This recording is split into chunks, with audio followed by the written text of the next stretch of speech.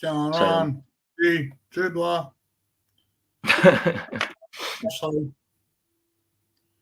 Hey, hey, Spard, Woodsy, Dribs, how are you, bro?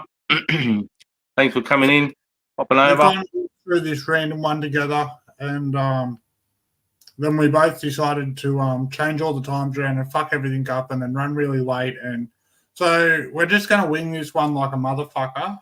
And if it's shit, don't watch it. True, but it's true. Shit, I wouldn't watch it. Nah. Hey, CJ, how are you, brother? Woodsy, I see ya. And Jack. Yeah. So I spent a bit of my homework time over with J mate earlier on. As you probably know, I seen most of you guys were over there. G'day, Chris Hodder, how are you, mate? Yeah, so I was over there with J mate, just over there, talking some cool stuff, and he got towards talking about Saudi Arabia wanting to be armed, and then he got like, oh yeah, where were they pointing their nuclear weapons, because they don't really need them. Where are they going to point them? Fuck, got to put the bins out. Be right back. Fuck, I've got to too. It's my Dribs, mate, Thursday night, and it's both bins tonight too. Fuck. Oh shit. Nah, it's all good. That's Josh will the do it. important one, he says. Hey. It's the big important one. Both bins. And Steve, and there's one thing I wanted to address, guys. You're probably going to see that we took all the spanners away because we had a few little dramas, and I don't want to point fingers or do anything. I don't know who, but there's little bits and pieces happening. People were getting blocked, and I was starting to get emailed by people, and I was just like, oh fuck. What's that? Chris don't love us no more. We ain't mods. We're not good enough. Nah. We got sorting it out. I'll be sorting it all out again. I just I didn't know what to do, so we just went fucking let's rip it all off, and and I'll bring him back in again. I was just doing it like fucking like Oprah does, mate. You get a spanner. You get a spanner. Who are you? He's a spanner. That's what I was just. But you live and learn, right? So yeah, we'll get it all back. But I mean, really, what the fuck does it really matter anyway? It doesn't mean shit, does it?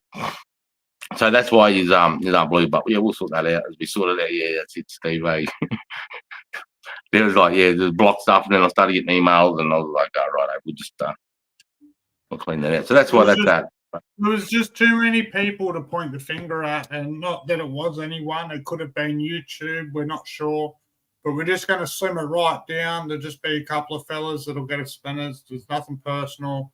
It's just that way we can't go, oh, it was this group of people, or it was this person, or because there's none of that shit. Notorious, how are you, brother? Yeah. And it doesn't matter. I wouldn't point fingers at anyone anyway. Woodsy got that right for himself. Chris asked me to take yours away first, mate. I said, grab that thing. I said, grab it and throw it as fucking far as you can, cunt. No. And I wouldn't point fingers anyway, because at the end of the day, you had the spanner, so you had the authority to do it anyway. So you know what I mean? Like, it's the person's fault that fucking gave people spanners, I think. Because you're giving them the power, so whatever. So we just have to clean that out. Yeah, and I spent a bit of my homework time that I was going to do. I had a couple of good vids I was going to get up. I was thinking I might save them for tomorrow night and have a real dialed in fucking. We'll have our sound dialed in tomorrow, and I'll have a couple of good vids. But I think we'll just talk a few stories about maybe RS or Mark Donaldson, or what else did you suggest, Jack? And Oh yeah, the stuff that I was thinking about when I was talking with J-Mate and that over there, and had Hans up there, and he was showing me a different way to do a screwball, because as you guys know, from the great motherfucker that sent me the fucking screwball, he's told me some ways to do it, which was good, and then I just got told by Hans again tonight how to do one. So I just tried that about 15 minutes ago, and so that's how everything got fucked up. Sergeant just smacked. I didn't know if you heard me or not because I came in about 20 minutes ago dying, going, brother, I just hit a screwball. I'm out. No, I got the munchies because Camden walked in and said, I'm hungry. I was like, so am I. He's like, well, let's go and tell Mum. So we went in and told Ashley, and now she's at Macca's. Oi, g'day, Frosty. Cheers, brother. LHLR, brother. Does it make you cough? It does. I'm still trying to work out the temps, mate. Hey, Like tonight, I just did 524, and I just did across the screen. But I just did across the screen, and I pumped it, and I gave it a 10-second soak, and I started hitting it. And I did what the fella that gave it to me told me to do. As soon as it starts hitting you, tickle in the throat, pull out. And I did that, and it still sent me. I think I've just got to get used to it, eh? I've just come down to the terms. I've just got to get used to something different and just fucking, put the old big boy pants on and just keep hitting the cunt. Where's me coffee?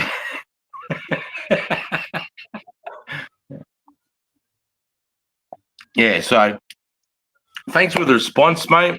As soon as I posted, Mel and I put that video up of the giveaway. As soon as I fucking I said, oh fuck, I'll just go and check to make sure it's up on YouTube. Comments are in there, and then I spent my time commenting, and comments were coming in before I could even finish commenting. So, big love. I really appreciate the support there. We really do. That's awesome. What are you going to say, Jack? And not only that, I'm guaranteed there's probably another 4 comments by the time we get off this fucking stream. You guys blew that up. That was awesome. I was there watching the video, and it actually reminded me to ring Chris to try and organise some things for tonight. And then I was on the phone to him, and I hadn't looked at the comments, and he goes, have you checked the comments? And I scrolled down, and that kind of just kept going and going and going. I was like, fuck, I was expecting like 3 or 4 comments. Appreciate it. And that's what me and Jack are laughing at. We're like, I was trying to work out why, because we've gone backwards with the subs. We went back, dropped back to 472. And I was just trying to work out what videos they were on, because I'm not really worried about the subs going backwards or forwards. What I'm worried about is I want to get this fucking wheel spinning so we can send these prizes out to you, and send some of the love back that you've been sending fucking, me and the channel here, bro. So, I want you to, feel bit of the love that you send to me back. So that's why I just want to get the wheel spinning. So me and Jack said, fuck it. If it's not done in 7 to 10 days, we're spinning the cunt anyway. All right. You guys may just wake up one morning and see on YouTube that we're spinning the wheel. Put it that way. Yeah. So I'm excited about that for you. And actually, while we're talking about it, somebody asked and said, man, that's a pretty good giveaway for 500. What are you going to do for 1,000? It's going to be hard to beat. I'm like, nah, I already thought it. I've already got that 1,000. So I've already said it in the comments. If you read the comments, you would have seen what I said. This is pretty exciting. What I'm going to do is for 1,000 subs, even though I'm way ahead of myself, but I just love it. I just want you to feel the love. I'm going to get a set of all my medals. I've got 7 medals in my career. 7 medals, and I'm going to get a complete miniature set. All my miniatures of my medals, I'm going to set up in a rack, and I'm going to do 1 spin at 1,000 subs, and I'm going to send those miniatures to whoever wins that. And what that is going to be my all my ADM, my AASM, my time for Iraq, my Afghani, my long service, fucking all the my fucking working for the UN, all that shit. Going to Bougainville, all those medals, and you'll be able to wear them on your right hand above your right hand pocket, breast pocket on Anzac Day and Remembrance Day. No one will, but if anyone ever fucking asked anybody and you say that, you're repping these for Sergeant Gooding, these are his medals that he deserved for his service and his combat deployments. As simple as that. So I reckon that's a cool one. So I'm really looking forward to 1,000. That's what I'm going to do for 1,000 subs. I'm going to send you as my medals, so you can wear the cunts on your fucking right hand breast pocket, and you can pass them down through your generations or whatever, man. Have a bit of something, a little bit of Anzac in the family. So that's nothing for me to do that. That's 1,000. So that's what I'm going to do. So 1,000's nothing for me. And then, we'll take it from there. So yeah. And I think that's pretty cool. Sorry, what about 750? $7.50. You're gonna get a fucking uppercut. That's what you get. You're gonna get a fucking uppercut. You know. And personally, Chris will come around and give you a hand job for free. Best fucking offer. It'll be like 40 grit sandpaper, but it'll get it done.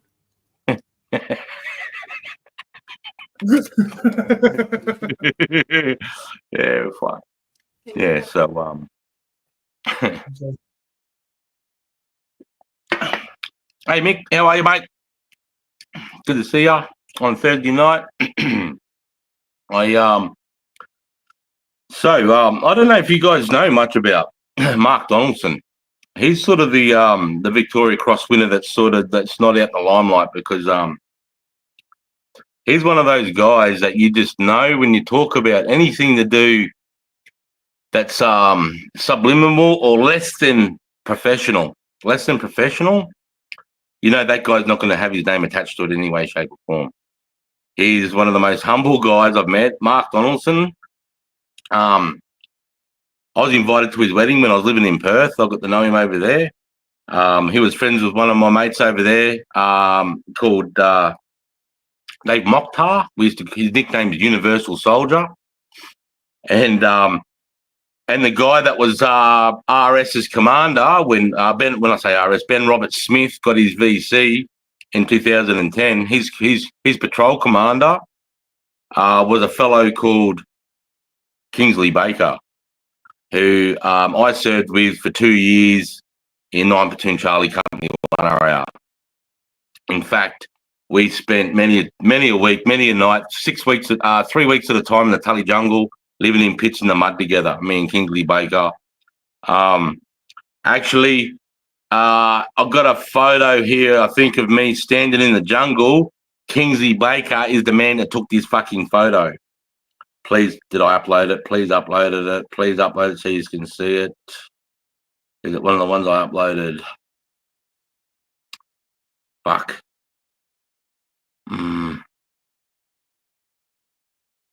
Sorry, guys. I just wanted so you can see this photo. Nah, fuck. I didn't get it uploaded today. I was fucking around. Oh, shit. Not that photo. Sorry, I didn't realise I tapped that. Fuck. I'll turn that off. Here we go. That's in Iraq, not the jungle. Yeah, so I've got a photo of me sitting there and I'm holding a machine gun. I'm holding a saw. And he took that photo and he was Ben Robert Smith's commander. So, like, I know a lot of the guys and like Dave Mokhtar, Universal Soldier, was one of the selectors on the Carter course over there. So, you know, I knew these guys. And my best mate, Jed Wheeler, who was one of the best men at my wedding, was the best man at Ben Robert Smith's wedding, and that's how I met Ben Robert Smith, was through my best mate, Jed Wheeler, who was RS's best man. I guess I got a kind of a question or a statement, or however the fuck you want to take it. In the easiest way and without talking him up, because he is such a good fucking person, give us a quick rundown and explain this, like what it's like hanging out with Ben Robert Smith. Like Ben Robert Smith, man, he's sort of he always holds you accountable no matter what.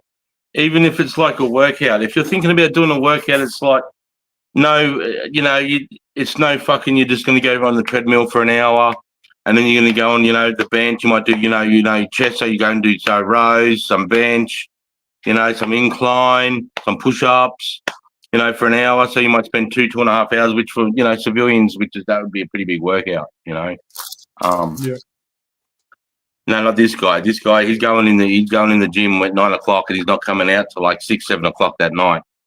You know, and when he, you know, and when he looks at you and he's like, he was, you know, like when he talks to you and when he's telling you with conviction what he's about and what he's doing, it's like it brings you up to a higher plane, because this guy pushes himself and holds himself to such a high standard that when you're in his presence, he makes you want to try and reach that, you know, try and make you to be a better, you know, a better version, but not just a better version, because he's making you got to put You got to put the work in to be that better version, right? And he's that guy. You know, he's that guy that says, you know, I'm willing to sacrifice my because he had twin daughters. You know, when I was over there in 2010 with him, and we're sitting in the mess and we're having a feed, and we're just talking piss. You know, how's the kids? How's Mel going? Yeah, good. How's your missus? How's Beth? How's that? How's fucking how's Jed? And we're just doing that, and we're just talking, you know, like, oh, we might be talking about fucking, you know, he's setting up another, some sort of gym or some sort of Friday night punch on where, you know, he's inviting guys to go up into the gym and, you know, you get to go in the ring for a minute and just have a fucking crack, let some anger out or whatever the fucking case may be. Because lots of places you could go in the patrol bases around Afghan where you could get up into a gun tower on a Friday night, 10 o'clock, just 30 guys up there.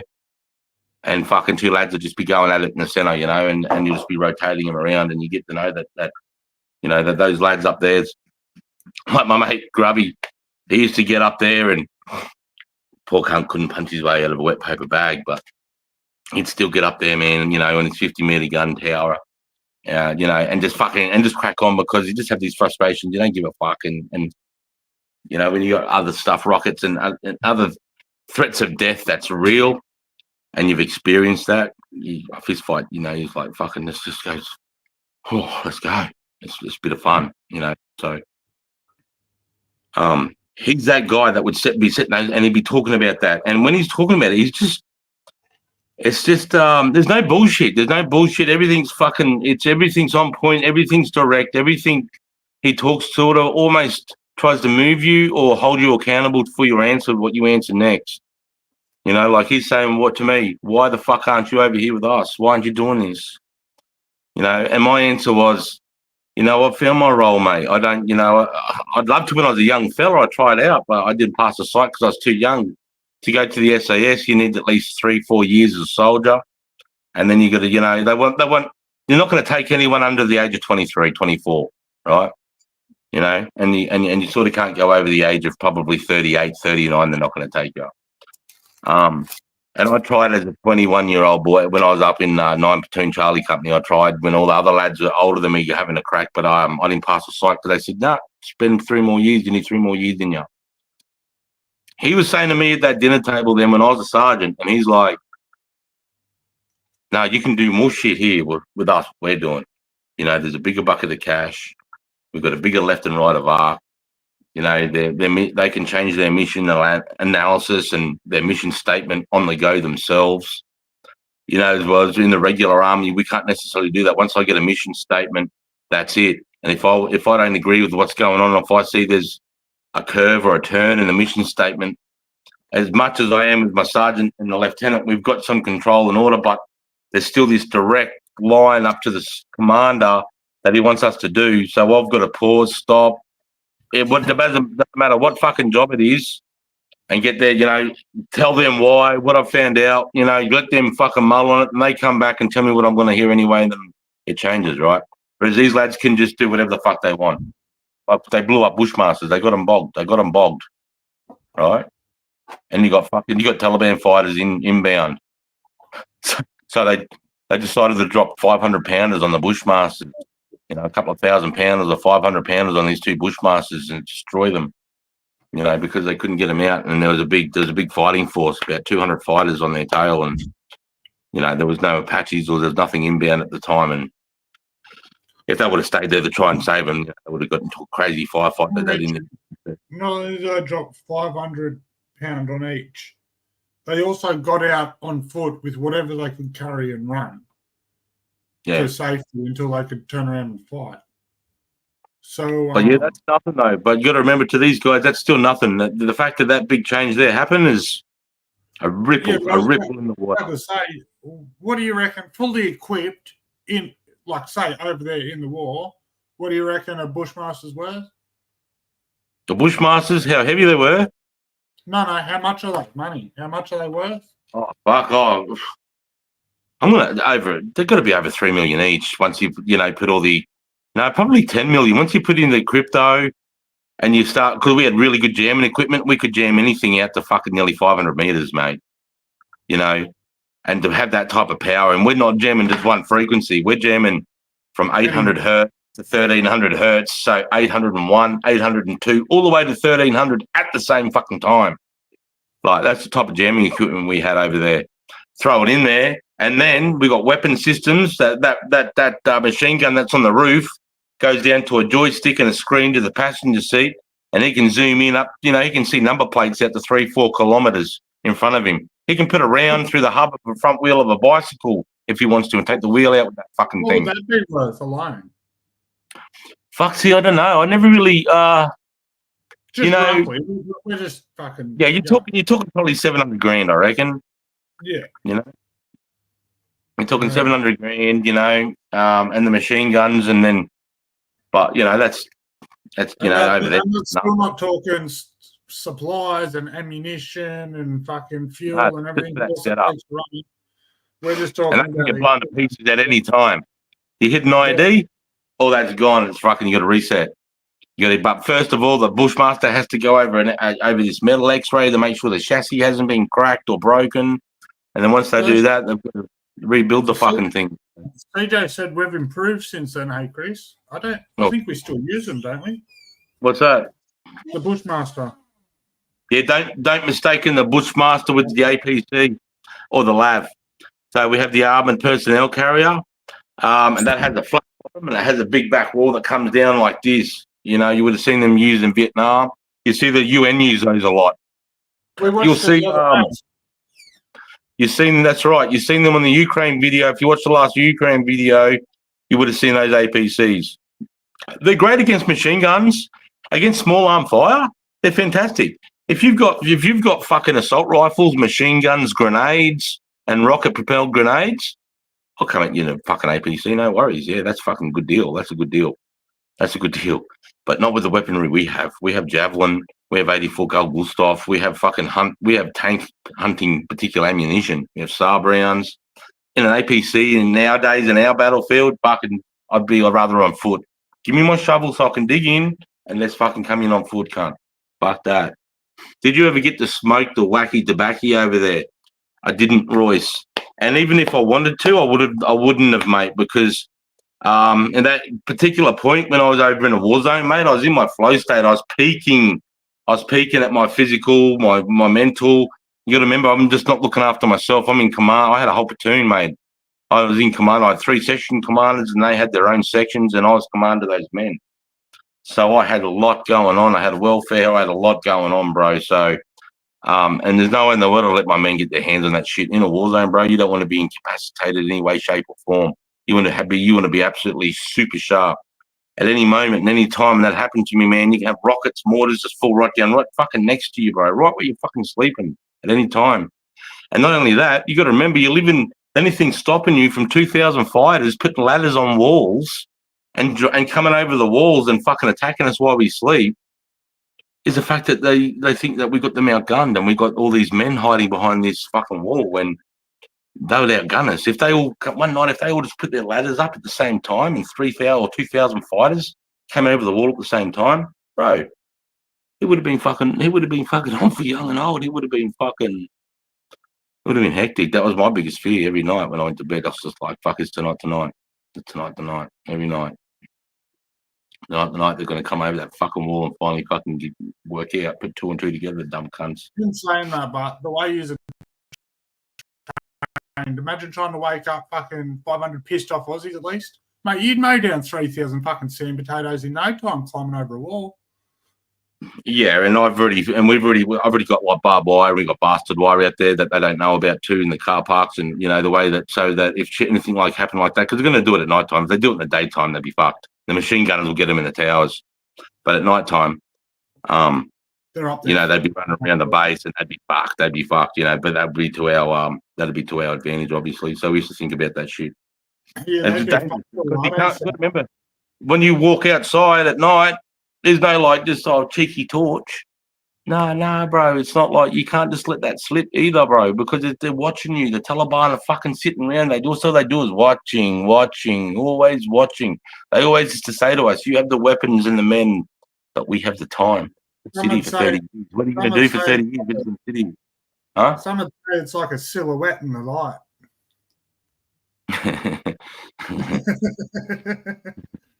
Yeah. But Anyway. you know, so fuck. Yeah. So I had, yeah. Just you put me up to those two cunts fucking in that tower. For you that don't know, right? I may as well say it now. Just half years will probably know. All you know, I don't fucking know. Even No, if we you watch, told it last live. They know. huh? We told it last Friday, I believe. Really? Okay. Yeah. Yeah. Save So you the fucking. pain. He just put my mind there again. So fuck. Yeah, but okay. Oh shit, we got Royce. How you going? Budley's there. Jules, brother. Amateur Aquatic Edition. How you going, brother? And how's a fish there, man? Yeah. So as I was talking, so when I was over there in 2010, and I'm talking about Ben Robert Smith, I'm going back to his character. He's stoic. Stoic. You know what I mean when I say stoic? Like he's one of those guys that like. He'd be bleeding out with half his thigh missing, and he would still stand the same way and talk and act the same way. He would that pain or unless he's Sarge Jack, hey Hans, bro, I just hit that fucking screwball at your temperature with it just across the thing. Oh, it still sent me. Asked Jack to come in and quickly and fucking exit left, mate. Well, anything we had in mind, we fucked the whole stream. But anyway, continue. Yeah, well, get to listen to my pretty voice instead. So, g'day. Hey, Hans, how are you, Ralph? Yeah, so fucking, Ben Robert Smith is one of those guys, he's just stoic, Like I said, he's in the gym, bro. He's in the gym. You see him on a running machine, but you'll see him in three places. And at those three places, I'm talking, there's a pool of sweat, not a puddle of a fucking 6 foot fucking round, a 2 millimeter deep puddle of sweat. And footsteps going between the fucking three of them, And it's just insane. They're just like you probably would have seen the footage of him on the bottom of a swimming pool, 3 meters deep, holding a fucking 25-kilo weight above his head, and he's walking along the bottom of the pool. And what they're doing there is they're practicing being at that point of panic, when you need to have a breath. And all that thing's going wrong, the thought of drowning, all that craziness is you could imagine when you're underwater fucking. Well, that's the zone these cunts train themselves in. They're in that zone all the time. Learning how to fucking that fear. They're learning that they roll in it. They know everything about all their fears and their panics, and they control everything by doing these crazy things by, holding lead weights on the bottom of the pool and just standing down there until they nearly fucking drown themselves. And then, I did 3.5 minutes in. Now I'm going to do 3 minutes 45. 15, and just, you know what I mean? It's a headspace. This is why they're 1% of the 1% of the 1%. 100 people every 4 months or every 5 months go to the SAS to try out for the Carter course. And out of that 100, maybe 1 or 2 will pass. And then they might not even get selected. You might pass it and they'll go, we don't like your personality. See ya. Don't ever try again. So you've got to be the right personality. You've got to have the right everything, you know what I mean, to get in. But like anything, though, it's not foolproof. 1 or 2 dick fuckheads still get through. This is why we got Ben Robert Smith where he is now, because one of those fuckwits got through. Right? Also, what I know we touched base on it, but we weren't live. He's got a lot of medals too. He's got like VC, which is the highest, obviously, and then he had the Medal of Gallantry, the Medal of Gallantry. Yeah. The 2 highest awards for bravery. The highest awards for bravery, usually given posthumously, which means you're fucking dead. You're dead when you do it. You rush some fucking machine gun pit, and the tide of the battle did turn because you rushed that pit, and that bravery, that act of bravery, was what made that battle turn, and you win. And you get that VC posthumously. That's how usually VCs are won. You don't usually you're not alive to get them. And he got that and the Medal of Gallantry. I'm just going to quickly look it up so we don't butcher this, but there's more than just that. That's for sure. Oh, then the rest of his medals are all theatres of war.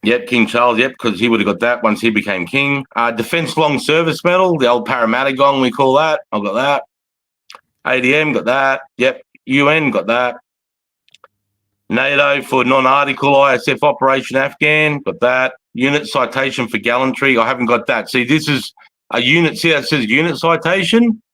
That means the unit he was a part of was given a citation for bravery, for gallantry. So all the men that so the whole 90 men that were in that site in that unit, they all got that. So the whole unit got that citation. Same as the next one. Yep, same as the next one. ICB, you got that. And next. That's it. That's it. So the main ones there was those three from the King and Queen. Oh, let's have a look and see what they actually are. I've show you my old man's medals. You got one from the Queen. Oh, true, bro. I'd love to see that Frosty.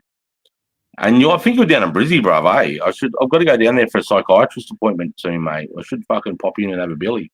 If that's where you are, I think you're from there. I've heard from around Brizzy.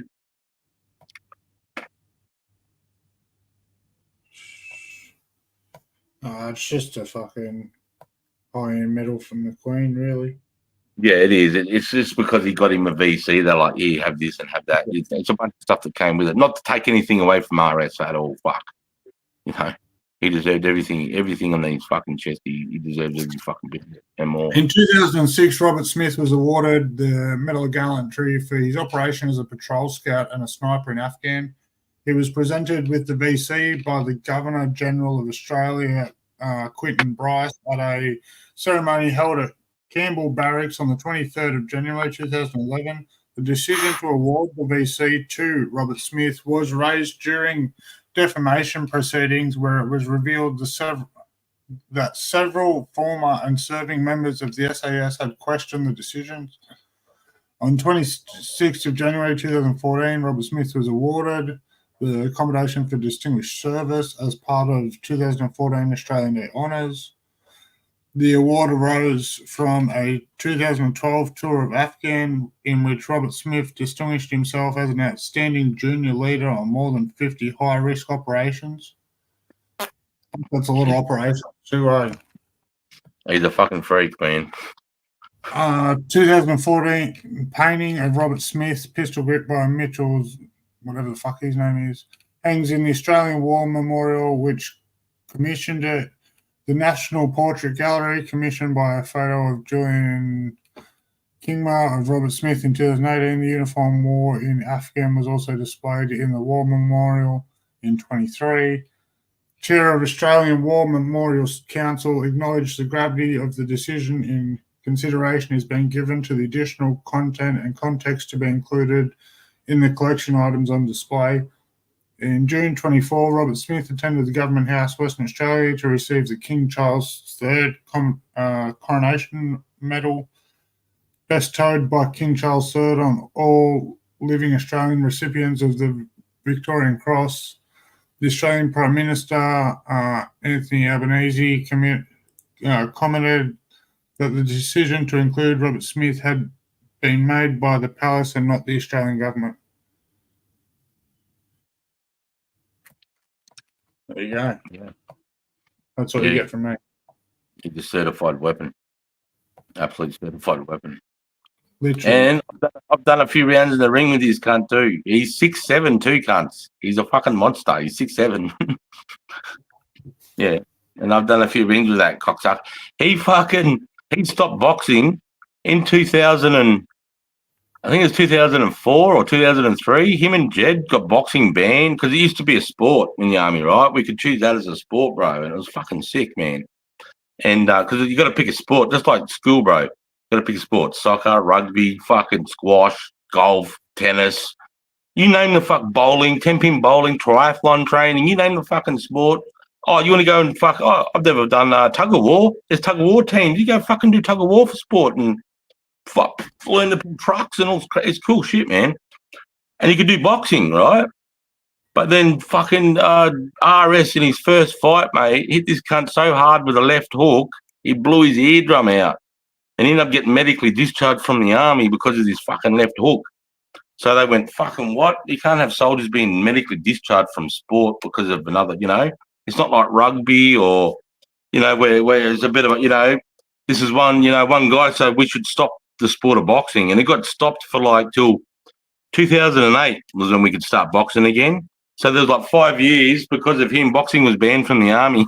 And I did a couple of rounds with him in that game. Huh? Was he banned from boxing still?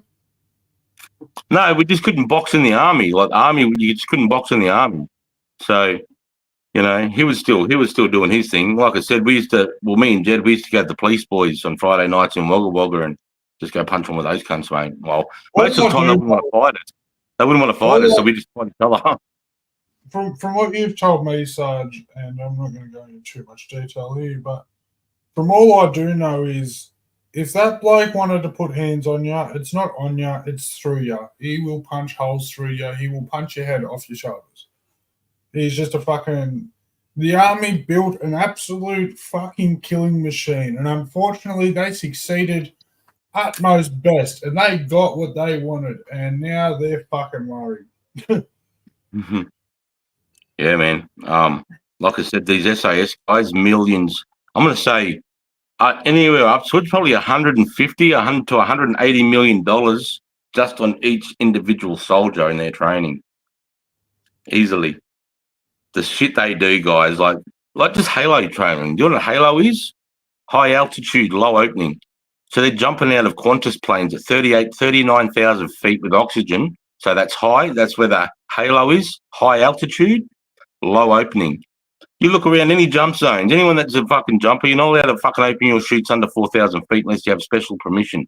Over 1,000 feet unless you have special permission.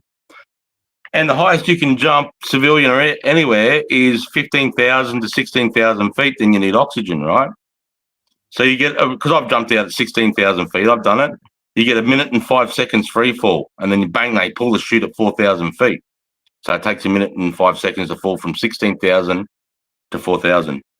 These guys are jumping out at 39,000. So the atmosphere is really thin. It's freezing fucking cold, right? There's no atmosphere up there. There's no oxygen up there. And they're coming in hot and they're opening under artillery, under machine guns. They're opening their chutes at 800 feet. So these chutes are coming in. You imagine how much inertia they got as they're coming in from that speed.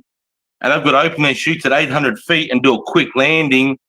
And they're behind enemy lines. When you're doing halo, they're either going deep in behind enemy lines because they're coming in from a long way so they can drop them in and they can fly over literally enemy lines, or they're about to take terrorists off a fucking ship in the middle of the ocean. They'll also do that too. They'll halo onto fucking ships, man. And you can imagine at 38,000 feet, that ship looks like a fucking piece of sand or a pin drop, bro. And it's nighttime too, so you got fucking night vision too. So you're coming in from 38,000 feet. There's a fucking movie about it. I think they saved that Tom Hanks was a part in that. SEAL Team 6 did it. They did a halo jump onto that ship. Yeah, Ben Robert Smith. Fucking oath, bro. I'm just lucky enough to call him a mate. Fuck no. And Mark Donaldson too, bro. I knew both these guys before they got their VCs, mate. I was with VRS. I saw him there the night after that battle, bro. The next morning, that lunchtime, I sat down with him, man, and got to just talk to him about it, mate. And he didn't give a fuck. It was like, fuck, I could have done this better. I wish this. I'm changing my secondary now to here because if I grabbed my secondary here, it would have been a little bit quicker. So now I'm going to train that. He's thinking about what he could have done better and the weaponry that he would have to be able to kill it more efficiently whilst going up there. When you first got down and met Ben Robert Smith, did you know who he was? I knew he was an SAS soldier. That was it. Yeah. And I knew, because my best mate, Jed, me and him met as recruit instructors. He went down there as a recruit instructor, and I met as and then we ended up getting the same platoon, bro, and we just hit it off with 2 peas in a pie. Loved the fight, just be good soldiers, wanted to turn out good soldiers, all fucking firm but fair, just fucking wanted to be professionals, bro, and we both had the same thing, and we just clicked off. And he was always telling me about his mate that had because he joined as well. They both signed up together to go to the SAS from 3RAR. But my mate Jed's a fucking psycho, bro. Like, I knew he wouldn't have made it. I knew he wouldn't have made it, bro. Because I would have gone, no fucking way, you're a nutter. Even though he would have been a really good soldier over there. You should have seen what he did in 2010, mate. Jed, he's a grunt. Nobody talks about fucking Delta Company 6RAR 2010. They got the most fucking... I'm hearing him pull up and they're like, oh, all the other platoons are going to the patrol bases because it's a safe place to stay. So they're going out to do fucking... they're doing their patrol. You know, I'm not taking anything away from anybody when I say this, guys, either. I'm not being rude. But, you know, there's different ways. There's so many different ways of doing things. But most of the guys would come back to the fucking safety of the fob, right, where there's structure and guns and you know it's safe. You got fucking... mainly from the indirect fire. That's what it's fucked, is the 187mm rockets and the mortars that they can just do at any time of the night, and they just lay them on you. Boom, boom, boom, quick, rapid fire. And then they just fucking pack up and leg it. And there's nothing you can do. You just cop it sweet if you're in that area, right? It's fucked up. And oh, where was I fucking going with that story? Anyways, fucking fuck!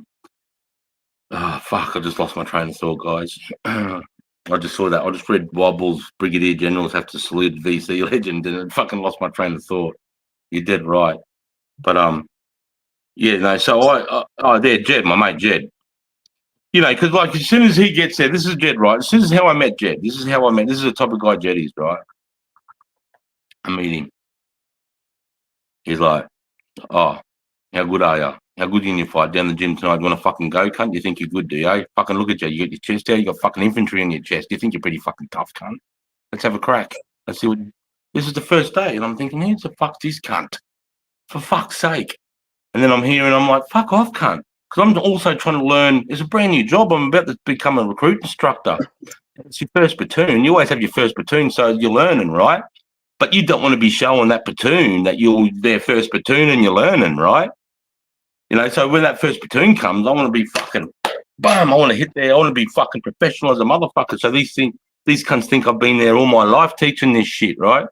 So I've got that pressure. I've left all my mates for me to do this job that I did when I went down to become a recruit instructor, to teach recruits, fucking pass on as much shit as I could to these cunts. I've left all my mates and my teams for 2 fucking years, you know? And they were like, what are you doing, cunt? You come back up to the one div, bro, you know? And I'm like, I want to churn out some fucking good recruits. I'm sick of these weak cunts. I'm sick of these cunts getting in and going, I want to go fucking weapon fires, weapon stops. What's the stoppage? Oh, I didn't really do that at Kapukas. Goody, Sarge. Fucking bullshit, cunt. You learned it at Kapuka. You're lazy fucking, you didn't give a fuck. You never thought you were going to be doing it again. So you fucking, and boom, boom, boom. And I could see the weakness. I'm like, no.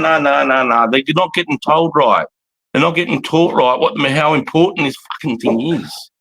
The machine gun's the most important weapon you have in the platoon, right? It changes everything.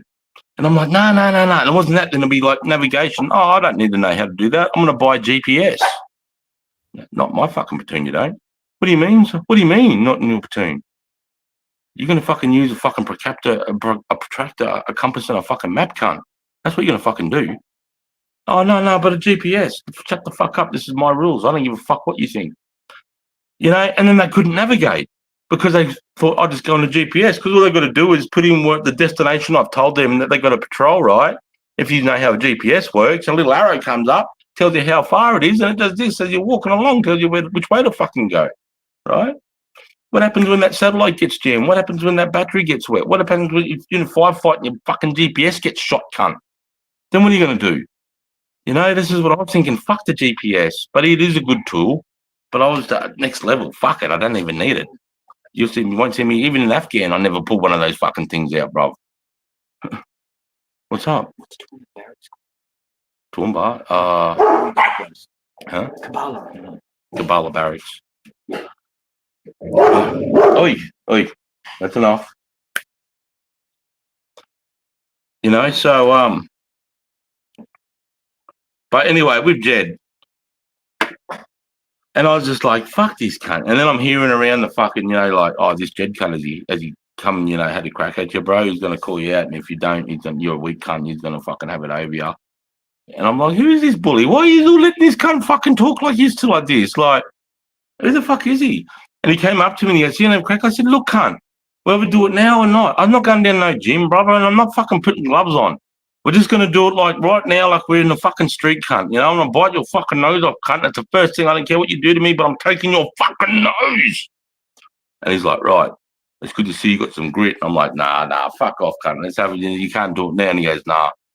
And then I found out that he's a fucking, you know, he's had over 300 amateur fights and he's a Golden Glove champion. And he's been teaching boxing for a while and then learned how he taught 3RR, the best fighter, then RS. And the thing about him with the fucking the eardrum.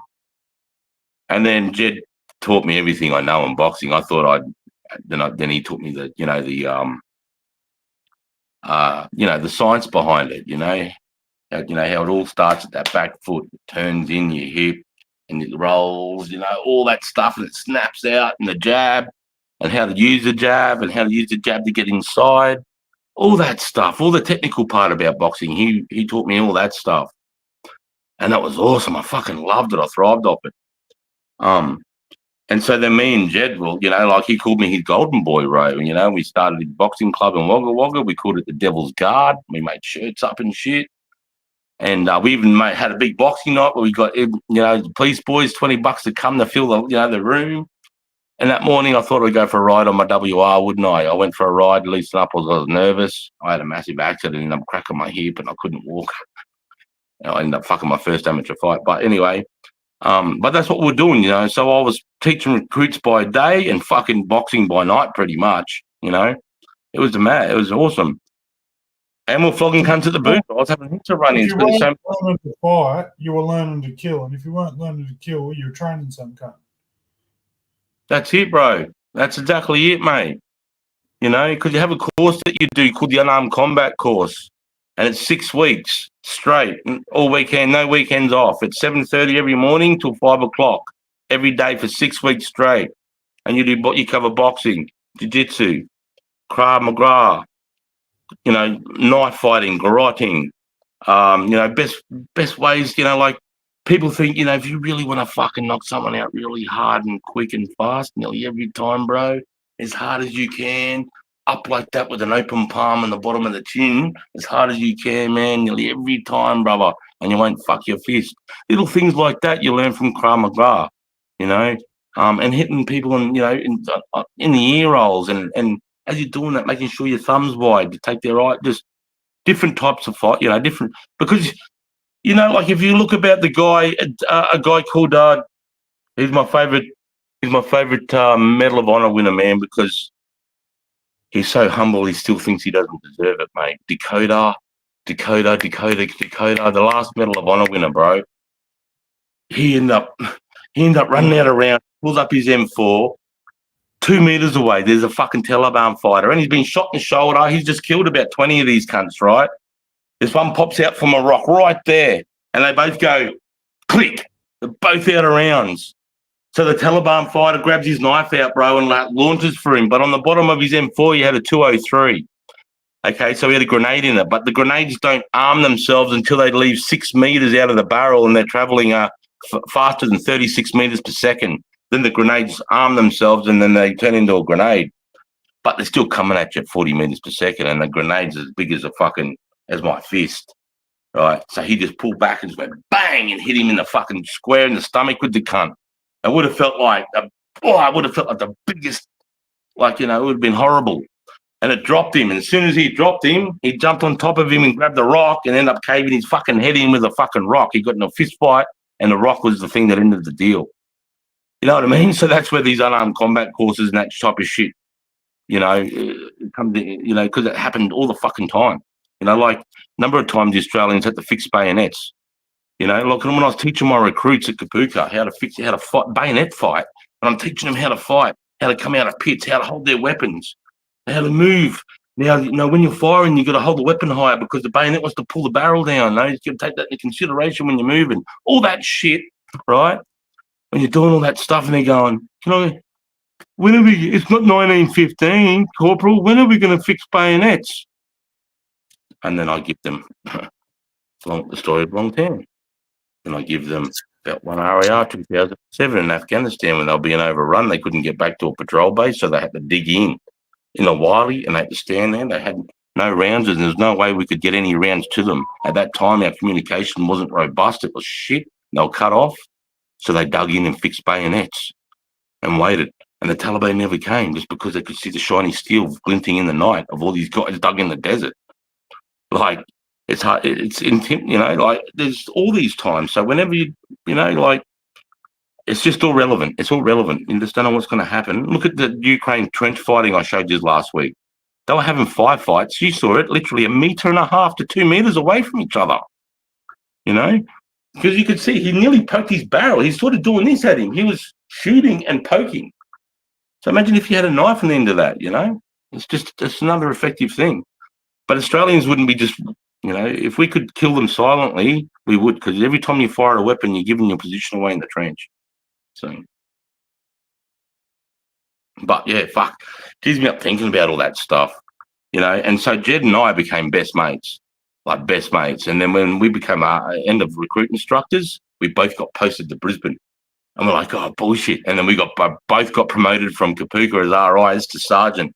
He became a platoon sergeant. I became a platoon sergeant. And then we got told we're going on the same deployment to Afghanistan together. And we're like, holy fucking shit. We're going to Afghan. And then we find out RS is going to be on our deployment over there. And we're like, holy fucking shit. And then we get over there, and the first night I'm in Afghan, I'm getting rocketed, and I'm laughing and running into a Yanks fucking concrete fucking protection. Is that who you were with when you fucking got rocketed? What's that? Is that who you were with when the rockets were coming down? No, it wasn't. He was at another part of the base. No, I was with my lads. My actual lads. He was there, but he was somewhere else. And they were hearing it come over the megaphones because they were going, there's no Aussies down there, because I wasn't meant to be down there. We're checking out the Yank mess. So we're like, go check out the fucking Yank food, like everyone's talking about it, but I had the authority to be able to do it. And on the first night, I thought, let's fucking flex. Let's go down there and stir these Yanks up, I'm looking for that motorboat moment like I did in Iraq, right? I'm looking for that moment for these cunts to go, fuck, the Aussies are here. So I'm like, let's go down there and shake this mess up. And he's all run down there and punch one in the face. Nice flex, Sarge. It didn't happen. It wasn't like that, but it was fucking cool. Not real. I realized it at the time, like the gravity of really what was going on, and and how isolated you are and cut off you are, and how you're surrounded by just fucking hell. You don't realize, and that first night you're just like fucking wide-eyed and let's fucking go, can't throw everything at me. As you can imagine, you guys would be, right? We're no different. Yeah, bro. Yeah, you know what I mean? Like the Russian video, and you see in that video too, Jules. You see them running away. All the Russians are running away. They're leaving their fucking men half dead there. Fucking cave. No Aussie will, mate. The Aussies will die. That's the problem. We'll all die together. No Aussie's going to be running away from no cunt. We're gonna stand there, and it's just the way it is, cunt. No, you'll never see it. Did you see Ashley's comment there, Sarge? Before I go over? I did earlier. Was that with the? I wish I could show you my great pops medals. Him served in World War II. He passed a few years ago, and he had them. He was buried with them. Did he want that? Did he want them to be buried with him, or was that the family call, or how did that go? I did have to get into it if you don't want to, but that's a bugger. Do you have any photos, Ash? She's going to ask her auntie, but she's not sure. Yeah. They're real hard to get into blue after the. Not real hard to get into a blue after the pubs and clubs. No, and I used to love it, mate. Even if I got hurt, I didn't. You'd be, oh yeah, fucking mate. It was my hands mainly.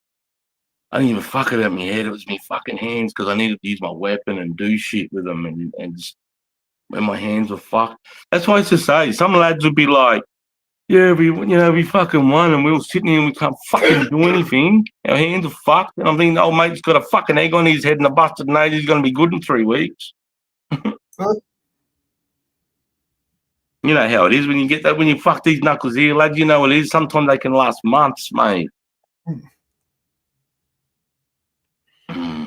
But, yeah, so, and then we got over there, and then Jed went crazy, bro, Like, I remember because Jed lost about 3 or 4 soldiers over there, man, to IEDs.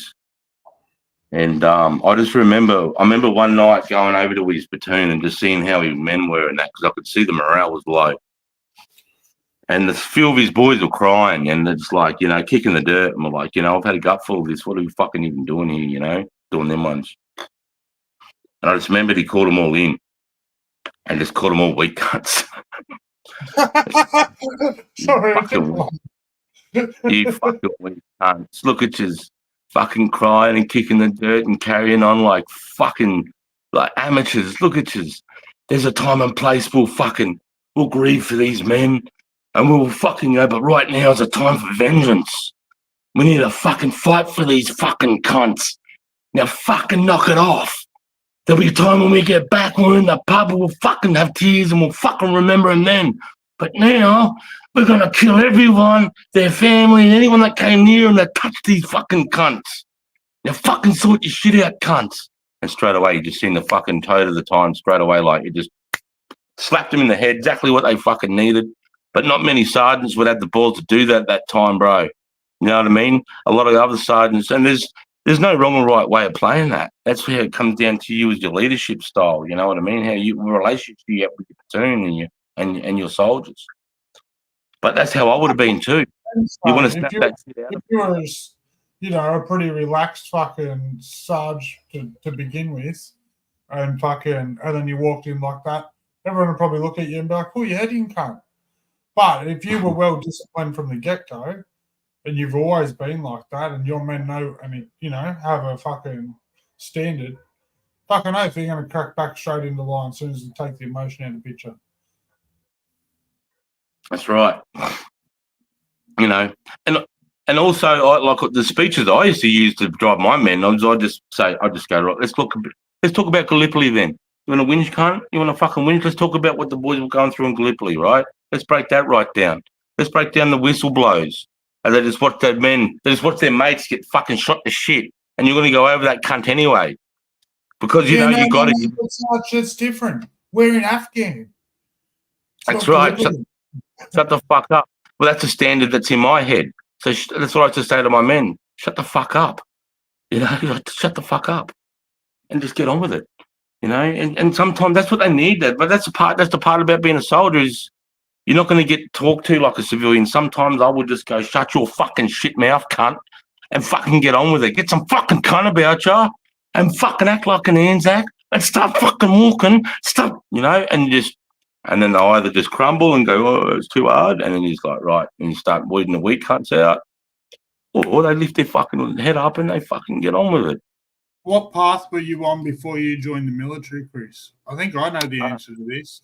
You were always heading there, weren't you? Because your old boy was involved. And I never really had any insights as a kid, though. Not once did I lay there and go, yeah, I want to be a soldier. I want to join the army. And I was raised in a sergeant's mess. My dad joined in 1978. I was born in 1977. My dad joined in 1978. And he got out in 2003, and I joined in 10th of October 1995. That's my enlistment date. 10th of October 1995. I think today's my anniversary. It's the 10th of October today. Holy fuck! It's the 10th of the 10th. 10th of the 10th, 95. I joined. There you go. So do the math side. 24 now. If it was 25, would that be 30 years? Yeah. But I got out in 2017, so we can't count any of them. That was still 29 years ago. Yeah, that's when I joined, lads. That's all. Back when you couldn't hide behind a fucking keyboard and a computer. You had to fucking come to a man's face and tell him he was a shit cunt. You couldn't do it to his face. You couldn't do it by fucking on the keyboard. You couldn't just get on YouTube and tell them. You couldn't just tell the Pakistanis how you felt. It pisses me. It's a joke. Yeah, y'all keyboard warriors, y'all. I'll fucking tell this cunt. Anyway, but but that's part of being soldiers. Because at the end of the day, you don't when it's critical, when there could be that fucking fight or freeze happening. You know, I can't have my men questioning decisions or missions or anything that I have said. And also, as a sergeant too, you've got to. It's. I don't want to sound arrogant here, guys, but you know they're looking to you. So whenever I ask these guys to do shit tasks or hard things or act like a dickhead, I've got to make sure throughout my leadership that they're seeing me do these things as well, if not worse. Right? Like I knew there was something like, for example, one of the worst things you can get stuck at if you've got less on for a mission is to go out bush and they go, the cooks have got 2 tents full of fucking dirty pots. Because the cooks thought, we'll go out bush and we'll fucking start cooking these cunts fresh meals. Yeah, great. We get a fresh meal. We get a fresh meal for breakfast, lunch, and dinner that gets delivered to us in this little silver fucking thing, right? But they leave, they bring out like the size of a fucking football field. And they've got tents as big as my house full of dishes because they're feeding fucking, 7,000 soldiers, 8,000 soldiers. I don't fucking know. Heaps of cunts, right? And it's breakfast, you know, like there's, when I'm talking cooks, I'm talking there's like 300 or 400 cooks, not just 30. You know what I mean? Like they're pumping out fucking meals, right? Big vats of fucking, you know, like mince and shit. But they all got to do their shifts and stuff. So they're like, oi, goody, you but your boys are close. You know, get in here. You need to fucking do these dishes. You're going to come in here and wash pots for 2 days. Fuck. Well, what about these cunts? You know, no way my boys coming in there to do that. It's always, that's a fucking insult. No way. You know, we've been training and doing this and you're going to make them get fucking, it's going to make me look like a dickhead. Don't give a fuck, goody. Get your boys, get in here and you're fucking washing dishes, cunt. Fuck. Right, so I'll get in there and I'll tell them, right, you know, we're going to be doing this, that, and the other. But we're going to be there for 3 nights. And I say the first night, fuck it, we're being pulled out of the war, boys. Non-tactical. I don't give a fuck if you turn a torch on. Have a fucking cigarette tonight. Cook a fucking meal. If you've got some noodles there that you want from home, fucking cook the cunts. Fuck them. We're back in A echelon. You know, we got fucking cunts over there fucking cooking. We got the Q store over here. We got the mechanics set over there pulling a motor out of a fucking wagon. I don't give a fuck, lads. Have the night off. And then I'll go over to the tent and just wash dishes all night, my night. I'll just stay over there. Me and the boss, I'll get the boss left out with me. We're going to go and wash dishes all night. And he's like, what the fuck? So you can see what these men are about to go through for the next 2 days. And then when we ask them to do it, they've seen us over here, so they'll understand. And that's what you do. You've got to do shit like that as a snake. You know, some sergeants would go, no, fuck it. That's our privilege, mate. We don't have to go and do that. We just fucking say it and they fucking do it. I say, yeah, that's true. But I know, soldier, when I saw my sergeant or my leadership do that, I wanted to do more for them because they were showing me, they were leading by example. And that affected me as a soldier. So if it affected me as a soldier, if I do it, I know it's going to affect my soldiers the right way. And it's good too. It's good qualities to have. Can you hear that, Sarge? Huh? Can you hear that? It almost sounds like an echo. But you... No, it's your bucket just going, Sarge, Sarge. Oh, I just heard it then. It's like, it's starting to grab across the fucking table at me, cunt. Lucky can't. Yeah. I just need to have a quick bucket. Hey, Banana. Have a good night, guys. Hey, Banana.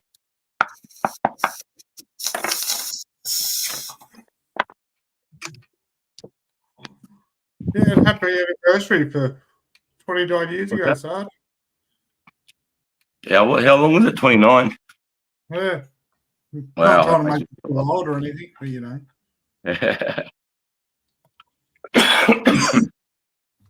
Nah, I was lucky. Yeah. So somebody asked me, how did I get there? So I was a fit kid, so I played rugby league for my school for Harristown State High School. I played for Toowoomba. I went to Toowoomba growing up as a high school.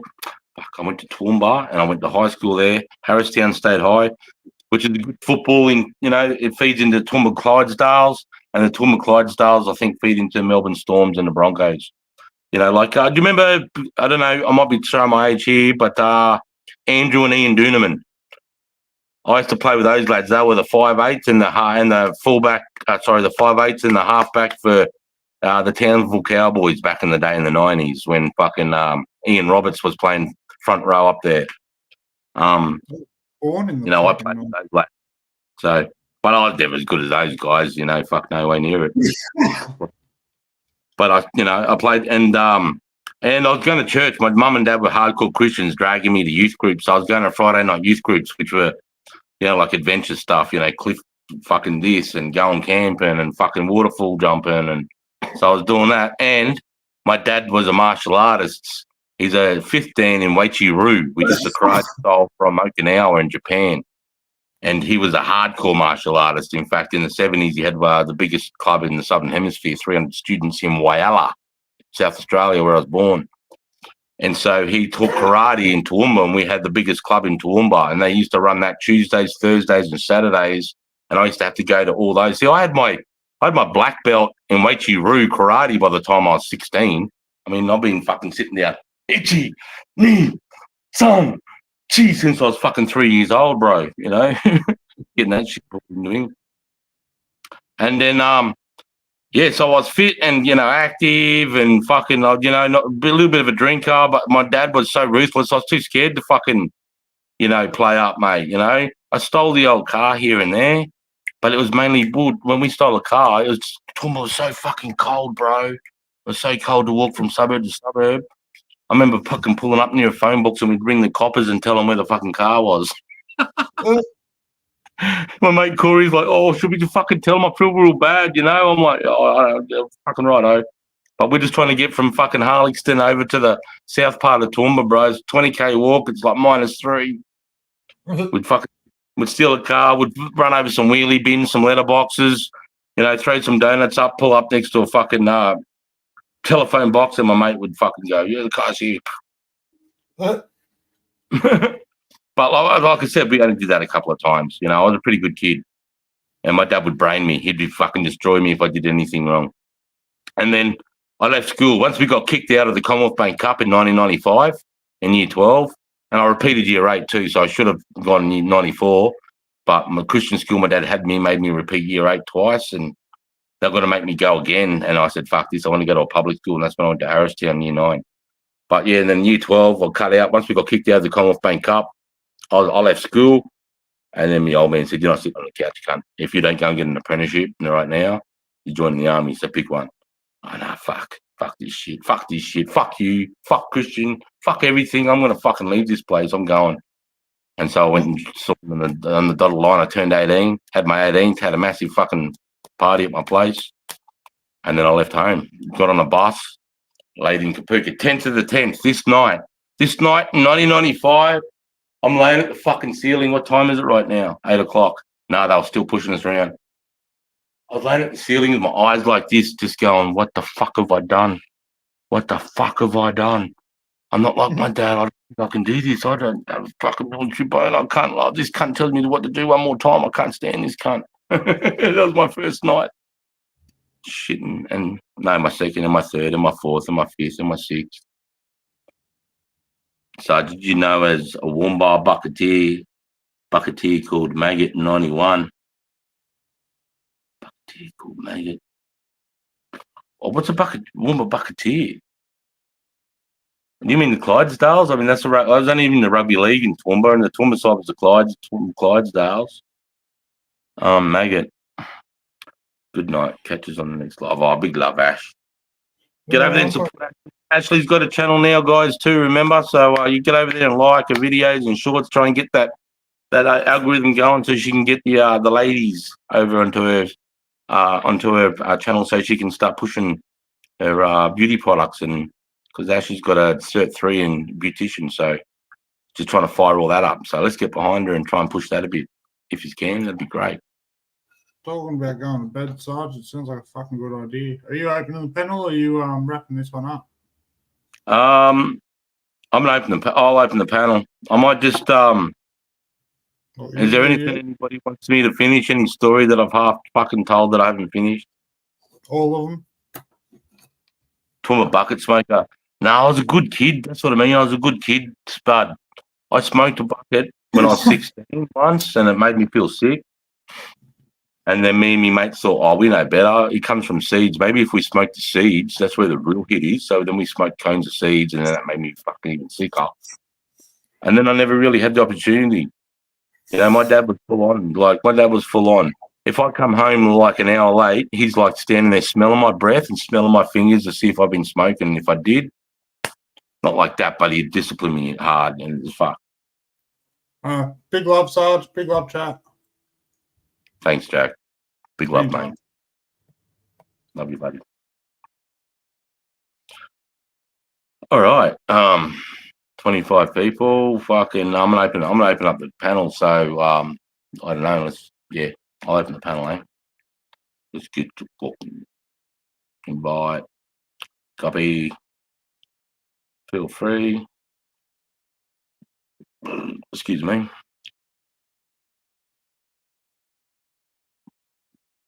Such a fuck around on the phone. Hey, how many Afghan citizens were on drugs of some sort? Yeah, that's a good question, Adam. There was a lot. It depends on where you were, like, because a lot of the villages, the further you got away from Kabul and Kandahar, it depended on the backbone of the villager and how hard his real stand was with the A against the Taliban. And then standing on that backbone of that villager, was like, depending on the backbone, was usually the sort of like the standard or the morale that would sort of be set for that village. And some just wouldn't put up with that type of stuff, that wouldn't happen. But then there was somewhere, they were abusing it. You could tell they were abusing it. They were high as. We even have Afghan National Army guys. They were like 7 o'clock, on parade tomorrow morning at 7 o'clock. And then we'd come down half dressed, their bootlaces undone 9:30, fucking high as a kite. This is bullshit. Did I drop that link there? There you go, guys. There's a link right there. So, Spud, anyone, Adam, whoever wants to just come up and chew the fat. I'm going to bounce, Sarge. Much love, bro. See you all in the next one. I'm rooted. Yeah. No worries, mate. I know you were doing fucking trips backwards and forwards to Nelson Bay, doing a few jobs. Woodsy Jack was telling me, man. Big love, brother. Working your ass off out there. Put your fish more on RS Sarge if possible. That was a good story. Much appreciated. Yeah, man. Ben Robert Smith, mate. He's one in a couple of million. That guy. And humble. And but it's his stoicism, his bravery, and just the way he talks with conviction and like an honesty that holds you accountable in your conversation. It's a weird thing to say. Makes you, just while you're in his presence, he makes you, from the way he talks to you and with you, that you just makes you want to be better. You just want to do better and be better, like be harder, stronger, faster. But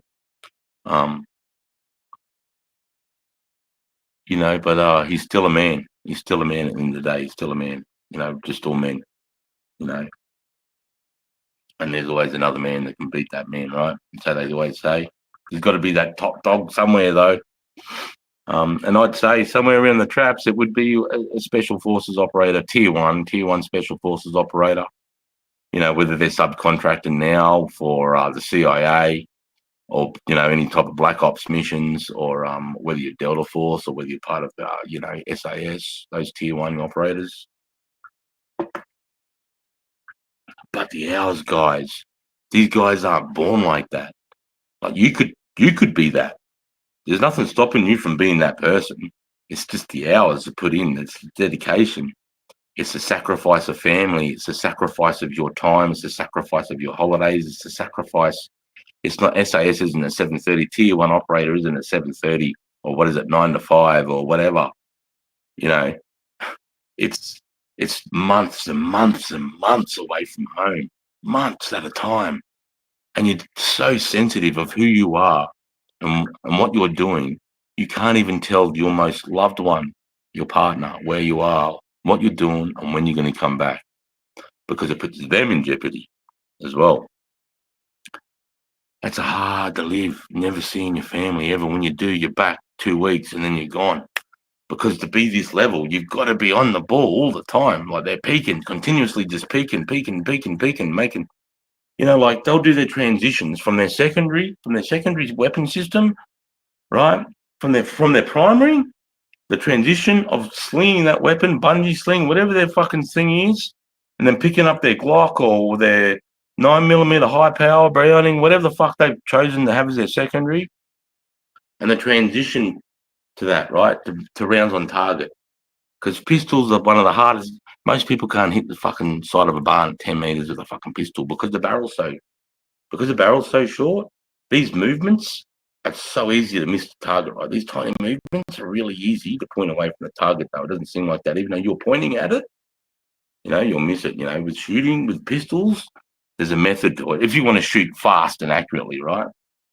And I've seen it. There's a thing in the War Memorial of RS, and he's in that position, and he's coming up like this. Well, he did something. He'd spent like a week or 2 weeks in a range from like 6 a.m. to like midnight, thousands and thousands of rounds of just practicing dropping his primary, picking up his secondary, and firing rounds at the same time. Right, so he's coming out and he's already got rounds on target, and he's acquiring his second target. But whilst he's doing this, he has the target he's firing at has a hostage, and they're moving like this, right, pushing, and this is what he's doing every time, bang. And then that transitions to real people. Once he's got that down, then they go into kill houses that they have, and they'll have real people. Just the hostages will have bulletproof face masks, right? But that's it. But the hours he spent on the range doing that, from the primary to the secondary, that transition, week and a half of just hours every day, just compounding until they think, they can go into a kill house and they can run into a room at the same time. It's almost so what they're trying to really achieve is they're trying to drop their primary and still maintain that fire rate with their secondary. So there's no significant pause, as you could imagine if that was you running into a room and you had an assault rifle and you can't afford to do a mag change right now. So the best move now is to drop it on your sling and take your secondary, right, and continue that fucking fire coming in, okay? And then put that back, grab your primary and rectify, the magazine or whatever the reason why you decided to drop. Maybe you're going into a room and because you've seen on the plan or you had some intelligence, there's going to be like hot water systems and things coming in off the wall, or there could be some sort of weird table set up and they've got monuments in there dedicated to Muhammad or whatever the case. And you don't really want maybe a longer barrel coming in there. So as you're coming in, you want a shorter barrel so you can keep it in and you can move a little bit more quicker. Maybe you could be a little bit more, agile, agile. Whereas a long barrel or a rifle, assault rifle, just might not be that for that particular room. I remember these guys are thinking that as they're transitioning, there's no panic, there's no nothing. As they're running in, they see a guy standing right in front of them with a fucking AK, man. They're not going through. It's because they've been, like I said, the training they do, they get dropped off in the Bass Strait at midnight. A kilometre apart, you just get like 10 of you dropped off in the middle of the Bass Strait at midnight, and you've got to survive just treading water for 24 hours.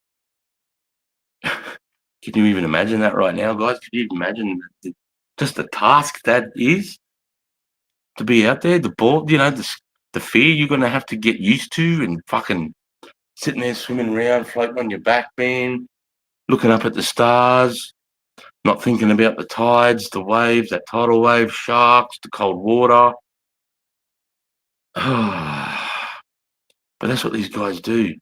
And then when they do that, they get used to that fear, they get used to that panic, and it's normal. That's normal for them. That's normal for them, right? And then when they can't do it, then that's what you find him on the bottom of a fucking swimming pool with holding weights, walking backwards and forwards, trying to work his lactic acid and his cardiovascular, seeing how long his lungs can burn for and how long he can keep himself in that state of panic and get used to that, and then try and find, in that state of panic, calm everything down, even if it's just for 10 seconds. Just calm everything down. Control, drop the weight, jumps off. You know what I mean? Just so in the middle of all that panicking, can still just bring his heart rate, bring everything down, flow state, see everything, feel everything. Don't let emotion get in the way. Not would you?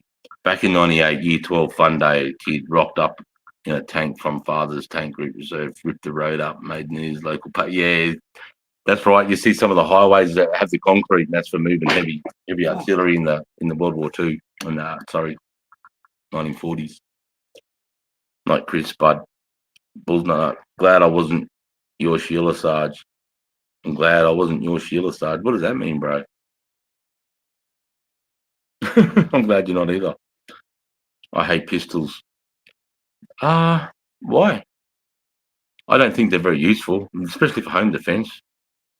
Like if you only had one weapon and to defend your shit, defend your family, defend your property, and maybe take down some animals. I mean, you're not going to go past a shotgun with buckshot, bro. 12 gauge with buckshot, and maybe throw a couple of solids. I mean, that's the best weapon. But if you could have a bunch, you'd have an assault rifle, I'd have a shotty as home defense.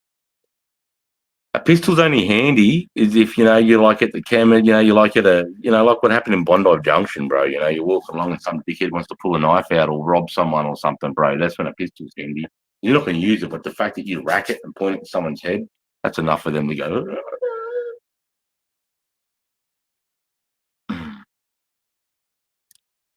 The high power, what was it like? I love it. I loved it. The 9mm Brown high power is a great weapon, man. Reliable, solid. Here, look, I think I've got a video of me firing it. You've seen it. Do you want me to? I'll play it. I've got a video of me test firing it before I was going out. Actually, where is she? I'll give you a little look-see here. Here you go.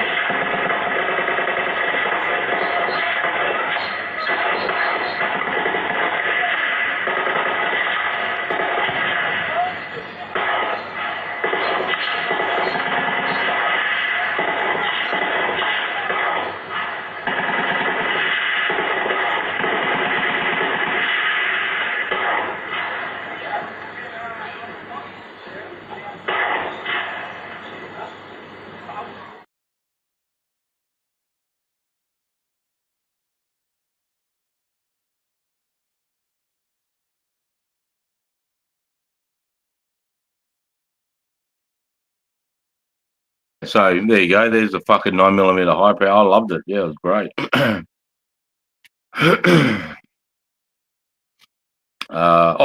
Sorry, fucking bud. Fuck. Shit, my man.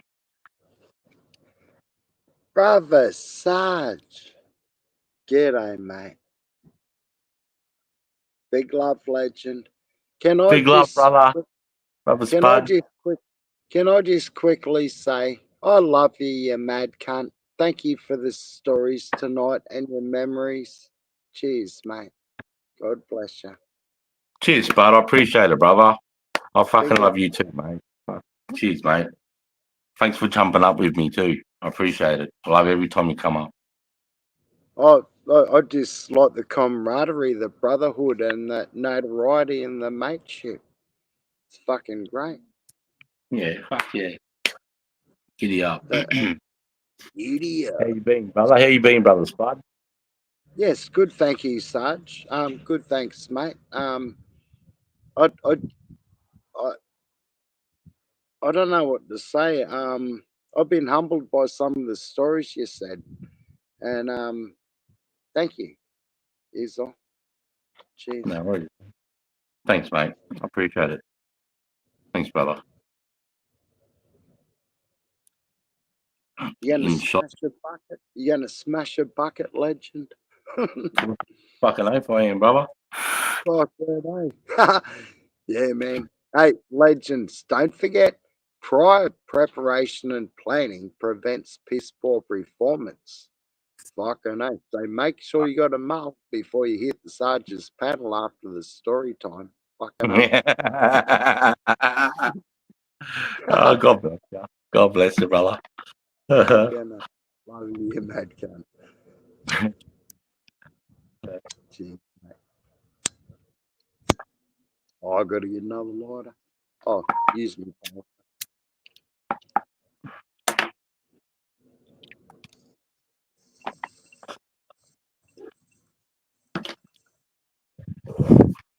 In shot 50 cal pistol with both hands hit near the bullseye target, but oh my, could not feel my hands for it. An hour later, yeah.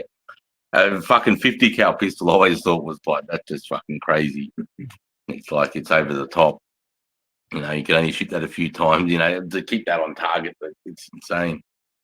To me, I always thought it was a gangster's execution gun. You know, that's something you can rock up behind someone and shoot them straight in the back of the head once. You know, that's like a perfect weapon for that. Not enough, night, Chris. Night, CJ. Big love. Thanks for coming, brother. Good night. Thank you, CJ. He's really good, CJ, in the back lines, mate. Fucking He is, helping out. mate. CJ's fucking mad, mate. And you know, it wasn't long ago he fucking had his open heart surgery, bro. Only like 2 months ago. Oh, I didn't know that. Oh well, I hope you're recovering well, mate. Yep. God. He was telling me my videos. He'd be watching my videos when he was going in hospital, mate. Yeah. Oh, And then yeah. Good. and now he's dealing with some with his mum's a bit sick at the moment too, I think, and he's got a lot on. But CJ's a fucking legend, mate. You're a battler, and we love you. Yeah, solid. CJ's solid, mate. Always supporting the Aussies. God bless you. Thank you, Fucking brother. ocean. Yeah. And When thanks. over there, she would have worried about it. Oh, right. You didn't want to be my missus because I was going over. Yeah, I understand, balls. Yeah, I know. I mean, I don't know. I couldn't do it. I couldn't be the one left behind. Fuck that. No, I mean, it's just they're the silent. I call the partners that are left behind of the silent ranks. Of the silent ranks, they're not the ones that get spoke about, but yet they do the time with us. If not, they do the time's harder for them because they don't know what's going on. I do. I know my family's safe, so I'm good. My family's safe. Fuck, I'm good. I don't have to worry about that. But it's not the same for her. You know, she's just told no news is good news. That's all they're told. So yeah, man. And especially Mrs. Sarge and all the soldiers' wives, with kids. Like the kids go through it too, man. Poor Yeah, little fuckers, you know? yeah. Mm. And you got to remember too, on our deployment, boys are getting sent home too. We're sending boys home in coffins with the flag, so they're seeing dead soldiers come out of our deployment. So you know the worry's real for them guys too. Yeah. Archangel Michael, g'day, mate. Did it pinch your hand? No, not at all, Pooch. Nah, never pinched my hand, brother. But I held that motherfucker like I was holding on. I wasn't just fucking tiddly farting it. Mate, I used to pinch the steel, bro. It never pinched me. Nah. I never felt a pinch, brother. I remember when I used to rack the minimi. I don't know about you when you were racking the machine gun when you were doing time, Spud. That every now and again when you'd rack it, you'd rip your fucking inside of your thumb up and down the rail of where the fucking cocking handle was. I used to rip all the skin off the inside of my thumb. You ever have that happen to you, bro? When you were on 60? No, not on the 60. No, we were trained properly.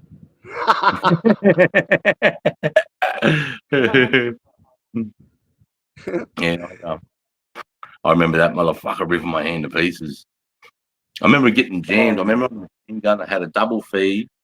The feed plate was down. I had a double feed in there, and I couldn't get the cocking handle. And my machine got my section commanders going, "Get that fucking gun going, cunt! Get that fucking gun going!"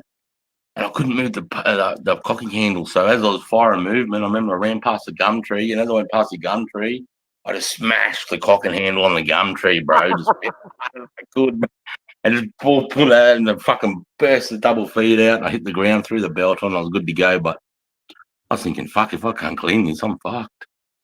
That's the thing, Sarge. They train us in the Australian Army to improvise, adapt, and overcome. 100. 100. I do. And if one of your men go down in your section, one of the other men knows how to do his job. That's what makes us the best. 100%, mate. You're preaching. If you are brown bread over there, it's sand for you permanently. Yeah, if you die over there, bro, you die, yeah. There's a famous photo I have, not famous, there's a photo I have, and I'm standing next to a sign at Patrol Base Wally, and you pass it as you leave, and it says, "No more respawns past this point, boys." To let the lads know they're not in a fucking computer game now. It's Powerful. Mm. It's real life shit. People think it's It's mate. GTA or what's that? Whatever game. I don't play games. I keep it real life. And what Sarge has seen, not many men will see that. Hopefully, never again. But it's inevitable. It's going to happen again. Young men will go through that. Every Um, generation wants their freedom yeah, so far. sucks, eh? Yep. But good training for civilian life when the shit hits the fan. Fucking oath. Yeah, bloody oath, mate. And those type of life skills too, you know, they set you up for life too. Like, you know, just those skills that I've got. You know, I'm not talking about all the craziness, gun, you know, that type of being able to defend territory, but like stuff about discipline.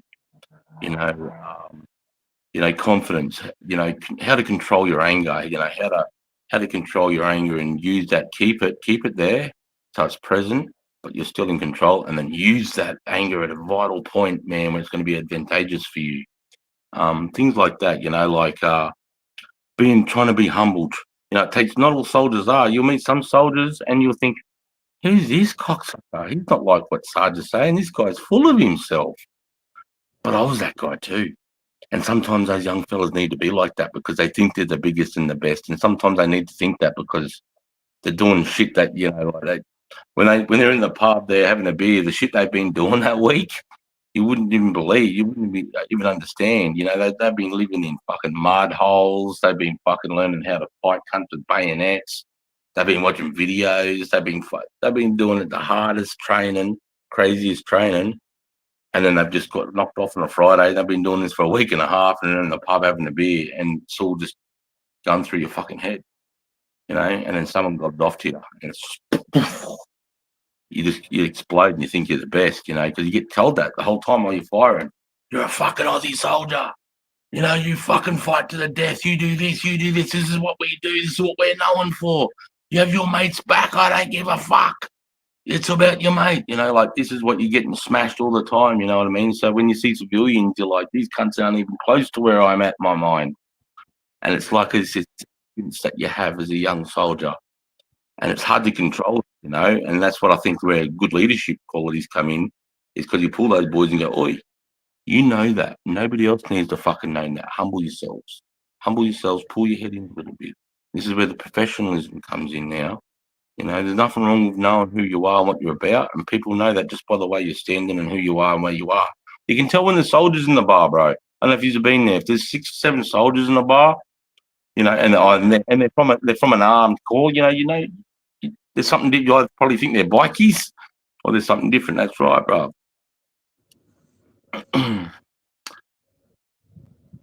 If a soldier walks into a bar, if you walk into a boozer on any military base anywhere, if you don't take your hat off by the count of 3, you're shouting the whole fucking bar.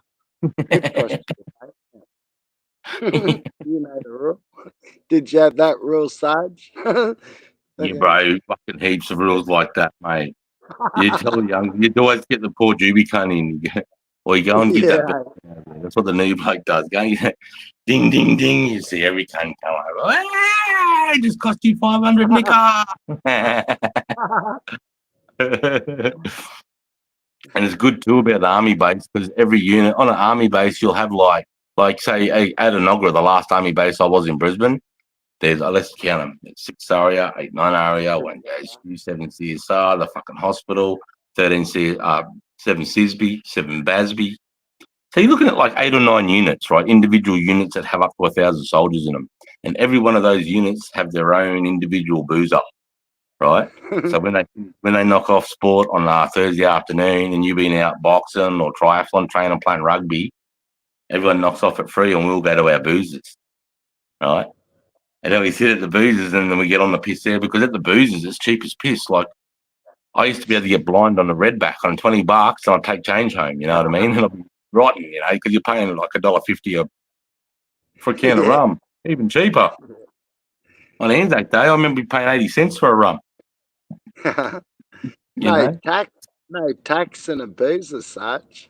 Yeah, and if you're the president, because we have a boozer, you have a whole committee. So you have the president of the boozer, you have an accountant, you have the secretary, you have the vice president, you have a whole committee. You even have an entertainment committee, and they do things on a Friday night where they'll do like, right, this night, Friday night's going to be, you got to come dressed as something to let it be. You know what I mean? And you look at rock up 8 o'clock and have a boozer party dressed as that, and you do shit like that. That's the entertainment of that board. It's trying to make money. So when you have days like Anzac Day, you can bring all the family to your boozer and then go, fuck it, free piss for everyone. Because they're non-profit, we don't give a fuck about making money. We're about trying to cover the Christmas party and the big piss-ups. Don't know, fella. Hey, Sarge, can I just address something in the chat? Yeah, Bull's nuts, the Viet War vet were blokes hard to follow through, mate. We started in the Boer War, Gallipoli, World War One, which was Gallipoli, World War Two. We went to Korea. We went all over the fucking joint. And yes, it is a bit of pressure to step up to them men. And what I see now with the military in the last few years, they aren't keeping up that tradition. They're not keeping up that tradition of that true blue Anzac fucking hardcore. It's Yep. just saying, the Vietnam vet Blake's balls nuts was saying was hard to follow through. I feel the vets, the way they got treated, mate, when they came back is Disgraceful. I wish I could go back and change that for them, man. I couldn't even imagine doing what they, I couldn't imagine coming back from Iraq, Afghan, and being treated like that, man. That would have been gut wrenching. Yeah, I would hope we would just live and learn and just acknowledge what happened there and just say, that was a bad time. We'll just never do that again, because you can hate your government. You can hate your government and what they stand for and fucking whether they're over there or not, whether we should be spending money sending soldiers doing this. Yes, you can, hate all that, but don't hate the soldiers that go over there. They just do them, honestly, and each and every one of those soldiers that I can speak for them, they think they're doing the right thing for their country. That's what they really do. Yeah, patriots. So that's what you celebrate on an Anzac Day. It's not about celebrating the government or fucking being in Iraq or being against this terrorist. It's just about the sacrifice of the soldiers that went over there, thinking they were doing the right thing for their country. That's pretty much, me and Sarge signed up. I signed up. A lot of men and women signed up to defend the civilians, to defend our brothers, sisters, grandmothers, neighbours, strangers. We put our lives on the line. Well, I didn't go overseas. I'll tell you now, I didn't go overseas, but I was willing to. There was just no war when I was in. Crikey. Yeah, but you can't take that away from any soldier just because you didn't get the opportunity to go. It doesn't take that away. You can't take anything away. You know what I mean? You're still a veteran, brother. You still did it, mate. Whether you're in the right time and you got to go, like from 1972 to 1999 was a peacetime war. There's people that did like 30 years or no, 27 years in the army and never left Australia. Yeah. You know what I mean? Like, so it's just what a veteran means. A veteran is someone that sacrificed, signed up, and served the defense force or the military. That's what a veteran is. That's what a veteran is. There's no distinguish. and we should never. Sorry, mate. The thing, what Sarge is saying. Thank you, Sarge, for saying that. And what you got to realize too, that men and women who got trained in the ADF or in the military, they get trained in lethal violence and let out on the street, and we have to adjust to that, and the general public, because we're taught that civilians. I won't go there, but yeah.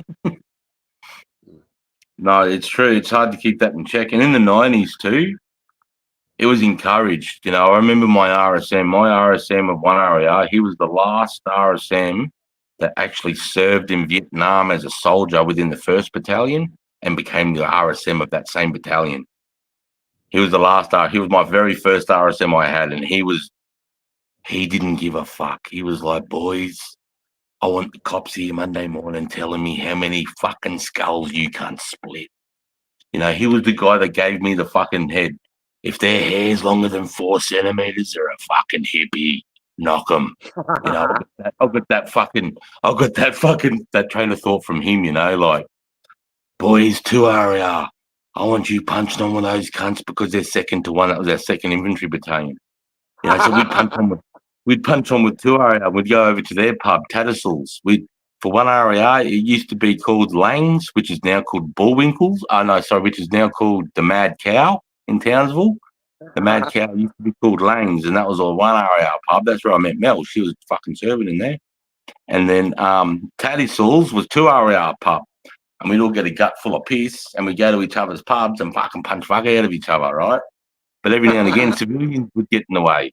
Bikies would come in and think they'd, you know, we'd have 3 or 4 Hell's Angels rock into our pub and just go, fuck you, poor cunts. You just rocked into the wrong pub. Because then all of a sudden we're fighting 2RAR. We all turn together because now we're infantry. We're fighting civilians. And we turn and I'm those 4 fucking poor cunts, brother. Like, they don't have a chance, man. As soon as the civilian throws a punch, bang, all the army boys come. We stop punching the fuck out of each other and we come one. And we start punching, turning. It just got hectic. And when you got 2 full fighting infantry battalions in Townsville, we own the streets. That's nearly 1,600 soldiers, bro, that would be out. And now there's a third. The 3rd Battalion went up there. So now there's 3 fucking infantry battalions in Townsville. And you know what, mate? There's 3 battalions of super fit fucking lethal weapons, mate. Yeah. It's different too, because when I was a young fella, it was like I got told by my session commander, all you need is a fucking black and white TV and a fucking swag cunt. The rest of your money goes on piss. I was like, right. It's like a fucking swag. I couldn't afford the TV. I couldn't afford the TV. All my money went on piss. That's all it did. And because you're in the army, you got a roof over your head and you get 3 squares. So you don't have to budget your money like people do now. You'd have to go, oh, fuck, I've got $1,000. I've got to buy food for the week. I've got to pay this bill. No. Electricity's paid with your board. That gets taken out. Your food money gets taken out. So it's called, what was it called? There's a word. It was called rations and rent or something. It's R&R. It used to come out of your pay, right? And that came out. Your tax came out. And what you put in your pay, you could blow that whole thing in one night and just rock up and just go to breakfast, lunch, and dinner and just be a poor cunt for 2 weeks living on the base. But one of the boys would lend you fucking 500, you'd be on it again anyway. You got clothes on your back, like Sarge is saying. You got 3 hots and a cot, some clothes, and a fucking mateship. You know, if you need a sub, someone will slip you a few $100, and that still happens. Even 20 years, 30 years after getting out, you meet a fellow soldier who's served and signed up. Your mates, even if you never met. That's the beauty of the ADF. Because you've gone through a bunch of fucking, what would you call it? Not prospecting, but you've gone through a bunch of tests to get to where you were. So you know what type of person that you're dealing with when you send. That's why we can be lockable straight away, because I know you've gone through your basic training, you've gone through your IETs, you've served in your infantry battalion section as a fighting fucking member. So I know what that takes to get there. You know what that takes for me to get there. So we already have a mutual going. You know, this guy will probably, you know, he's probably going to be a decent guy because I know what he's done and where he's been and what it takes to do that. You know, especially after a few years, you know, you sort of sort the shit out in the weak cunts, you know. So it's like a prospecting series that you do for 18 months, really, isn't it, Spud? Because you always keep being tested and trying to prove yourself in your section, eh?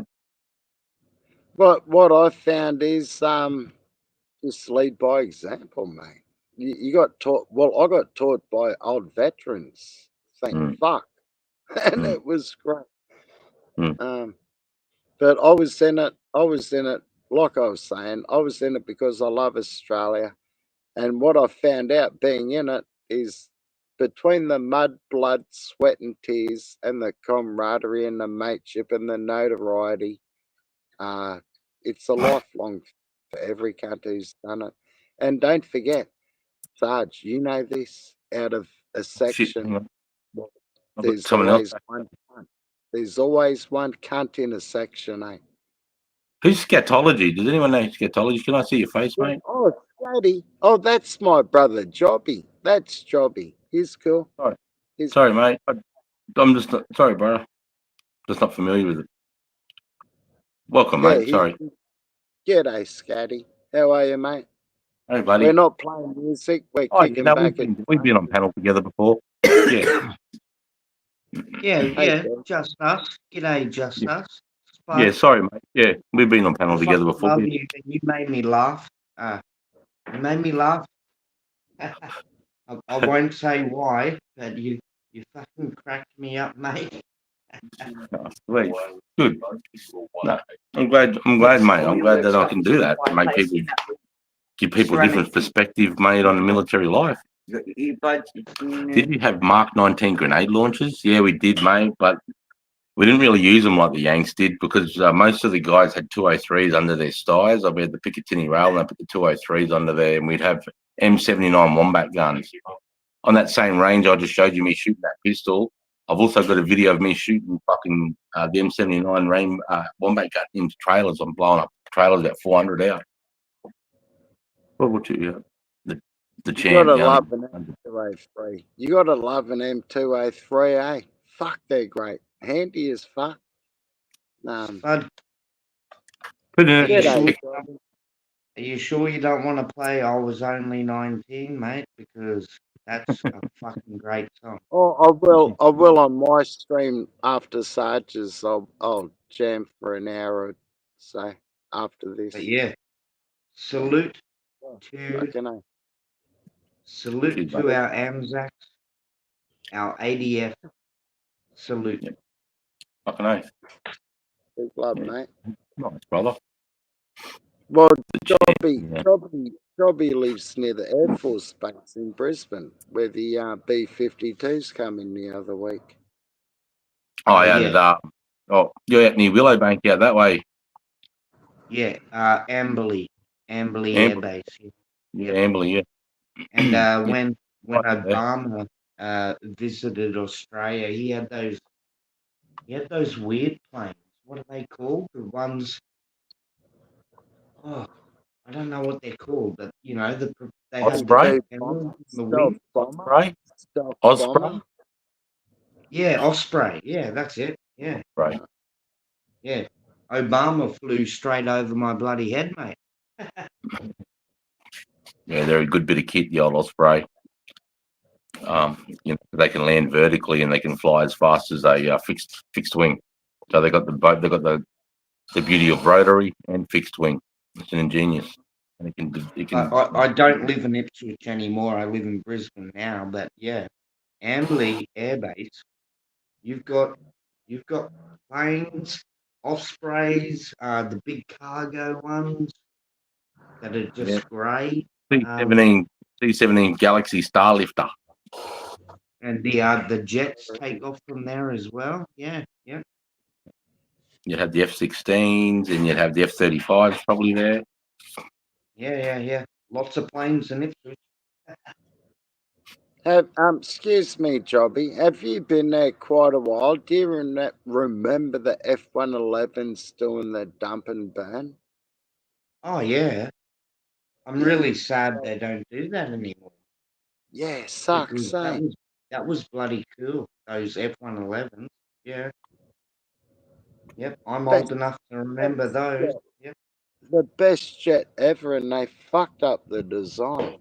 Fucking give us another heap of shit. Because Yeah. back in the day, F-111s were kicking ass on the F-16s and shit. Aussie pilots are fucking good. I don't know why they retired them, but yeah, they were damn They good jets. retired them at 40. They were 41 years old, mate. I don't know why they remade them. I don't know why they did not remake them. It's got me fucked. Which one? Sorry, what was that? I'm sorry, I'm just catching up in the comments. I didn't realise there's so many fucking comments. Sorry, Spud. Oh, you're right. Get into the comments, Sarge. You're right, mate. Me and Jobby's talking F111s. Yeah, Oh, yeah, the we're talking F111s, they were great. They were F111. great. Yeah. They were beautiful Yeah. with their afterburner and that. Yeah. Oh, yeah. The champ, the only undefeated YouTube champ. Chris, let's go. Jeez, how Yeah, Tim what? I'm old enough, but I don't know if the kids know about the F111s. They were great. Yeah, they were great. They were great. Especially when you're seeing their wings start to retract, they go back. Oh, Yeah. Mm. Can I and tell you a quick little if there's story? if there's anybody younger than me on here, check out the F111. Oh, Yeah. fantastic. Oh, the F111s were beautiful. When I was under 20, I was working at a power station, and the F111s used to have two or three come over, mainly two, and they come in and they do a mock bombing strike on the fucking power station where I was working. And then the cunts would do a big barrel roll and show off and shit. Yeah, a couple of us were watching. Not every cunt. It's like, holy fuck. Hey, you don't But hear yeah, them. You don't hear them. You don't fucking hear the cunts till they're past you. Holy fuck. oh yeah. Yeah, they break the sound barrier easy, but I do miss the F111. I I I think was, that's That why was they had reinforced that was glass on such the a sexy tailgate. jet. Mm. Oh, it was beautiful to see. Absolutely spectacular. when I Oh, was a Mortimer, you know I was go Spud. what? I was just going to say to Bulls Nuts, how do you blow up an Armaguard truck full of silver and gold, mate? You got to do like that. Newcastle can't do that security guard.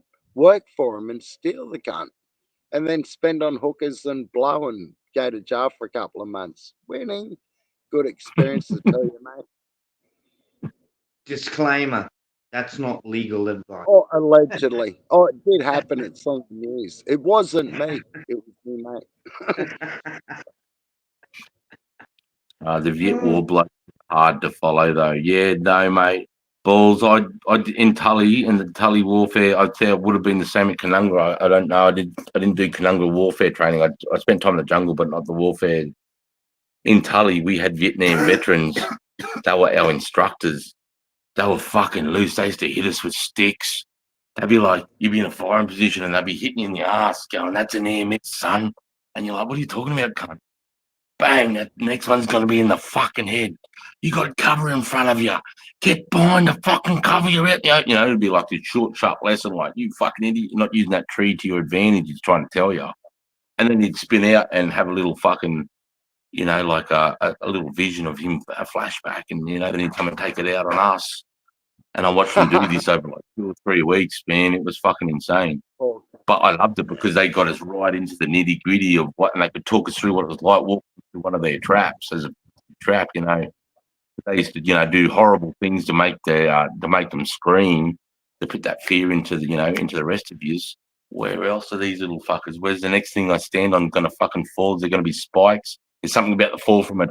It's to get they put you off. What they're doing is horrible, and the Vietnam veterans used to really get us in that moment and could really explain to us well, when we would do that booby trap training. We would go through booby trap training, and when you were learning to search the enemy, that's right, they would, because we just leopard crawl up, and as I'd search the enemy, I'd grab the body and I'd roll them over towards me, and I'd take their kit off and start searching from there. I'd go from their shoulders down. And they're like, "You just fucking died, young fella." I'm like, "What the fuck?" And he goes, "He was holding a grenade. He died and he pulled the pin. His body weight's holding the pin. As soon as you rolled him, he flicked the pin, you're fucking dead. What you got to do is you got to grab your toggle rope out. You put your toggle rope around his fucking neck or, around his shoulder and his neck and put it through. Now get back behind cover and you and your mate grab that toggle rope. 1, 2, 3, bang. Pull the body, give yourself some distance. 10 meters of rope distance. So if he does have a fucking grenade there, it's going to detonate. Everyone's okay. He's going to fuck his own body up more.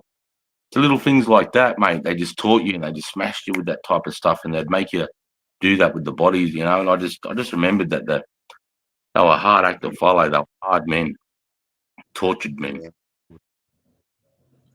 Mate, the best to teach you because they know what's going on. They know how to save Australians, and that's why I'll say again, Aussie soldiers are the best trained in the world. In Vietnam, we didn't have boom Skitology with boxes. Jez and We weren't Jobby. shooting up heroin. Who's that? Yeah, we Is didn't you, is have it boom Scat? Is boxes that you, doing Jez? wrecking. Jobby? Is that your Say Skitology again, with mate. Jez and Jobby? G'day, Spud. Oh G'day, yeah, everyone. Ah, sweet. yeah, Sorry, I'm going to do that comment now. yeah. What channel are you seeing?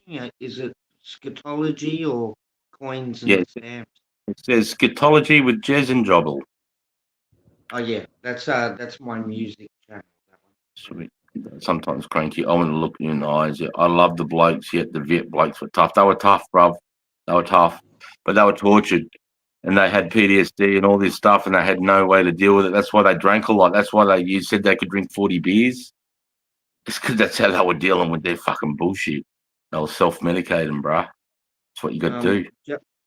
Just us, mate. My I'm not going to suck my own dick here, but my profession is psychology, and yeah, I've helped army dudes because when the army's done with them and they're injured, they get fucking turf. They get fucking what? Sorry. Turf. They lose their house because it's an army house, and It's big. that's the major problem. As soon as they leave the army, they lose their house, whether you've been injured or discharged, whatever. You lose your house. Mate, Jobby, that's a really good thing because I didn't see myself as that, but then when I was medically discharged, not at my, I didn't want to, I was forced to discharge. I lost my I house, just mate. I lost my fucking yeah. house. I think You know where I was? I found me, my missus, and my two kids living in a shed, and my missus's yeah. mum and dad's place, mate, because that's the only place I could go at that time. Yeah, that I didn't needs think to about be that. changed. That needs to be changed I just thought that was because part of the process. Suck it up. You know, that's yeah, what I don't think it's right. I don't think it's right because all my army clients were straight after getting discharged and kicked out of their house. That needs to change. yeah. That's not right. Yeah, it's a good point, mate. It's a good point. Mate, I've got a young fella just on the side of the highway down here at Gympie, mate, that's homeless, you know. He did 9 months in East Timor. He was actually went through one of my platoons as a recruit, and I pulled up on him, and he's like, "Fucking, corporal, holy fuck, goody." And I'm like, "What the fuck are you doing, cunt? We're going to DVA right now. What are you doing on the side of the road, you fucking idiot? You served this country. You should be living in a fucking house, cunt." But he didn't want the Yeah, help. yeah.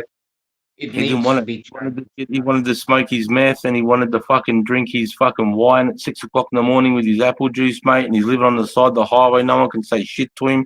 He's living like a grunt. He's living in under a hoochie, mate, doing it, like just living like a fucking soldier, mate.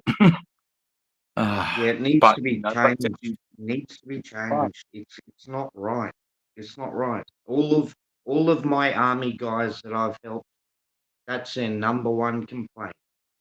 Getting kicked out of their house when they get discharged. Fuck, I didn't even think about that. We just sucked it up as part of the process. I just went, fuck, this is what we got to do. Let's It's not fucking get right. it. It's not right. Because we weren't expecting it either, Somebody's because willing to die for your country and you kick them out of their house. Come on. the whole There's got thing, to the be whole a first better 2 way years, than mate. that. Like everything stops. Everything stops. Everything you ever know just goes woof. And Yeah, I it's just know. like even now, I still feel lost now, mate. Like, this is why Yeah, this gives me some sort of reattachment doing this stuff.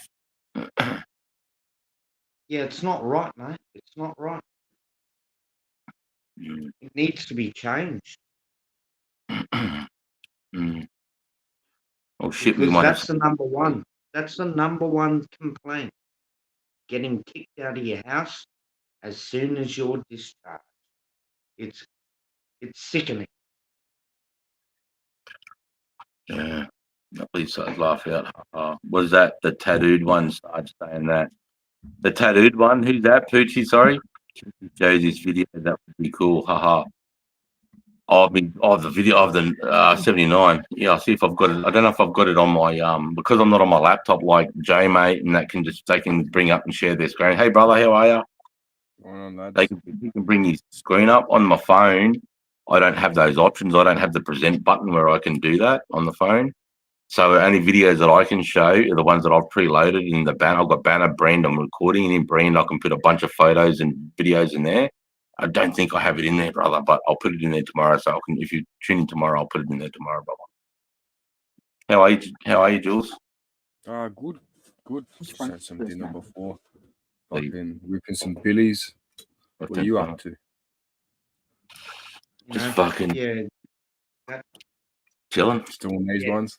Hey, where's your bucket, Sarge? Have a bucket with us, if you can. That needs to be changed. Hey, fucking oath. You go and put your life on your line for the country, but as soon as you're discharged, but that when we do that though, that's not like that's part of the job. Deal, though. That's you could even say that fishermen put their life on the line, my bro. But I'm just trying to be funny when I say that. Oh, that's all right. I just got triggered because I've helped a lot of army guys and firemen and dentists and proctologists. Fucking oath. But to be a frontline soldier for your country, it's pretty fucking big commitment, mates. It's pretty hardcore. Fucking oath. Yeah, you've played. You've seen what it's like. Since even meeting Sarge, like the shorts and shit that pop up on my feed now, it's showing me mortar crews and what they do, like when they're setting shit off, and they're like, they're going boom, boom, boom. They're just dropping all these projectiles, and I love it because it's like a slingshot. It's like a new age catapult. You know what I mean? It's cool. Oh, dude. And those mortar rounds, they're the size of a loaf of bread, and they weigh 5 kilos exactly. So you're punching something that's the size of a loaf of bread, 5 kgs. Imagine trying to punch that 4 kilometers. How far do they go, Sarge? What's the furthest they go? The furthest they go, 4,595. So 4,595 meters is the furthest you can punch an 81 millimeter mortar. That's insane. So our planning range is 4,200 meters. That's what we plan at. It's almost 5 kilometers. Almost. That's a good job. The tiny little barrel, we're punching that loaf of bread that weighs 5K, nearly 5 kilos, 5 kilometers. You imagine the energy that's getting put into that barrel when that comes down, that explosion happens. So how far is the number one? You're sitting there with your feet on the base plate, right, like this. The number one sitting there like this, so the tube's coming down just this far from your cock, right into the bottom. That's where the firing pin is, and you're sitting on the base plate. And you're holding the bipod and you're looking at the barrel, waiting for the round to come out because you'll follow on the round's trajectory. And as it hits, you drop half a foot into the ground because it just punches, boom, and you just ride that fucking down. And as soon as you ride that down, you've got a big side here. You got to realign the mortar because you're shooting off a line, so you got to realign the sight. On fire, boom, on fire, boom, on fire, and every time you do that, you just go boom, boom, boom. Oh, bro, it's a rush. It's a fucking rush, man. It's like just to go through it now, man. It's good fun. It's good fun. I can tell you a story here, but it's a bit disturbing. But it's a good story. Oh, well, mate, nothing disturbing. So that's great. One of my clients had a car accident. But because he was an army person, he had a tourniquet. So he saved his own life, but he ended up a cripple. I'd rather be a cripple than dead. Yeah. Then I could still fucking agree with that. Yeah. See, that's exactly what I'm talking about. Life skill. The army, he had the tourniquet, and he saved his own life, man. I always said that as part of getting into Afghanistan, you've got to display that you can put a tourniquet on all your limbs by yourself. That's just part of getting into Afghan. It's like a little test when you land in Dubai and you do all this shit. Then you got this half a day of testing to make sure you're good enough that you haven't sunk through the, it's like the last of the war zone going, are you good or what? And you do this last medical test, and the last thing you do is with your non-master hand, so your weak hand, is you apply a tourniquet to all your limbs in a certain time. If you don't, you're not getting on the plane. Yeah, mate. So that's if just one of those if he things that I know. if he wasn't in the army, he would definitely be dead. Yeah. How long do you have to put a tourniquet on? How long? 25 seconds. Hmm. You want on before So 25 seconds? you should, boy, Sarge, you should do like a fucking short one day. You said 25 seconds. Yeah, you got 60 seconds to do a short. Show us how to apply a tourniquet like real quick. You know what I mean? In that situation, little how-to, that'd be dope. Yeah, Yeah, fucking true story. I'm not going to say any names, but yeah, that he was one of my clients. He told me that story. If he wasn't in the army, he would be dead for sure. There you go. So there's a mad positive out of that story. Just out of that. 100%. Yeah. I mean, it's like, even nowadays, I couldn't believe it when we were talking about deadly snake bites. Someone actually brought up about still cutting it and maybe sucking the poison out. Like, No. I can't believe that. Yeah, straight away. If it's a deadly snake, I'm telling you right now, I'm putting a tourniquet on that limb. Yeah. You want to keep the venom in that fucking limb. If it gets to your heart, you're fucking done. Yeah, So you might lose that limb, but if that venom gets to your heart, you're losing your life. Well, not just that. The venom. It's our snakes, particularly in Australia, it paralyzes your lungs and your diaphragm, as well as the nerves on your heart. So the heart slows down. That's a part of it. But the lungs and the diaphragm part, that's losing your ability to take a breath, my bro. You know what I mean? That's a hectic one. It suffocates you. So even though it's clotting your blood, turning you to jelly and that, it's gonna suffocate you first, and that's what scares me, bro. Is drowning out of water. Fuck that, bro. That's what a snake does to you, lad. Drowns you out of water. Oh, Spud, what happened? How's he gonna get out of it? I'm going to show you how to get out of. In the future, they're going to try to cable tie us, and a cable tie is a good tourniquet if you got a big one. If they cable tie when we're riding and all the shit hits the fan, I'll try to get the camera right without falling over. Get your cable tie. If the dumb cunt's cable tie in the front, do this. Just put You just your jump hands through your hands, mate. Put your hands above your fucking head and go between your knee, up outside of your knees. Just go. Oh, hang on. I've got to step away. I haven't got enough room. But you need it. Fucking good old Spud, Excuse me a tick. I'm gonna rip a billy. More room than 1 foot square. If you're in a paddy wagon, you can get out of the cunt. But yeah, but they've got handcuffs now. The cable ties are made out of metal, Spud. What do you do then? They won't be made of metal because they can't afford that many. How many cops do you know with plastic handcuffs? Can't. Heaps. Did you see Victoria? True, fair. Yeah, no, I haven't met one of those yet. Only thing using a cable tie to the tourniquet, sometimes you can't crank on it good enough. Like when I'm applying a tourniquet, I throw a fucking metal rod in there and I start twisting on that cunt because I want to start breaking the skin. I don't know if you pull on that cable tie, but I mean, I suppose you fucking yank on that con, I suppose.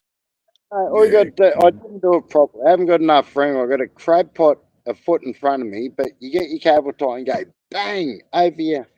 Just get I'm talking about using it. Knees and down. It'll break off. It will break off. Yeah, no doubt. But if you're using the cable tie as a tourniquet, if they cut you to get the cable tie off, who gives a fuck? You're fucked up anyway. A little nick won't hurt. Oh, how do you blow an armor guard truck full of silver and gold? Dude, that's so easy, mate.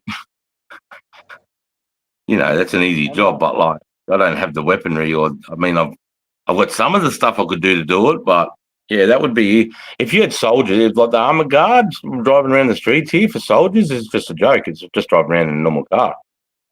You know, like that's not even an armored, really good armored vehicle in a war zone, bro. That's nothing. That's like I wouldn't be good.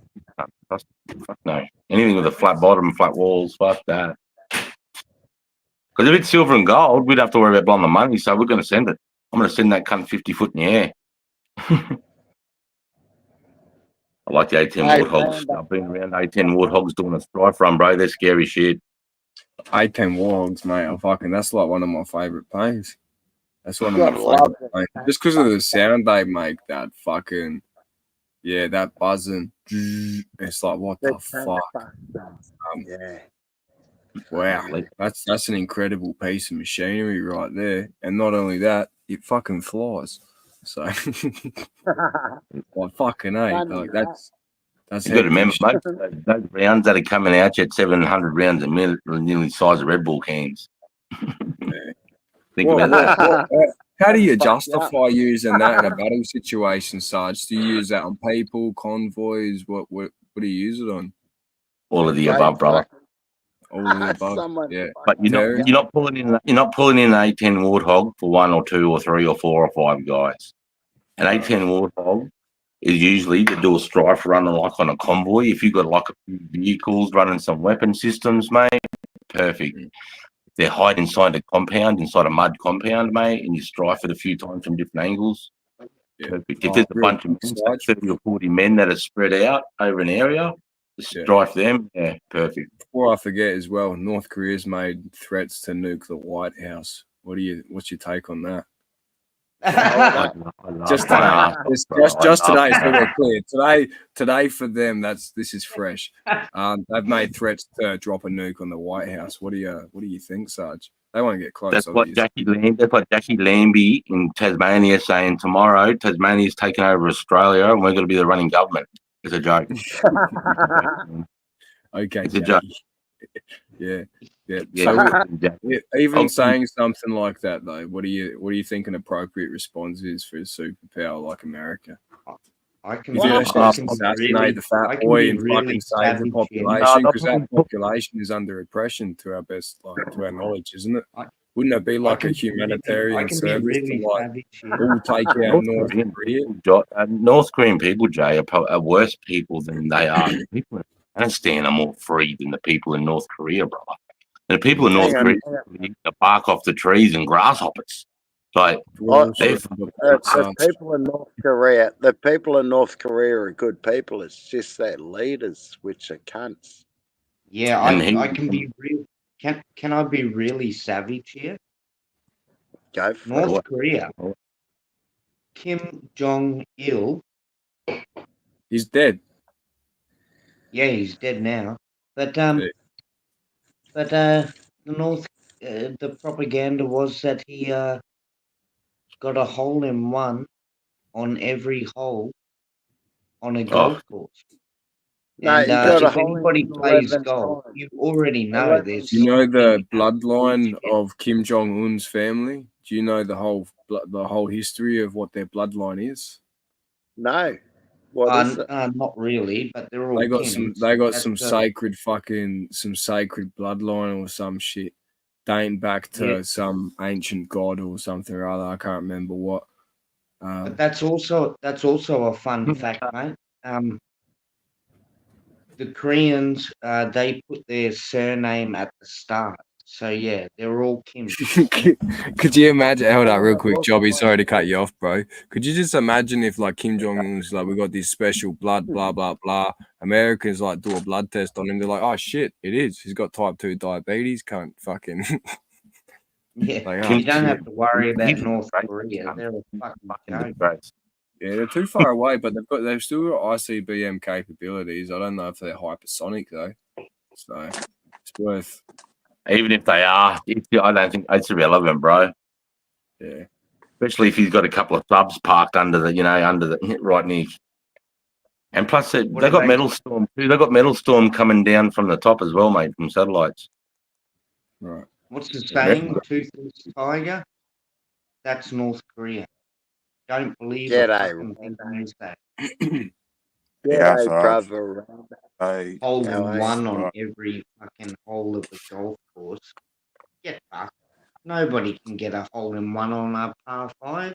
Wait, I fucking Oh, it's could. I've never probably even played Randy. golf before, mate, Fucking but I let it, could. Jung Il. Oh, jeez. Yeah, Hey, definitely let it ill. go, Segro. cunt. Let Mentally it ill. go, cunt. That was in Korean War, wasn't it? Jobby, mate. Fucking let it go. You just got to manifest it, Jobby. You fucking. Oh, Kim You Jong get it Il. I every do have a time. serious Mentally ill. question. Oh, it's got a serious Well, question. great. Thanks, bro. Yeah, In sorry, the I house. got a little bit Brother fired up then. Randy. Brando, No, I've what's been happening? cutting silage, so I just got inside, and I flicked the iPad on, and the first thing I seen was Spud zip ties around the fucking wrists.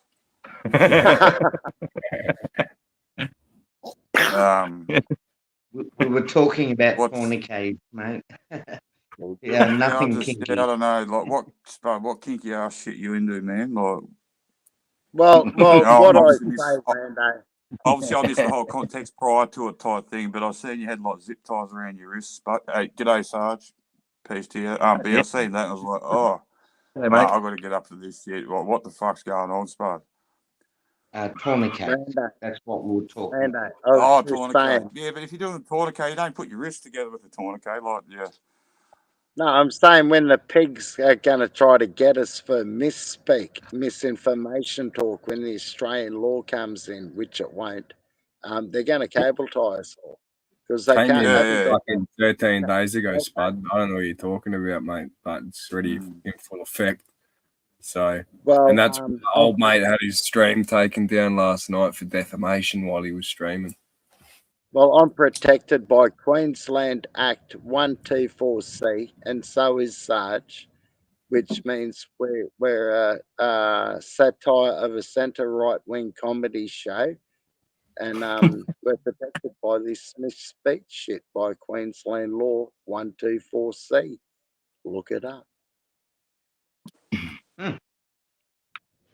Yeah, Oh, yeah. Yeah, In general, that was Queensland's a that's pretty right. It was- conservative sorry. state.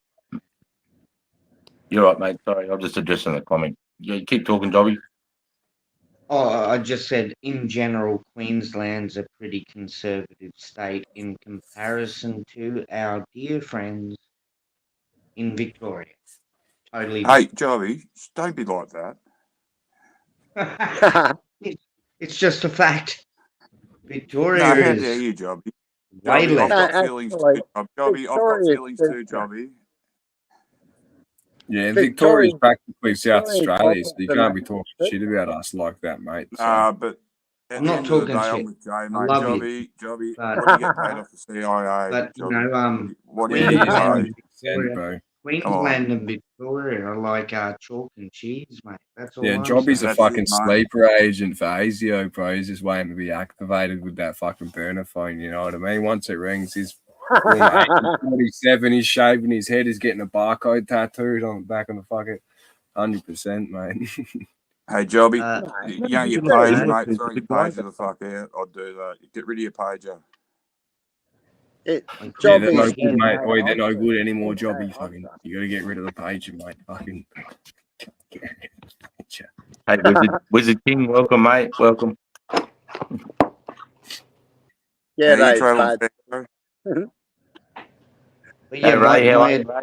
my intention is not to offend. Please don't get me wrong there, mate. Oh, it's well too late, Joby. It's we've gone past the point of no return. It's just how it is, dude. Like, yeah, I think you keep lying. Like, I keep watching you doing flipping them coins, mate, and yeah, I don't know. Do you know what we call Tasmanians in Queensland, mate? We do not speak about them in Victoria, so you can call them what you want. Somebody knows the answer. What do Not Queenslanders the real. Well, I call them I'll not the say it. real. I'll say it straight up.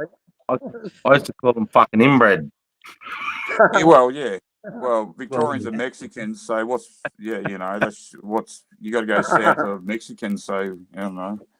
whatever that is, Jobby, I Anyone south suppose. of Cool and Gather's I'm Mexican sure to me, Spud, mate. I'm Anyone sure south of Cool Spud and knows Gather. the, I'm sure Spud knows the phrase. He's a Queenslander. Dun, And it dun, Yeah, dun, dun, dun, dun. Jobby, you're talking about someone that zip ties their own hands together, bro. You know, like, come on. I'm Spud, gonna you do it again just for you. Yeah, hey, Spud, go get a 10 mil zip tie, though, Spud. Go get one of those thick motherfuckers, you know. Yeah, because that's what they're I'm using if the looking cops are for coming, one. bro. I was just thinking Border Force, lad. You watch an episode of that when they're going on the boats and shit. Those cable ties are thick, lad. They're fucking thick. Yeah, You ain't, yeah, you they can ain't do hitting you with that. no 1.5, cunt. You ain't snapping that one, bro. Bullshit, Yeah, dude. You can. You can. There's a technique. Nah, where you gonna? But you're on a boat. It's Border Force. Where you gonna run? The ocean? Well, Unless as you're long as Jesus, you got you more ain't getting room far, than bro. crap That can't on a fucking walk on wall, water, you know. apparently. Can you imagine if you I like run to that? say, though, like, old mate that invented the old zip tie, fucking, he done well for himself, and he had himself a lot of coin, didn't he? He had a lot of dead bodies in his fucking acreage too. Because he said you can't hear someone scream with a cable tie around their neck. No, Allegedly. you can't, no. Or a shoelace, but anyway, yeah. Cable ties quicker. Cable ties quicker. Yeah. Well, if you got to unthread the shoelaces off their foot, it's a lot, yeah, it takes time. Well, all If you depends if you're with pregnant the or you're piano wire. psycho. Doing Fucking hell. But yeah, Killing this cunt that's going, yeah. Queen. Spud Fair never grace sitting answered. there going, what the fuck are they talking about? Spud never answered the question. It's kind of, for Tasmanians, we say two heads. Inbred. 2 heads. And that means inbred as well. Yeah. But it's just Incestuous state, motherfuckers. it's just state rivalry, mate. That's all. Just Yeah, to look, clarify. Jay, mate, and fair crow eaters, mate. They eat crows. It's just how it is, you know. What do they call us Queenslanders down south? What do we call? Oh, fuck Legends, mate. We're called fucking legends. They said fuckwits. That was Jay, mate. Jay, mate, said that, I think. I'm sure they've got a word for Queenslanders. I'm sure they've got a word for Queenslanders. Hey, at least we got a sense of humour. At least we got a sense of humour, you southern cunts. There are a few fuckwits up here, but at least the weather's good. Yeah, we've got more down here, Sarge. Like, we've got, like, yeah. Hey, look, mate, we're the Oh, I protest know what capital it of is. the world. I know what it is. I know what it is. We're called banana benders. Donut bunches, banana benders, fucking. Yeah, we I don't know what else. What else do they call them? There's nothing really to use, is there? Yeah, we're the Banana Republic. We're the Banana Republic. We had a premier for 18 years. We had a premier for 18 years straight. The cunt was the most corrupt cunt. The pigs are corrupt. And we grow the best weed in Australia all year round. No, okay. no, I'm pretty sure it's on the southern hemisphere, but hey, that's all right. You can believe that all you want. Oh, shit. Anyway, I won't elaborate on that, but anyway, you know, Spud, you know boats. You don't grow the best weed up there.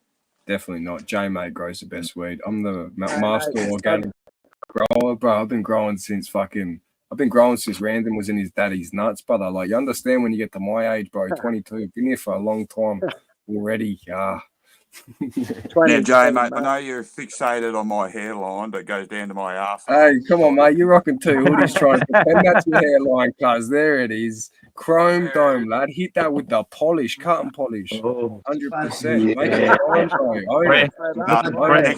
Next time I'll polish it for you, Jay, mate. That's going to take months to grow back, bro. And I'll wait till that like romantic sunset, and I'll get that nice light, that pink light coming through, so it can glow proper for you, bro. Yeah. Shit. Check out Budsy's comment there. Magpie eater. Spud, you can't grow weed. No, we can't grow weed in Queensland because we got Nazi cops and they throw you in jail for it, the cunts. But not anymore. Oh, but you can grow it anyway. You don't have to tell the cops you just grow get it. fined, bro. Sure, they're not going to put you in jail, bro. Not for Not our anymore. No Not way, no anymore. way they're gonna put you in jail for the Dude, fucking. If you're a medical patient and they're gonna, bro, that'd be a disgrace for the Australian government and the police to be locking up medical patients for like trying to supply their own medicine. That would be a fucking disgrace on our government, 100%. It'd be a That's stain bad on them publicity. doing that. And there's legislation that protects us. It's use of your medication. You know what I mean? And being discriminated against that, it's in your constitution. We're protected against that shit. We don't have fuck all civil rights, man, but we got some. So Well, yeah, if you do grow your own in Queensland and you tell the cops about it, no, don't fucking What? tell them. What? But Job? What? fucking this cunt. He's like, yeah, go tell him, bro. It's like, hey, listen, I'm almost at the end of my grow. Don't come raid me, please. All right. Like, no, it's not gonna work, Jobby. Fucking. you won't get jail time, but they will fucking fine you. I reckon they probably will if you do tell them you're growing hooter. Yeah, I reckon. Cool. No, you know what they'll do? I don't care about any of that shit. I just worried plants get destroyed. That's the only thing I give the fuck about. Fuck all the other shit. It's those you want plants. the wildlife. The Here's the wildlife. thing, you know what you do, Sarge? If they come and fuck with your home, if they come and like mess with your home where you're openly doing it, you're not shying away, you're not associated to organized crime, whatever the fuck. If they come and do that at your house, start guerrilla growing, bro. 100,000 plants outdoors, my bro, on someone else's property, secretly, bro. 100%. We'll start a fucking Australian cartel. Then look out. We'll be heading international too, and we'll take over. just say they're not mine. They're jobbies. Well, shouldn't the government do that? They should create like a Australian cartel to combat like Mexican cartels, bro, and all that shit. 100%. That'd be genius. Yeah. do you know the best Australian cartel we got? And I hate Asia. They can suck my left nut, the cunts again. They got a thing called Operation Argos.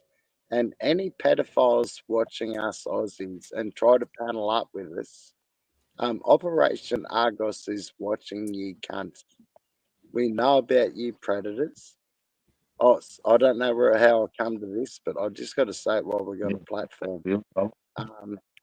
Every predator who we know in Australia on YouTube screeds on our panels, Operation Argos, which is ASIA, which hunts pedophiles, will get you.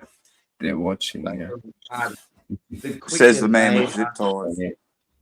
The quicker they are, He's done that before, huh? Yeah, hey, look, practice we makes go perfect, doesn't it? No, mate, go fishing. Take some cunt fishing with an air conditioner and a chain. Tie a chain around their leg. Go back there a couple of weeks later, you got a belly device. Fucking winning. Yeah. Oh, look, barbecue. Everyone chucks their barbecues out the scrap heap, mate. Barbecues work well around the ankles. But anyway, yeah, you can't have an empty gas bottle, though, mate. An empty gas bottle fucked up the whole. Floats. Yeah. There's crack in the house down there. But yeah, the quicker they're identified. Hey, Jobby, I like your skivvy, mate. Yeah, no, I like your skivvy. I think the two-tone, that's cool. Yeah. Really? Okay. Yeah, sexy time. Yeah. Fuck, I was behind. I only just seen your comments and shit, Rando. I didn't even know. Fuck, I was way behind, I was fucking like fucking 3K. I like fuck last week. That's when I seen like Spud. That's when I walked in and I seen flicked it on. I seen Spud with the zip ties type thing, the kinky shit going on there type thing. Yeah, if he's into that BNSM shit type, cool. We're like, yeah. Hey, we've all got our wild side, don't we? Love Wizard. Thank you. Cheers. Oh, smoking weed in the summer of '69. It would have just been that bullshit that I was talking about today with Jules on Jules's live earlier this Harvey. We were talking about it, and I was like, I'd pay $200 for that bud, that bush bud that they grow, that It's never seen any Oh, that's fertilizer. good. Just seen sun and a bit of water here and there. Fuck. It's pretty that bud's earthy, man. It's really earthy. But if you I don't water mind it, it, that you know. shit, it'll still have it. It'll still carry its terps. It just won't be as strong if you don't feed it. You know what I mean? But if you get the soil right, you probably don't even have to feed it. Then may I say Yeah, something right. just quick? Oh, just quickly. I smoke with tobacco. I have done all my life for over 40 years smoking with tobacco. Terpenes. What the fuck? I don't care about terpenes as long as the shit fucking works. If I can work on it, it's a sativa. If I can't work on it, it's an indica. So I'll get another ounce of something different. That's But why it's called a mix, Spud. It's a mix. It's a mix of hooter and fucking tobacco, mate. That's why. Yeah, we'll go over mix, eh? I can't believe I'm saying names of weed. We don't have names of buds, but since I got all this medicinal shit, it's like, oh, I'm smoking fucking Baba Kush or fucking, I don't know, some other garbage. Fucking cereal So- milk. Yeah, oh, good shit. I've got some picking up. I've got some waiting. What's it called? Anyhow, Cereal milk, is it? Yeah, bro. what is Yeah, it? oi, So I that's got like a Fuck fucking mate. seed. Fuck I up. found the seed in the bag, bro, I've and this seen shit's all that, like yeah. irradiated, man. And I managed to Did you get get it it to to pop. pop? It's it's going into Yeah. putting out a little flower. It's opening up. Isn't it crazy, There like are- how they bring the there are names up? names Like for buds. like when you eat your cereal, right? And you get through all the cereal, you got that Oh, leftover you know what milk they that's do? sweet. They steal all the That must be fucking where they get like genetics off cereal the. milk. No, they yeah. steal all the genetics off the underground growers, and then they grow all their best strains, and then they claim it as medical. That's what they do, bro. You know what they're doing. In Canada, There are you can names. grow There are 1,000 names for plants. buds. Jobby, in Canada, you can grow 1,000 plants, and you're allowed to keep as much as you want for personal use. You can't give it away, and the rest of your growth, you have to sell it to a dispensary for $300 a pound. $300 a pound, Canadians are getting. Oh, go It's fuck himself. What the fuck is that shit? I'll just That's explain what real we're quick. smoking. I That's the think I shit heard we're fucking smoking. I think I That's heard there's no the name for buds. You've got red hairs, you've got purple heads, you've got regular green, you're and not a you got the white ones too, but they're all colours of the furs. you gotta get on the medicinal jobby to realise what I've wrought. I'd like to see the medicinal profits over the last 3 years. No cunts got their profits what they made in Australia on the Hey, medicinal Spud. 300 pound shit. Well, Hey, one Spud. thing I do know is they charge the same price as on the street. Yeah, I can hear you, Sarge. I got a fucking I got a screwball sent to me, mate, and a real nice bong and fucking from a member of the community, mate, our community here. He sent it to me, and you're just talking about that turpentines, bro.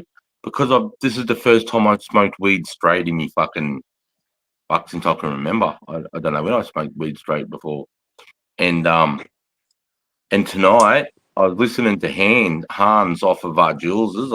He had a screwball on Jules's live, and I thought I'll fucking have a crack at his. And I did. I just did like a micro dose, I suppose you could say it, or a small cone, and I packed it in real hard, and I turned it down to 523. Mate, I was fucking 15 minutes. I had that tickle that. So I never really knew what they're talking about when they said that turpentine shit. I never had, when they say that, but now it's like it's another. It's You it's can the taste root of the cough. When I have the a bucket, flavors, bad but root of my cough, Sarge, it's that fucking thing. It's if fucking you drop hard. it down to 180 Celsius, whatever that is in Fahrenheit, you get Nah, max flavor. 524. I did the exact same number as what Hans did, bro. I just did 524. I soaked him for 10 seconds. I hoofed I into think it. he does it around. Halfway Is through it 225 or maybe fucking I like it 245? hotter. I like it up like What's it. I that? tried it at 580. I tried it at 580, and I like it's a lot. Yeah. It's a lot. over. But fuck, I'm still like for that one cane I did before I did this live, I did it because that's why I was fucked. For 15 minutes after I left you, I was just coughing me cunt up. Couldn't talk to no cunt. I do And have I'm a question for you, Sarge. Did you prolapse your arsehole when you were coughing, or you're right?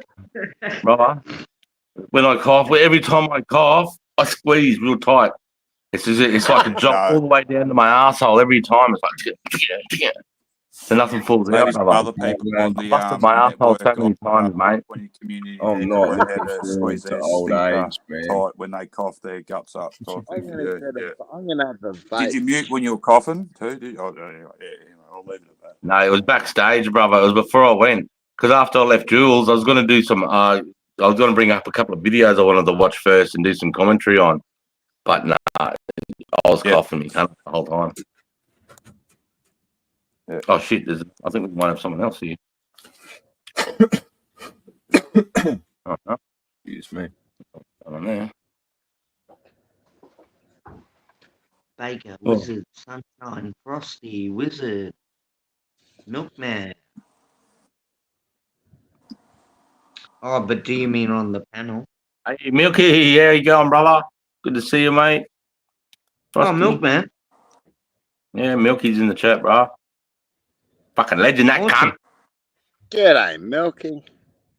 G'day, cunt. Dead set legend. Hey.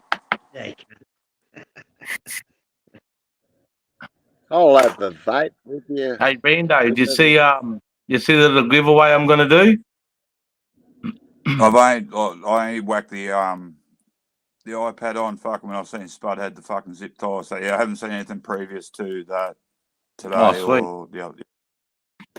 Okay, giddy up. Is Jobby included or what's happening? No. Yeah. Oh, sorry. In the giveaway or like? What do I you was mean? reading. I wasn't listening. What was that? Holy No. shit. We're talking about you, not to you, Jobby. It's all right, mate.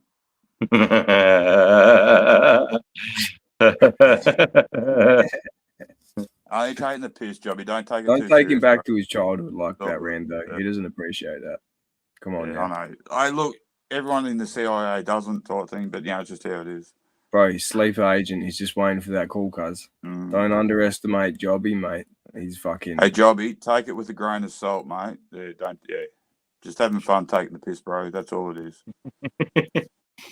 Oh fuck, we got I do love 36 you. in the house. We got 30 That's big what support. Fucking big we're love, all- everyone. I think we're all Australian Oh. here. That's what we fucking do. We take the piss out of each other all the fucking time. Do you know what a good mate does, Jobby? A good mate lets you down when you need him. That's what a good mate does. Well, they do. Like they do. But when you're at the pub, mate, where's your mate gone? He's fucked off on you. You know, that's what a good mate in Australia does. And a good mate kicks you when you're down too. But he picks you up, but he kicks you when you're down. Fuck, picking the wrong mates. Yeah, you guys. No, they're good mates. They're good mates.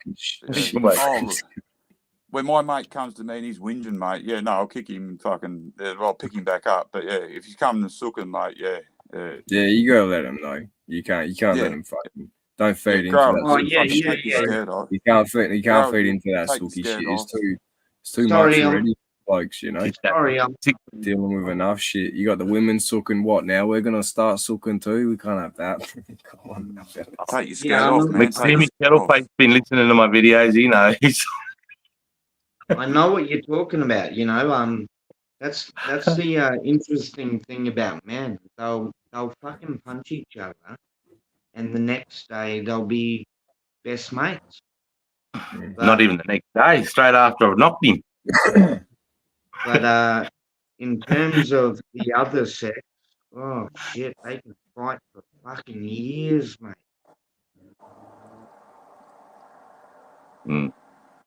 Please disagree if I'm wrong.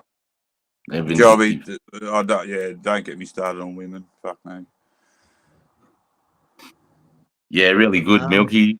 That grinder's fucking amazing. Unbelievable. It's fucking... Yeah, thanks for asking. Beautiful. Well, that tastes all right. That shit, whatever that fucking was, in a vape. What is that? What do you mean, whatever year that was? Oh, it Is it was. somebody Wait, you would have put it in a fucking bong spud. I did, but it makes it dirty, man. So Yeah, well, that's because it's working. Fucking. no, I've got a dirty stem in my Right. bong. Yep. Why don't you wrap it in alfoil or something, then put it in there? Because I'll just Then it rather won't get just dirty, spud. do it like that. Then you can Hey, still I loaded up some new photos actually, but Oh, more so give us a of me and look. Mel. Not many people see me and Mel together. Fuck, these little cunts are hot when you take them out. That's Mel with the dirt bike. Yeehaw, Mrs. Side. Mel the back with a knife. That was on our honeymoon. Where was that, Sarge? Magnetic Island, brother. Yeah, fucking A. Off the coast of Townsville. That's where we had our first New Year's Eve together in 1996. We spent New Year's Eve together there, so we decided to get married there. Yeah, me. That's all right. That's on the first dirt bike I bought her when she was learning on. That's the Southern Cross we got done not long ago. God bless. And, it's me and her going for a cruise on a Harley. Smoke. That's under the Sydney Harbour. Fucking hell, that's a pretty big bridge, eh? Yep, it's like that. That was one of my best mates committed suicide 2 years ago. God bless her. Fucking dickhead left his fucking missus and 3 daughters at home. The fucking. It's me and my young fella out the other weekend. What have we got here? Let's put up some. I have some kids in Afghan that I took a photo of. Just showing some boys on a patrol. That's right. Oh, this is a tower. One of my boys is sitting in this tower. Right, get a load of this shit. He's sitting on a gun picket up in here in this tower, right? And they've ripped out the fucking front seats of a blown up Bushmaster, and they've used them to sit down, and they've mounted the 50 cal, so they're sitting on like Bushmaster seats there, looking out. And this cunt fucking run up, mate, on the side of the mountain, about 3 on the other side of that. On the other side of that tower, it's a foothills that goes up to like maybe an 8,000 feet fucking just granite like peak. And these cunts are running down the other side and fired an RPG at the gun, at the fucking gun turret, right? And it was a real accurate shot. Bro, this is how lucky this cunt is, mate. He's one of my soldiers too, fucking GM Barmer, his name is.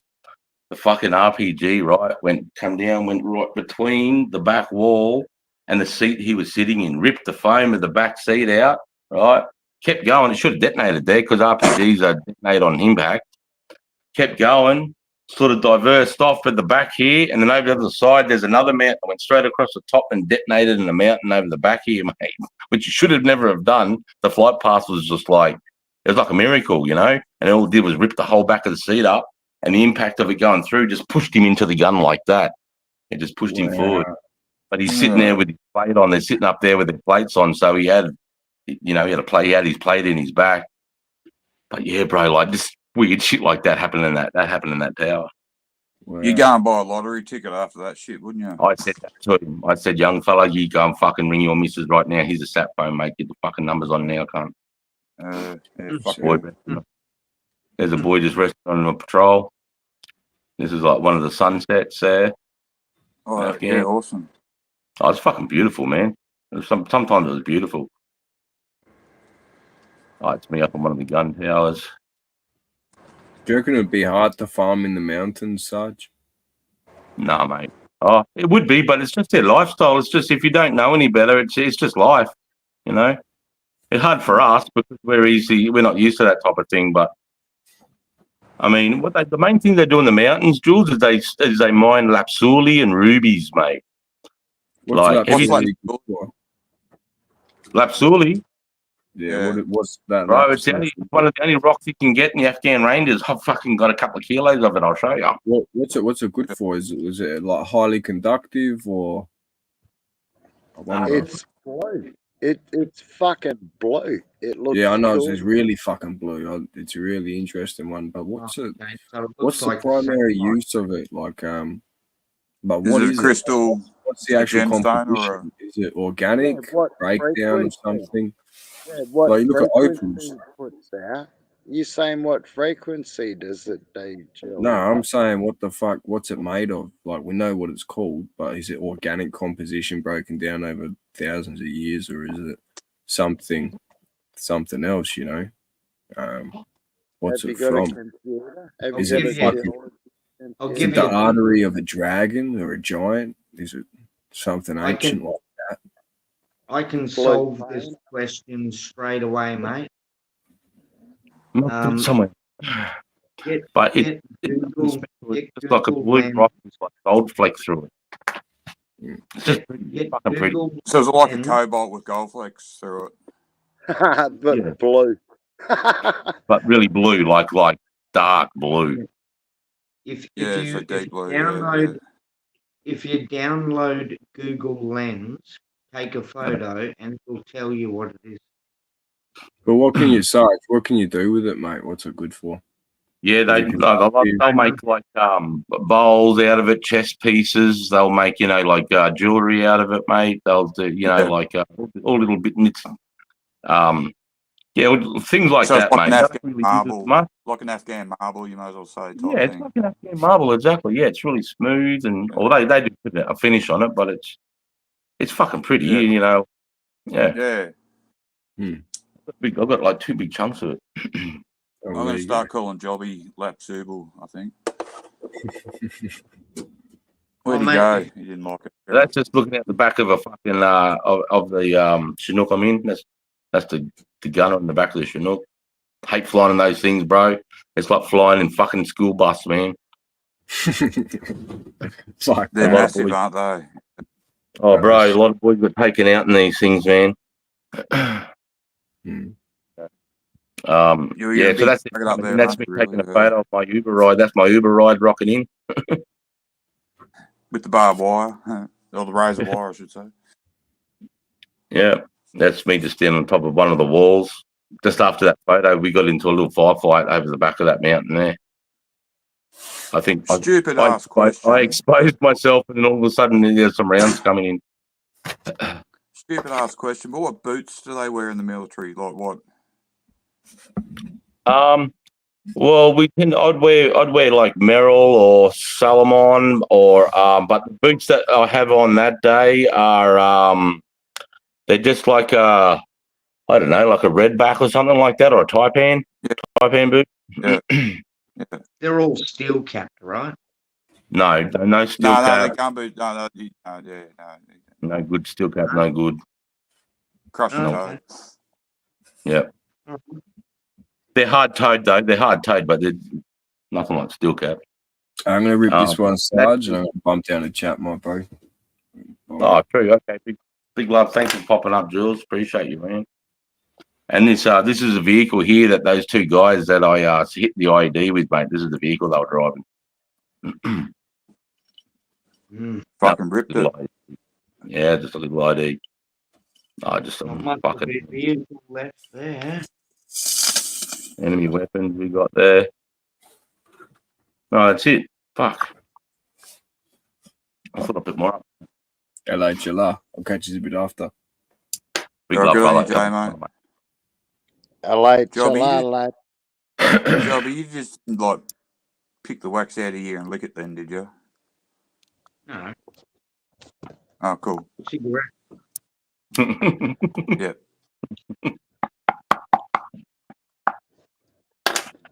Fuck, I've seen a cunt do that at a fucking red light, eh? Oh. What? But I did scratch my ear. Yeah. Yeah, but you didn't lick your finger after it. No, that's cool. No. Oh, look, I like licking wax. It's okay, mate. Like, we're all different. I have in the past. I don't like the taste. Yeah. No. Oh, I'm not judging or anything, Jobby. It was just a question. That's all it was, mate. I have eaten wax in the past when I was a You Yeah. kid. only do it but once. I You only like fucking taste. do it once. Crikey. I didn't like it. I How tried many Did you it. go back a times? second time Like, and tried, or just went Yeah, the first time? yeah. How many yeah, times didn't you like it? once was enough. That was the end. Yeah, Yuck. yeah, yeah. No, that's fair call, mate. It's good for you if you're eating the right food. Earwax tastes better. Like if you eat a heap of ice cream, it tastes like ice cream. Not. Or if you haven't got any salt for your fish and chips type thing, it works well too. There's many uses. There's many uses for it. But But if you you're a want chicken fucking salt, it maniac. doesn't work at all, I think. But if you want plain salt, it Ice, works well. ice cream, ice cream wax. You need to make a T-shirt out of that. No, you Ice got to cream put on wax. the edge of the. Ice You put on. cream. You put it on the edge of the cone. You put it on a little bit of the edge of the cone of your girlfriend. Mate, I'm telling you, Spud, that's a fucking shirt. You're an evil motherfucker, Spud. Ice cream earwax. Fucking I've hell. got some oil, yeah, and I'll just that's what old mate might be dropping on top of his fucking cones and to fucking lighten up. Right, that's isn't it? Yeah, mate, you gotta make that a T-shirt, Spud. Get yourself some merch. Chuck it on a T-shirt. Fucking that was hilarious. Ice cream wax. Yeah, fuck yeah. I'm making a cup of coffee. I'm gonna have a bite. I'm waiting for this cat to heat up. Here we go. I'd buy the fucking shirt myself. Ice cream earwax, mate. Oh, I've been there. I bought the shirt, cunt. The bitch got me. Fucking. I'm one ahead of you, Spud. I'm wearing it, mate. You know.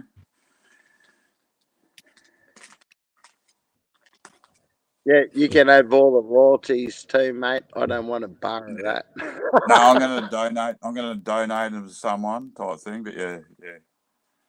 Yeah, donate it to. Oh no, I won't. Donate it Prolapse to. Ourselves Matters, Lives Matters. That's what I'm gonna donate Yeah. it to. Oh, I was going to say donate it to the theatre group, which only hires white, black lesbians with club feet and who've got Prolapse several Ourselves. Yeah. yeah, and they're transvestite as well. Yeah, they need the money for their little theatre groups, like millions and millions. So pretty much the Rocky Horror Show type setup. Oh, I love Rocky Horror Show. No, this is more Yeah, depraved. sorry to drag that through the mud. Sorry, Spud. Are you talking about the movie Rocky Horror Picture Show? Nah, theatre. I like theatre and opera. We're Oi. talking about the alphabet Brando. mafia. I went to the fucking Lyric Theatre to see Rocky Horror Picture Show when Craig McPherson was the main bloke before all that shit blew up about him being a fucking SA or whatever. Mate, it was fucking sick. It was awesome, man. I went and saw City Bang Bang, mate, at the theatre. After I seen a live show like that, it's fucking quite good.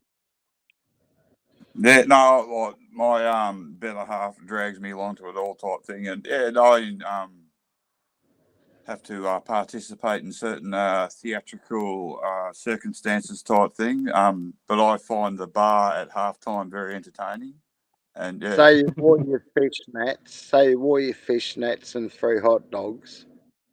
Once I got fucking half a dozen in me fucking Spud, I'd do anything, mate. Yeah, it's all good. Do you wanna come and have barbecue with Spud Lee? Crikey. Back then, I had to fucking roll a couple of the old synthetic, mate. The old synthetic fucking marijuana, mate. I had them at halftime. I remember Mel and I going downstairs and fucking having a couple of those and hitting it so hard. I had missed the first 5 minutes because I couldn't walk up the stairs. But yeah, fuck, it was a good time at the theatre, mate. I'd rather go there than go there and than go and see a movie or something, mate. After seeing a live show like that, it's fucking different, eh? If you've never done it, you should do it. It's fucking sick. Oh, thank you, Will say. I got the package, Will say, but I do like this piece. Yeah. I'm not Who's sure. Is that Mick Wilson? Is it? 'Cause I can't see chat. Is that Mick Wilson? Wilson. Oh, yeah. Yeah, I hooked up Yeah, with good. brother. Yeah, good day, Mick. How you going, man? While we're Yeah. on the topic of the Rocky Horror Picture Show, Oh, Yes, my Jobby. brother did, Yeah. my brother did Sweet Transvestite at Australian Idol. I'm pretty sure you can find that on YouTube. But the other thing, the movie, it was done on an incredibly low budget, but I've it never seen. blew up. As we all know, it blew up. But the actual filming of that movie, very cheap. What So, song what did part in the performance was your brother, Jobby? Thank you. Thanks. Australian Idol. Can't remember the Oh, so episode. he done like a whole role play thing on Australia Idol as an audition type thing. Oh or, yeah. He got all Yeah. dressed up, man. Yeah. But yeah, Sweet Transvestite, Australian Idol, and my brother's name is Alan. With 2 Don't L's. say too much, but yeah, cool. Yeah, I've just got to go now. I'll catch you later. No. How do I find Google on me? Yeah. No, that's pretty cool. I'm No, eating I'm not taking the piss, Jobby. That's pretty cool, man. Yeah. It is. Hey, look, Yeah. we all do. Yeah. Oh, he fucking kicked ass. Yeah, for sure. Yeah, I could imagine he would have kicked ass. Yeah. Well, they gave him like $1,000. Oh, fair income. Yeah, no, cool. Yeah. Oh, well, yeah, cool. Yeah. Yeah, they gave him $1,000, mate. Yeah. Check it out. Did he get through to the second stage type thing, or? Oh, I can't remember. He wasn't a winner. I know that much. But Yeah. they chucked him $1,000 and put him on the DVD. Yeah. And Hey, look, should it be takes on berries to YouTube. get up there and do it, live and the whole lot of it, and yeah. I don't know. Oh, yeah. Check him out. Incredible. I'm just making a cup of coffee. Hey, Jobby, I wanted to say earlier, mate. Hey, thanks for using your skills and experience, man, for helping veterans out. When you were saying that earlier, I appreciate that, mate. Man. Yeah. That's hard work, mate. And Listening to their stories and then whinging and carrying on, bro, would be hard too. I know my psychiatrist listens to me. oh, mate, yeah, I know all about it, man. But I've never been in it, thank God. But yeah, like I said earlier, it's not right. Because the number one complaint is discharge, lose your house. You know, what the fuck is that all about? I didn't even think about that till you said it, eh? Like, you know what I mean? Because they made me, like I said, it really shocked me when you said that. I don't know why. It's such a basic thing, but you said that, and I was like, Mel and I were panicking when we lost our house. So it was just lucky we had Mel's mum and dad's to go to that was close by, and we could sort of because I had no other commitments afterwards. But Yeah, mate, because of my experience in the field, I just fuck it, suck it up, get it done, whatever. But yeah, that is a fucking big thing. Oh yeah, mate. Yeah. I'm in a cuppa. I can still hear. Oh yeah, that's all Jobby, I've got a right. question. Yep. Where are you knocking all those coin rolls off from? The bank. Do you wear a balaclava, or you just walk in and say, what? No, I use a machine. I go to the ATM. Yeah. I take notes out. I put those notes into the coin changer, and at the same time, I do the coin deposit machine. So I use 3 different machines. Yeah, you got a whole system happening there. Yeah, no, cool. Yeah. And you can't lose money because you can't. You're exchanging it, so you can't. No. Yeah. You can't lose money. If it's a shit coin, you just put it back in. We're really Joe, hey, kind of Hey, pushing Beck, gaining Dan. money in value. Pardon? Really, you got the potential of gaining money in value if you pull the right coin out of that coin roll, don't you? Oh, but that's the thing, you can't lose. You pull out a $2 Yeah, that's it. coin. Yeah, you can only go upwards, can't you? Yeah. If you pull out a $2 coin that's worth anywhere between $5 and in some cases like the red poppy, you're looking at $250. Ah. But Yeah. you don't lose money because you just put them back into the bank. Look, to be quite honest, I didn't like until I started watching your streams I've got like an inherited coin collection type thing, like a shitload of round 50-cent pieces. I didn't realize they were worth, $20 a piece type thing. As 30, opposed, over 30 yeah. bucks a piece now. Yeah. I've done an episode on that, mate. I can even Joe, show did you you just one. pick your nose and lick it? No. Oh, fuck. Anyway, That's all right. I'll do that. I like. Hey, the round. Rando and Jobby, excuse me, may I interrupt while you're butting in? Sorry, Spud. Oh, I'm going to butt in. Fucking, did you know that round 50 has got a double bar on some of them? Well, I've got about 10 of them. Have a look, I haven't- Jobby. It I might haven't have checked a double bar. Makes it more money. No, I can't get Yeah, it. I haven't checked that, but yeah, what I was trying to explain is Fucking- you've got the bullion Oh, price. excuse me, Jobby. If anyone doesn't know what a double bar is, behind the 50-cent piece on a round 60-cent silver 50-cent piece and a 1979 and a 1980 50-cent piece, you can get a double bar behind the emu's ear. Increases the money. You might make another 10 cents on the con. I don't know, or $10. Who knows? Oh, well, there are a lot of error collectors. You see that, Rando? But yeah, Betty, going. Oh, no, drier than a hairdryer, mate. I'm We're all just trying bred to different, aren't we? explain. Yeah. I'm Thanks, just trying Milton. to explain the difference between bullion value and collector value. So around 50-cent piece. would you shoot someone for it? Pardon? If No, I'll listen to you, Jobby. You're right, mate. Sorry. If it come to crunch time, Jobby, with all your precious stack, would you kill some cunt to protect your stack? Oh, of course. Yeah. Hey, Desi, how are you, mate? But yeah, can I get back to the point here? No, So I'm around- saying this is happening soon, mate. The shit's sitting in the fan soon.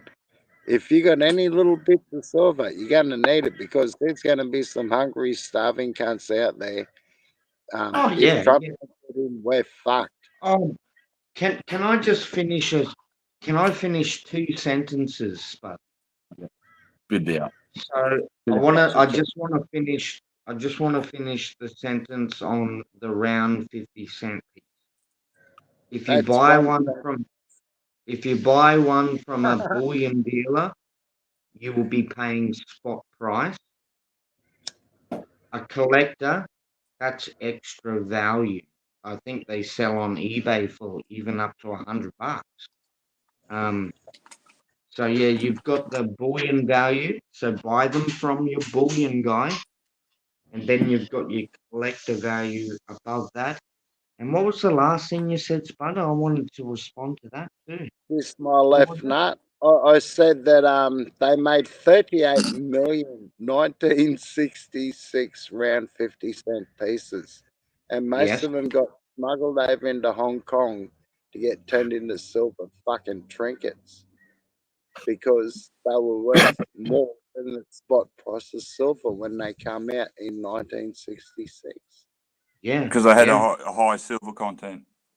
Yeah, you can buy a can 80%. of soup. You can buy a can of soup with a 50 cents, an extra can of soup on top of the price. Meaning, so you can't smuggle it out on ships, strapped to their legs and shit, like they did with our good weed. And That's where that's why a lot of the round 50-cent pieces disappeared out of our currency because they all went overseas and got melted down. That's it was silver, 80% silver. Why the fuck not? Yes, 80%. And yeah, if you want to get those, go to your bullion dealer. When I asked for half a dozen of them, he brought out a giant bag full of them, and I picked out How's the it shiny go? one. How's it go? Huh? How's His it zip go? ties above. You're taking the piss, brother. Yeah. Yes. Yes. I did do a video. I did do a video on it, but yeah, I Oh no, I picked don't want to see the video. Yeah. I Don't. picked out the shiny one. I've got to go. I've got to fuck off. Hey, No, Jobby. I've got to fuck off too because I've got to get up, reset, and get on with the job tomorrow type thing. But I've got to leave before you, Spud. So you stay here. I'm leaving. It's been a I pleasure, want to Sarge. look It's been a like pleasure, you. Spud. I want to look Hey, like Jobby, you. Jobby, it's been a pleasure, mate. You look after I want yourself, to look and like I do you. appreciate. Randy, Let us know my when you're well main and finished. aim in life, my main aim in life is to look like you and burn half me beard off. God You'll bless get you. there, Spud, at some point, mate. Keep trying. You'll get there, Spud. Be well, fellas. I will. See you, Thanks mate. for coming up, mate. Appreciate you. But anywho, how you going, Sarge? Yeah, good, mate. I just made a cuppa. I'm about to have another fucking bucket. Oh, smash a bucket. I'll rip a billy, lad. Fuck no.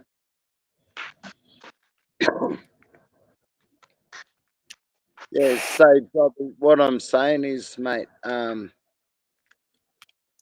it a lot of us we know each other because we're the stacking community, some of us, and you got to have protection and learn self defense to protect your stack because when the shit hits the fan, there's gonna be a lot of desperate people out there, mate. They don't want your shit. All right. You want to see something else, yeah?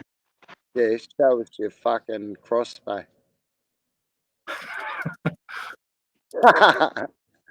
You gotta have something. Cricket bat ain't gonna cut it with some cunt with a gun, mate. Fuck.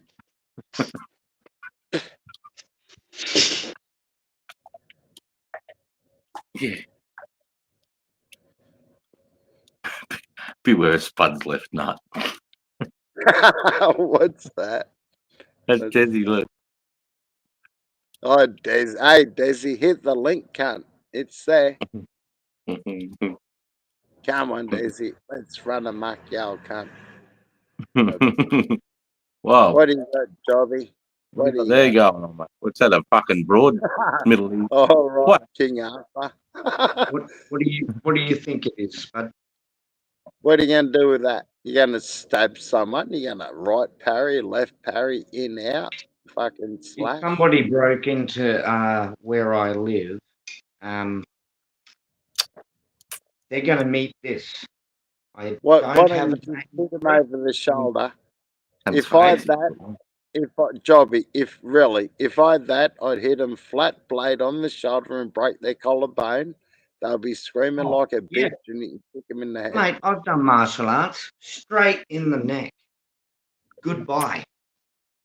What do you want to have blood all in your house for? What? Wizard King said you're more of a stabber or a slasher, Jobby. Yeah, picture. No, I'm not a cleaner upperer. I'd rather just break bones. How long is that blade, bro? It's got to be fucking 4 or 5 foot. Long No, enough about- to hit a turkey about ear to no, drive. 3 foot. About 3 feet. Holy fuck.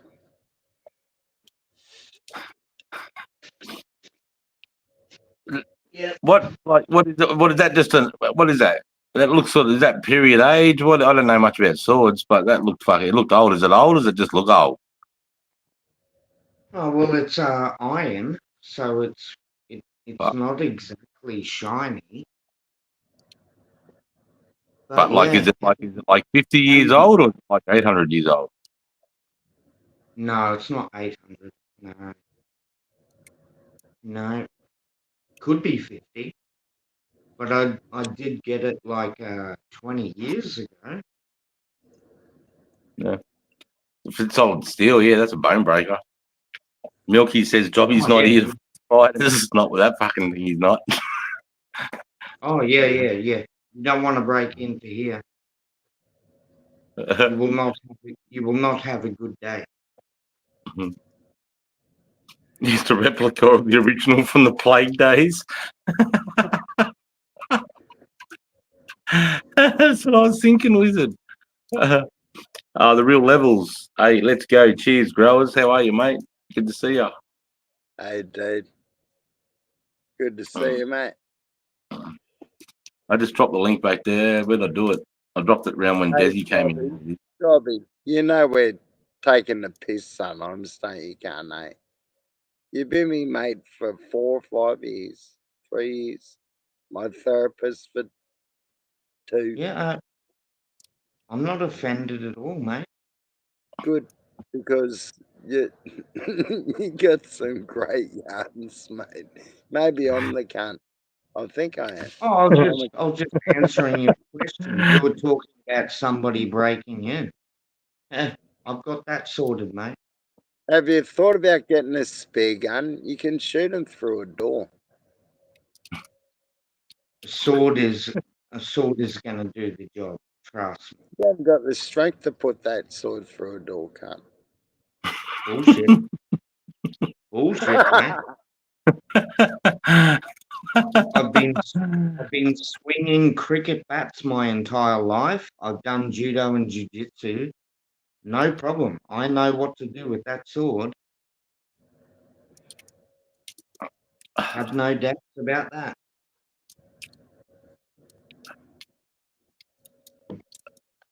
I'm not threatening you. I'm just saying God bless you, that Jobby. sword, I can use it, mate.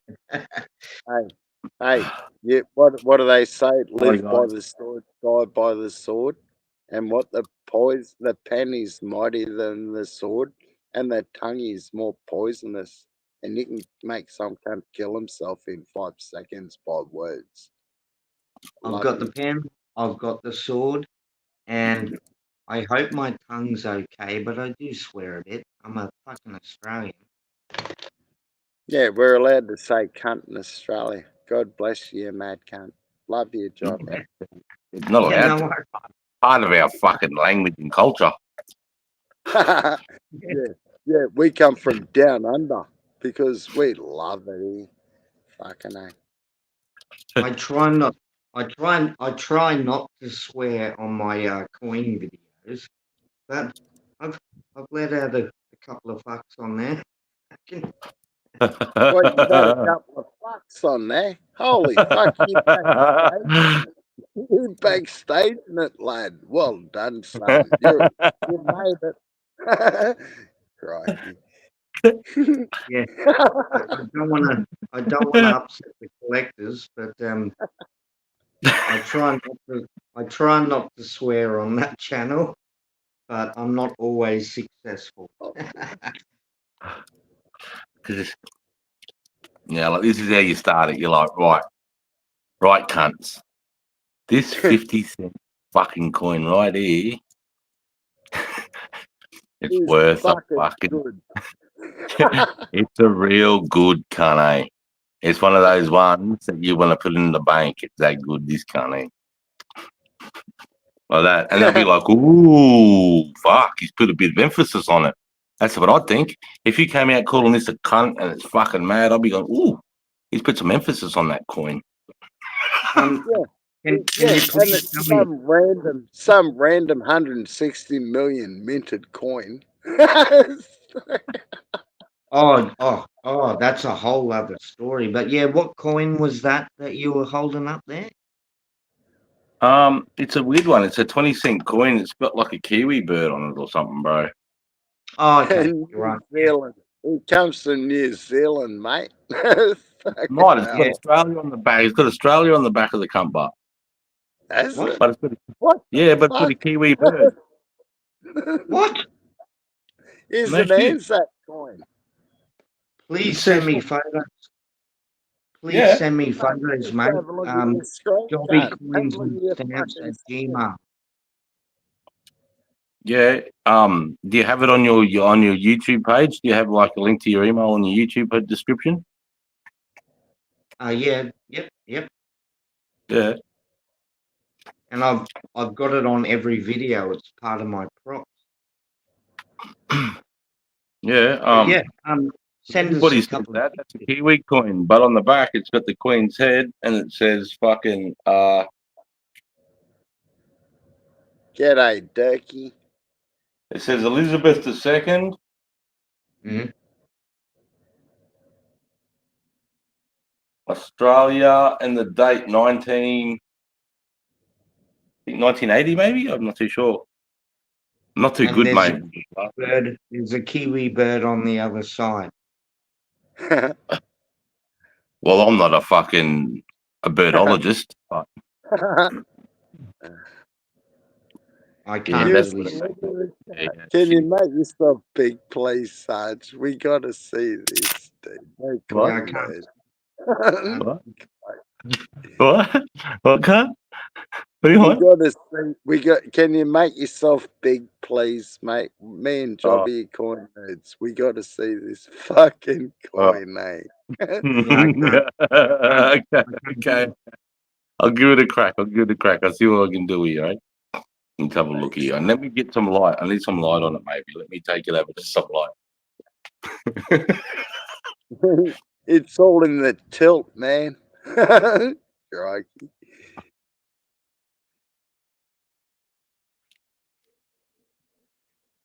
What the fuck is that?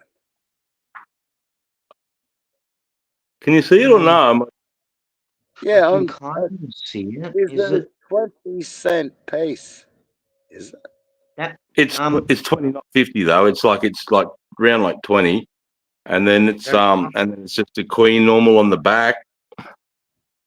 Yeah, that's not a kiwi bird, but it definitely looks like a not intended for circulation coin. I Oh don't know really? what the Definitely hold on to that one. Yeah, worth a Yeah, lot well more than Jack Dagger was going through some coins with me today. He's 50 coins, and I was like, oh, I've fucking got a few coins thrown away too. Because I've got this 50 coin here. It looks like it's got a Roman 300 Spartan fucking helmet on the cunt. Have you seen that one?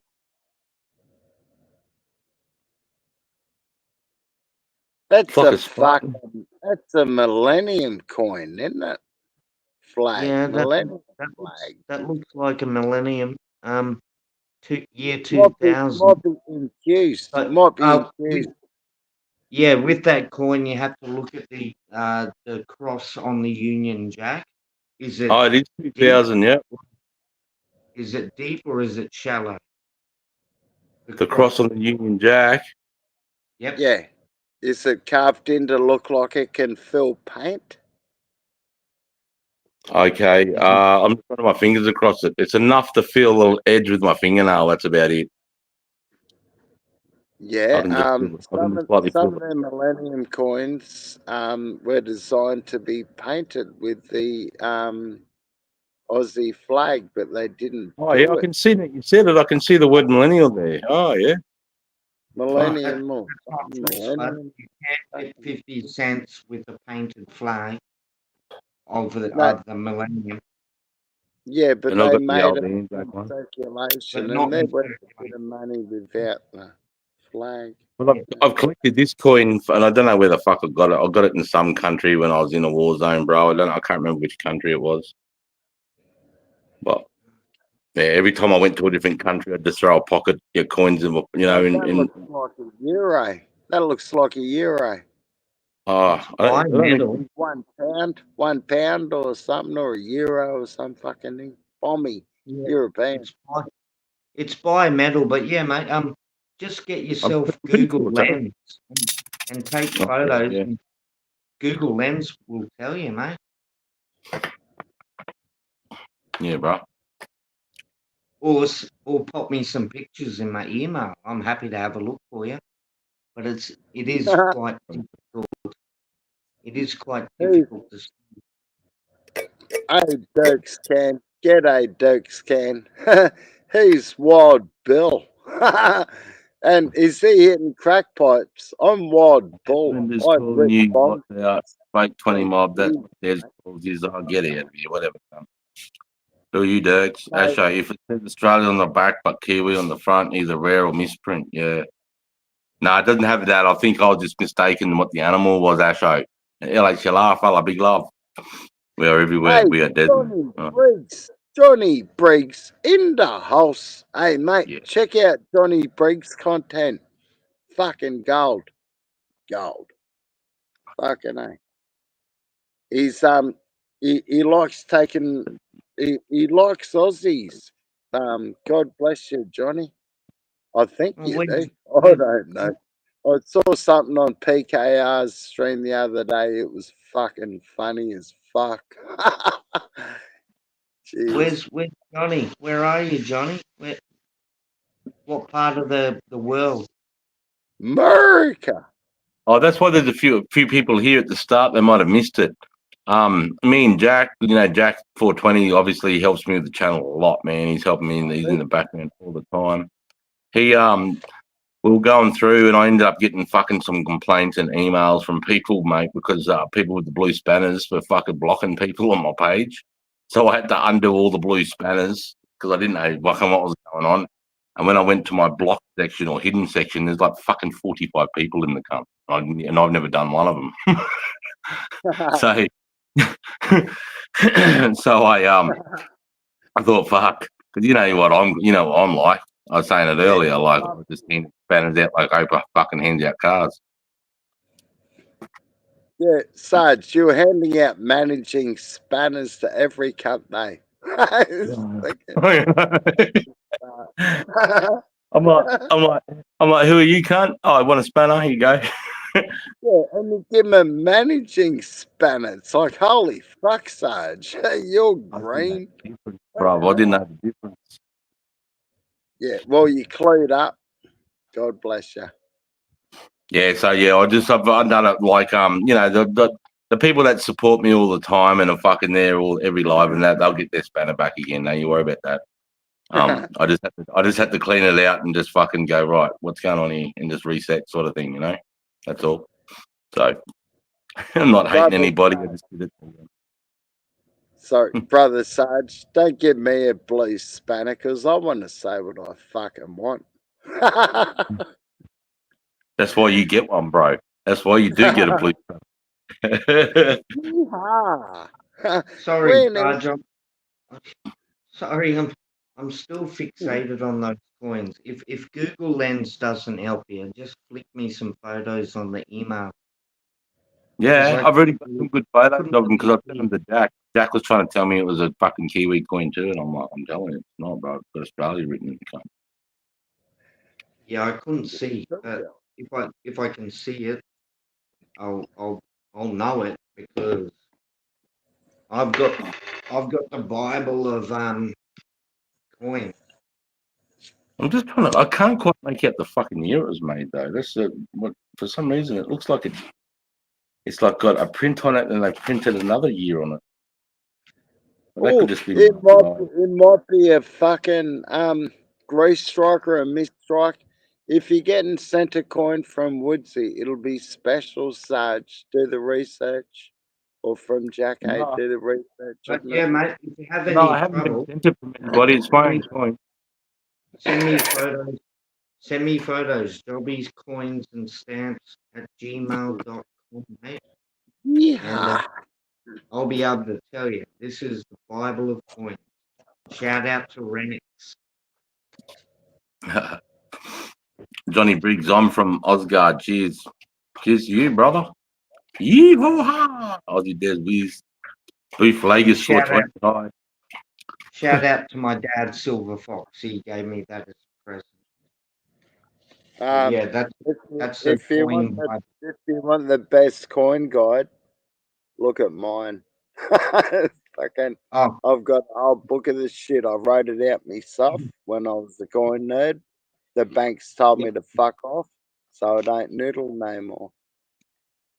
I've got the same thing, Spud. This is what I go to first. If I get stumped, I go to the Renix Bible of Coins.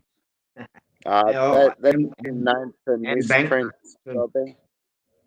That's What? been known for That's been known for misprints. Renix. What? It's not the Bible, mate, of No, it's not everything. the Holy Bible, but it's the Bible of Coins. Yes, of If, course. Well, I don't know why Aussie they're such a prick. if But you what I'm show me a saying is picture, Renix is sus. you're getting me wrong, Spud. If you show me a picture, I'll go straight to 20 cents and I'll be able to identify what coin it is. All right. All right. I'll show you a rotated 20-cent piece tomorrow. Is it in there? Oh, 2010 rotation's rotated always 20. good. What year was that one, mate? Have a look at your fucking Bible. 2010. 2010 rotation, eh? Yeah, I fucking found one 4 years ago, mate. Yeah, Renix doesn't cover errors. Yeah, I That's told not, you they're not the they Bible don't of do all that. the fucking shit. Yeah, there's no error coins in the Renix, but if you've got a fucking rotation, that's cool. That's really I cool. found What the I fuck's found that? What's the three rotation? rotated phone. Oh, it's where Rotating coins, mate. Jobby will tell okay, you. so just I should probably use a coin for this. Have you got a But yeah, rotated coin to show? Otherwise, it no, won't work. I don't. But let's. Well, don't worry This, about it, this mate. is Just this, show an no, no. American. I'm just letting him know. So can you see this? Yeah. Hang Okay. on. Hang on, lad. Hang on. The queen is facing east, Yeah. 3 o'clock. Yeah. Yeah. You flip it round, and that has to be north to south. What? Hang on. Wait up. I'll find one. I don't have a rotation, but if you can imagine the queen not facing 3 o'clock, that's a rotation. What? So she I got hope that makes 180. She got stamped 180 the wrong way. So she's facing 9. well. It could be any angle of the clock. The queen Oh, should so be facing 3 o'clock, but so yeah, anything other than that, is a rotation. that's right. Yes. Okay. Yep. Yeah, sweet. I hope I explained. Oh shit! What have I done? Crikey. Anywho, Fuck. I'll show you tomorrow, Sarge, what a rotated coin looks like. I don't have a Fuck. rotation, and that's not in the book. Yeah, But yeah, cool. if the queen is facing anywhere other than 3 o'clock, you've got a rotation.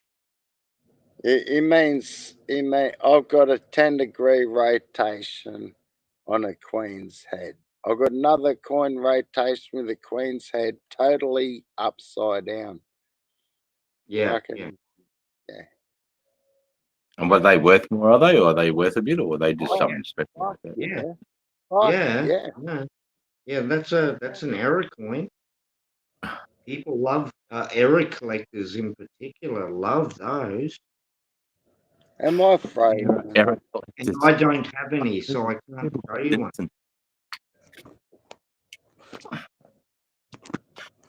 there's people. Yeah, people will collect anything, eh? I mean, I can imagine Yeah. collecting coins, but there'd be dudes that just collect error coins, right? They're not interested in the other ones. They just want stuff that's fucked up. Yeah. I don't know If they're about that. from the mint. Hey, Sarge, here's a hint. If you can replicate an error coin in your garage, it's not worth nothing. But yeah, I That would be collect hard to do, error right? coins. My most famous error coin is the Spew Queen. Check Yeah, that out. oh, that's cool. I've never seen that one before. That was Yeah, cool, job. the Well Queen done. is vomiting on the The what? year of death.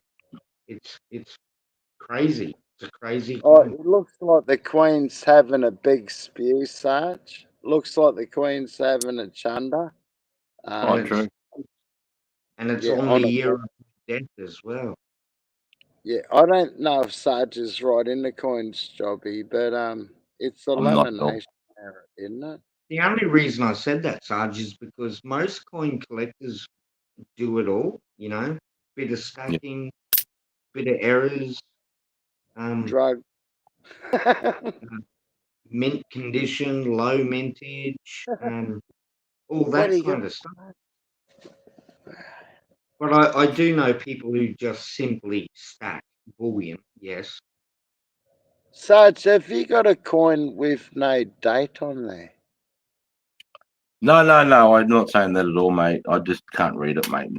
It looks like Oh, it's the fair dumb. enough. Yeah, Yeah. I'm not going to say it. No, it's It happens. It happens, dude. You get coins with no dates. It's called a grease strike. Yeah, I've got one of those. Oh no, I think it says 2001. I'm thinking it's Yeah, hard. It yeah, looks like might be it the looks like there's millennium. 2001 and it's like 19 something stamped. Looks like there's two stamps, but that could just be my eyes again, bro. They're Oh, not the best. I haven't got the good. we'll have a look in daylight, mate. But yeah, Yeah, just go Google lens. But if you send me a picture, I'm happy to help, mate. yeah. I'll speak to tomorrow, mate. I've already got it in my messages here because I already sent one to Jack. I sent it to Jack so he could have a look at it. Oh yeah, any of the coin community will be able to help you out. Yes, You've I got. like anything. I'm I used gonna to do a collect few what plugs here. You've mate. got. They Rolex. Yeah, bro. Whiz jobby spud. Hey, g'day, Royce. How are you, mate? Have one with hands. Hey, dude, Milky's Roy, saying g'day. Royce is saying g'day. Woodsy's back up again. He's having a piss, If mate. He's stopping him for a g'day. if if you don't mind, can I just do a Oh, he few knows. plugs? Woody knows. You've Oh, got. because Jack Woody seen the photo I sent Jack, maybe. so what's the 2001 coin, Woodsy? What's It's that this. one, my brother Woodsy? It's the round one. He's talking about. He's talking about that round one, that Kiwi one. Because I sent a photo to Jack and he might have seen it. It's Oh, just my. right, yeah. Woodsy's Sarge, the in coins. Yeah. I'll give you a few plugs. You've got Tassie Coin Hunter, Phil Finds Collects. You've got Coins Cuds, Coins Cud Collects. Um, Heaps of people will be able to help you out with your coins, mate. Yeah. I hadn't even thought Not about it. You guys were talking about coins. I've never really even thought of. I didn't even know this was a thing. I knew the Americans get crazy with their notes because I've dealt with American overseas, mate. He was all about the notes. well, But yeah, I didn't. Notes aren't worth it's shit. a niche Notes aren't worth community. shit. Yeah. Get the silver coins off America. Get the silver off America. I'm Coins. spewing, mate. I was given so many. You know how the Americans like to give out coins to generals and the commanders and like this battle group and that battle group. I got given so many coins, bro. I didn't give a fuck about them, bro. There's I didn't give a silver. fuck. There's That's not silver. coins. That's medallions. Yeah, and I got one from the Prime Oh, Minister. I got one from Johnny Howard because they only throw a handful in their pocket and I'd they only hand throw them out that. to certain I'd people. throw that cunt. I'd throw that cunt straight away. That Johnny Howard maggot. What a prick. He'd But Yeah, disarm I'd the. screw it. I'd screw Sarge, it. He'd Sarge, disarm the Australian public. That cunt. Sarge, I'm gonna give a shameless plug to myself here. Check out my coins versus rounds versus medallions. I get into that on. It's just a short. It only goes for 20 seconds, but I get into coins versus rounds versus medallion. And And Sarge doesn't know what that means, but can you drop your link, Jobby? Oh no, don't. Everyone look up. Can you drop a comment, Jobby? People can find your name in the chat. Yeah, fucking. You haven't got a spanner now, so you can't do it. No, I can't do it from StreamYard. No, I have another device on me. Right. It probably yes, drops in I've got another device here. Yeah, I'll do that. There you go, Spud. Milky Woodsy's just saying Jack showed me the 2001 coin that was a centenary of Federation from WA or NT. Oh, cool. Cool, man. Okay. Woodsy, have you got all the feds, Woodsy? Federation coins, Steve? Because I got a fuck ton. I got like 15, 20 kilos of this shit. Yeah, he was just sunglasses. Fuck yeah. Who needs a pair of sunnies? I got a spare pair. No, Hans is just saying he also used to collect sunnies as well. He used to collect watches, was it? He said he used to collect fucking, where was it? Pest. Clipper lighters, watches, and Seiko, mainly Seiko and Rolex.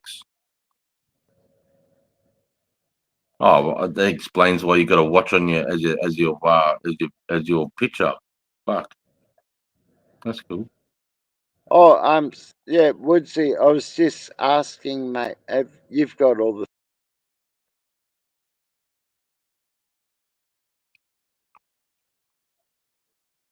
Have you got all the 2001 feds, brother Woodsy? Fuck, did I drop out again? No, you're back in though. You're back in. That's weird, mate. You dropped out and jumped back up straight away. Maybe I should say, fuck you, Australian E. Karen and ACO, double fuck you. Anyway, I was talking to Woodsy. Woodsy, have you got all the Federation coins, mate? He's all. Fuck, they wouldn't let me say that, Sarge. No, you got it out then though. You still got a few. Yeah, still got a few watches and some sunnies I sold on all crypto like an idiot. Oh, I'm not an idiot, mate. You're just trying your best to get ahead, mate. Get yourself some fucking something. You need that thing, mate. I just I don't know. I don't know. What would I collect if I was going to collect things? I don't know. Am I? Am I? No, because I see that as a necessity. I don't see that as a collector's thing. Oh, as a hobby. As a hobby. Oh, there you go. Woody got back to Woody. I posted. Woody just got back to your spud. He said, in 50 cents, I really only collect 50s and $2. Yeah, yeah. 50-cent pieces are easy to noodle. Fucking hell. Oh, do you know what noodling is, Sarge? It means coin searching in Australia. Okay. Yeah. I know what I'd collect because what I really adore is my marble chess set. I'd collect marble chess sets. There you go. That'd be a thing. Nice. Interesting. I'm trying to send you the link. I can't see you live here, Spud. What's it called? I'm not live, Jobby. How old were you when you learnt to play chess, Sarge? Oh, mate. Dad taught me when I was really young, but once I understood the game probably as a teenager, when I really understood it.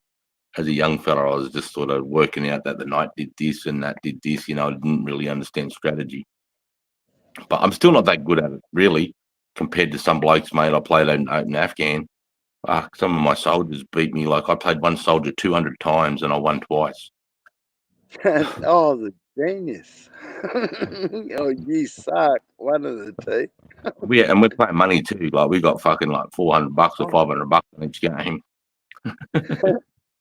But but see, I'm a killer. My game is Texas Hold'em. I'm really good at Texas Hold'em, and I fleeced the Yanks. Like I made in about 2 months, I made nearly $8,000 cash US, mate, just fleecing Yanks at Texas Hold'em, making it $100 buy, and you can buy in as many times as you want. Cunts wouldn't, Yeah, mate. We nearly got into gunfights, bro. Cunts were cocking their weapons and shit when they started losing some money. It was getting hectic. dude, because Aussies are good at bullshitting. You were bluffing them every time, weren't you, cunt? Nah, I just play how you meant to play. I was folding 70% of hands, mate. Only fucking playing on good starting hands. I didn't get emotional. They were getting real emotional. And the more emotional I got, the more I knew they had good hands. Like, God damn it, you're taking money out of my army wife's boyfriend's kid's mouth. Yeah, and I'll be like, yeah, well, you shouldn't have fucking bought in the last 7 times, you dumb cunt. Oh, man. When you're good at something, go for it next, sell and go the extreme. That's what the military's about if you do it right. Yeah. Fuck I used to when I was in the army, I used to play at a civilian comp, mate. I was in the Australian Poker League, and I won the actual Brisbane North Metropolitan Texas Hold'em comp, mate. Won North Brisbane suburbs.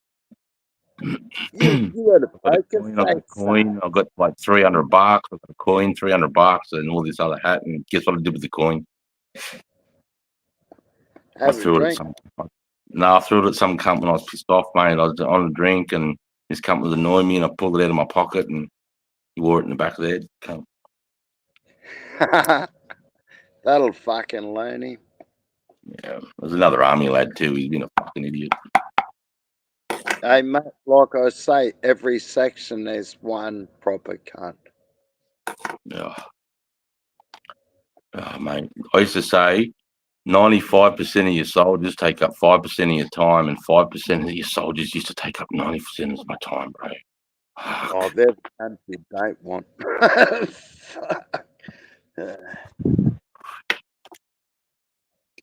But yeah, I just want to respond to Woodsy here, if I may. He does 50 cents and $2. I don't blame you, mate, because these 5 cents, they kill your eyes. They really do. I told you that years ago, Jobby. I got a bag full. I got 10 kilos of that shit as well. I won't noodle them. I'll keep the chance away. How are you, mate? Yeah, they do kill your eyes. Yeah, they're not fun. But I haven't seen anybody else do 5 cents. So if I go blind one day, that's the culprit. Okay, Jobby. Get Yeah. one of them microscopes for the 5 centers, please, mate. If you're gonna do that live. Oh yeah, I've got microscope. They cost $180. I've already got a microscope. To get a $5 5-cent piece, which is the most expensive. It's not worth it. Fuck the 5 cents. Yeah, I've got a microscope, and I'm just about to get a jeweler's loop in the mail. Oh well, that'll send you more blind. Fucking hell. Mate, I don't know how you do it. I'm straight out looking at the fucking date on that 20-cent coin, bro. Oh, that's what I had. 5-cent pieces suck. 50-cent pieces are good. They're big. $2 coins are easy because you're only looking for coloreds or a fucking poppy or a fucking look for the coronation one. Yeah, I'm listening to you, Spud. Yep. You're right, mate. Yep. $2 coins, yeah. Coronation and the red poppy from 2012. Coronation 2013, purple. Oh, they're all worth over $100, easy. Woodsy, quick question to Woodsy. I'm thinking about fucking off all my AUS Woolworths coins. I don't want them. I've been spending them on beer. I got a fuck ton of them. Fucking, are they worth anything? Because I don't want them. And or any Olympic coins, I'm getting rid of them too. I don't want one single Olympic coin in my collection at all ever again. I've Anyone just want kept this $1 coin because it's got the 100-year Anzac Memorial for 2015. So that's why I keep that coin. Just 'cause Oh it's got fuck Anzac. yeah. Yeah, got that's a 100. rare Sorry, one. what year? That's a rare one.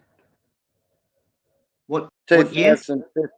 2015 Anzac. I think Hang on, it's hang on, one. hang on. Yeah, Hang on. I should have assumed that because of what it that's is. Let what me it, just fully check here before I go fucking statement. I'll tell yeah, you I did say exactly that. how many. 2015 is in what we call the Million Club. I think it's Yeah, 1.5 million. I'll tell you. Could Oh be no, wrong. I think I'd tell a fib. I think it says 2014. I just assumed that because it said 100 years on it. Oh, Yeah, yeah, they do that. They go 2014. for a couple of years, that series, Sarge. No, it does. It says 2014. Sorry. Yeah, Yeah, that's a dollar. 2014. That's a There's dollar. 21. There's 21 or 22 million of them. Yeah, I that's don't a care. I dollar. just love it. It's got 100 and Anzac on the cunt. That's the only reason why I got it. Fuck yeah, I'd keep them all. I'd keep them all. Yeah, definitely keep at least one, and if it's shiny, yeah, definitely keep at least one. But it's a sorry to disappoint you. It's a dollar coin. It's not a But if you disappointment. Hang well, on, just Jobby. It's not a disappointment. hold on. I The need to Anzac finish my coins, sentence. I need to finish this sentence. If any of the and listeners here have an interest in coin collecting, if you find the 2014 with the kangaroos, that's worth a lot of money. yeah. 2014 Dr. kangaroo. 1 million. 1.52 million of them kangaroo mob you're talking about. We're talking about Anzacs. Anzac coins come out in 2014, $1. 2014, and they finished in 2016. And the lowest mintage is the 2015 Anzac $1 coin, rolling in at 1.4 Yeah. million. But 2014 with the kangaroos, there's only 1 million of those.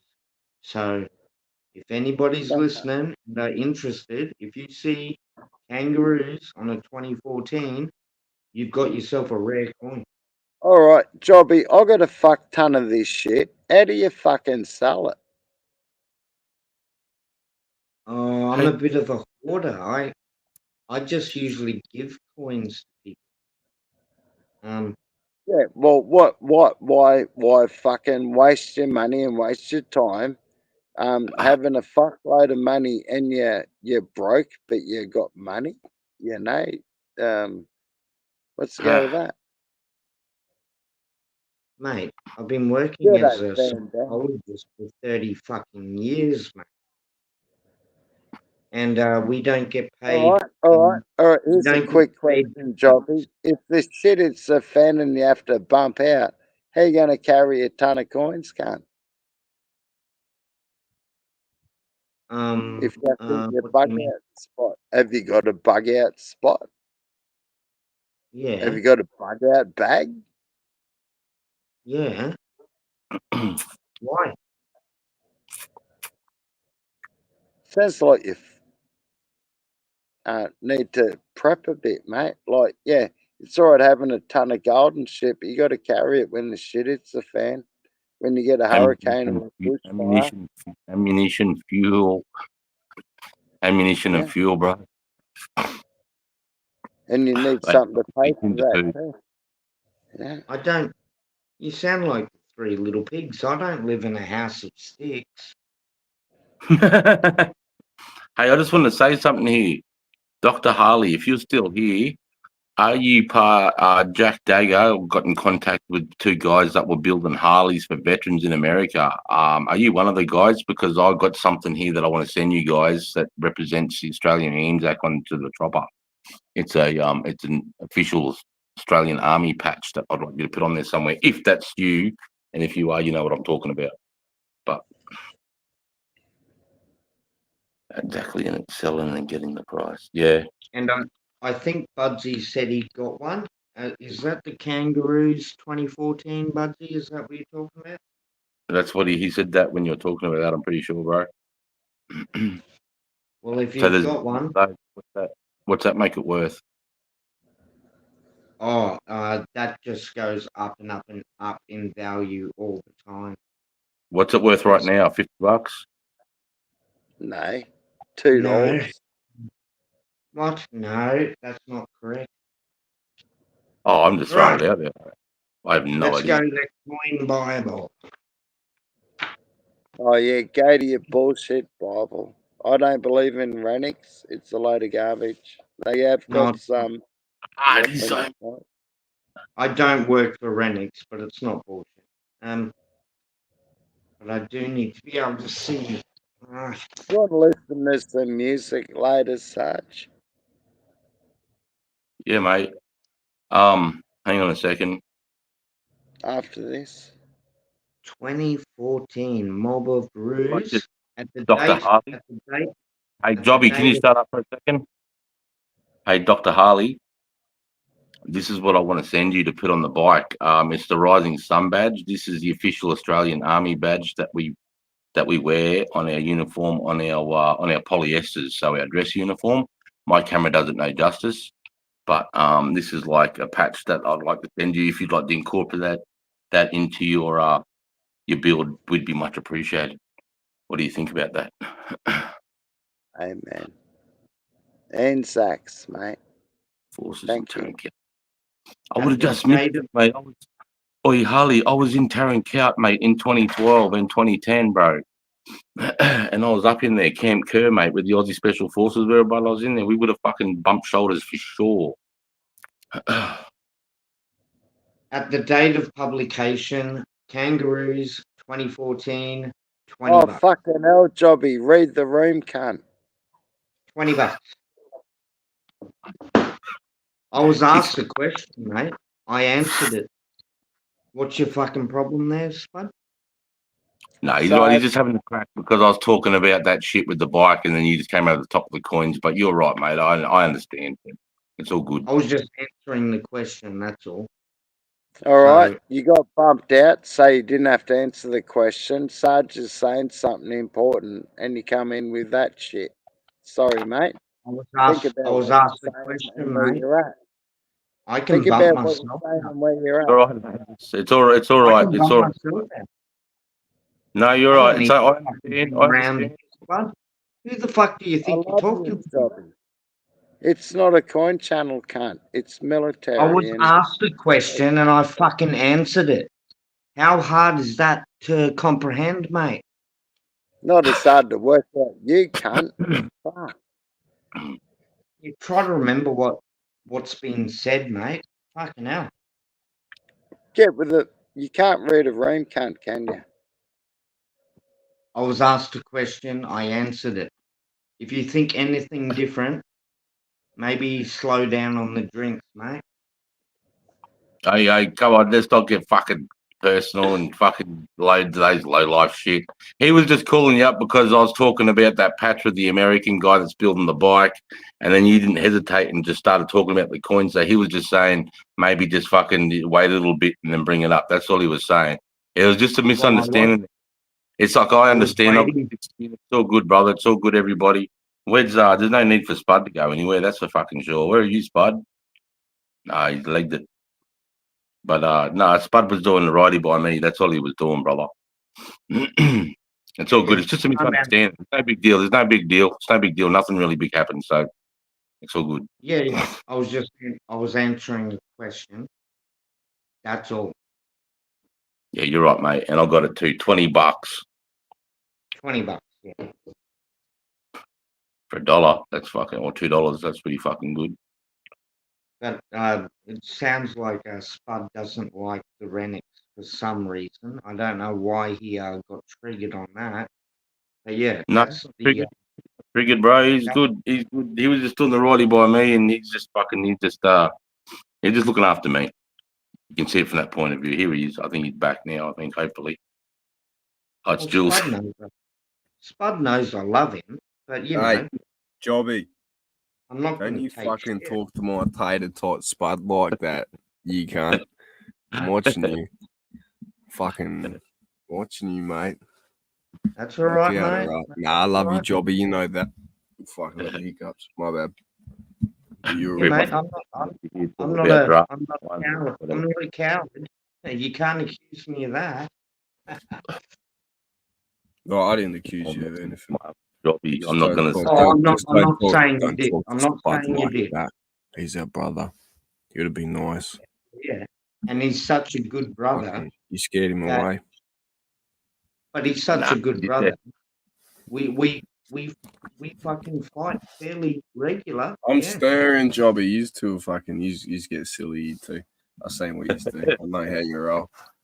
Yeah, it's all good, mate. Any of you about swords doing a clean out on an old house? I think it's a replica, but I know this old guy was military and collected lots of knickknacks. I never know if I should throw things out, track down that. No, when it comes to swords and things like that, don't throw those out. There's nothing to throw them in a closet till you get someone to look at it. They're anxious for sure. And if he's a military guy, and if he's an officer, then they'll probably be real swords because officers get issued swords to fucking go bar loiterers. No. I mean, officers get issued swords because of customs and traditions, so they'll have to collect swords. Yeah, no, it's worth keeping. Definitely getting it checked out, especially if he's got like old knickknacks. You know, some military guys get crazy with military. Remember Billy? Some guys' houses I walked into are like fucking museums. Yeah. Yep, that's definitely another niche market. Yeah, there's sword collectors for sure. Yeah, like that. Sorry, I didn't mean to put you down. No, I understand, but yeah, they definitely keep that shit for sure, especially if he's ex-military. Some of those dudes are crazy with it. Have you watched a show called Porn Stars? Porn stars, yeah. Yeah, what's your favorite? What's your favorite category? What are you into? Hang on a second. Let's PAWN. PAWN. Yeah, more. Oh, yeah. That. Oh, man. What category are you at?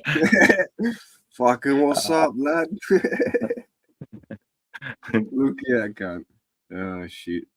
Yeah, I've seen Porn Stars, mate. There's some pretty cool shit on that. Oh yeah. Check out the swords on that show. Yeah, for sure. I mean, Dana White, the UFC fucking guy, he goes down there and buys his swords from those guys. Unless it's, I don't know about those shows. It could easily be a script, man. I don't know. Nonetheless, though, it's still a sword being evaluated. Yeehaw, River Billy, you have one with Hans 100. Dr. Harley, did you say porn or porn? That's fake, Jobby. Corn stars, so many years. We don't call them pawn shops in Australia. We call them op shops, eh? Yeah, pretty much. Shops. Well, you don't really call them thrift shops either, do you? I call it. Everyone calls them cashies up here, even if it's not cashies. Cashies, yeah. Do you know who started? Do you know who started cashies, Sarge? Cash converters, bro. Yeah. Do you know who started cash converters? Nah, someone fucking smart, robbing fucking every cunt. Oh, PAWN. I'm not going to go into it, but yeah, anyway, fucking clever people, very clever people, organised crime sort of people. But where I live, we've always called them pawnbrokers. Yeah, that's what they are. But I just call them cash converters. Even the porn star in the middle of fucking Gympie, it's like a mum and dad type porn store, and I still call them cashies. But that's what everyone call them too. We just call them like ram raids, you know. We just drive through the front of the store, 5 finger discount and everything, mate. Fucking nah. Just kidding, mate. Wear the gloves, boys. Wear your gloves. Cool, thanks, mate. The scabbard is warm, but the blade is very pretty and pointy. If it's scabbard, it could be actually his. It could be like his personal sword that he wore on parades. If it depends, because officers get crazy with their swords, man. They love it because it's got differentiation between us and them. You know, the general enlisted and the fucking commissioned. Look at Ben Escobar. How do you do that? I can't type in the chat, but yeah, anxious. Yeah, if you've got a serial number, somebody will be able to tell you what the sword is.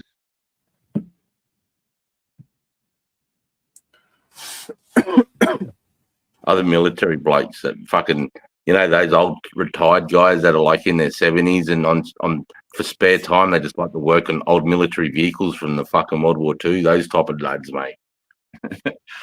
You know, and then on the end that day they bring out some crazy World War II fucking car with a trailer they've been working on all year, mate. I love those mad chumps. I've got a thing for tobacco, right?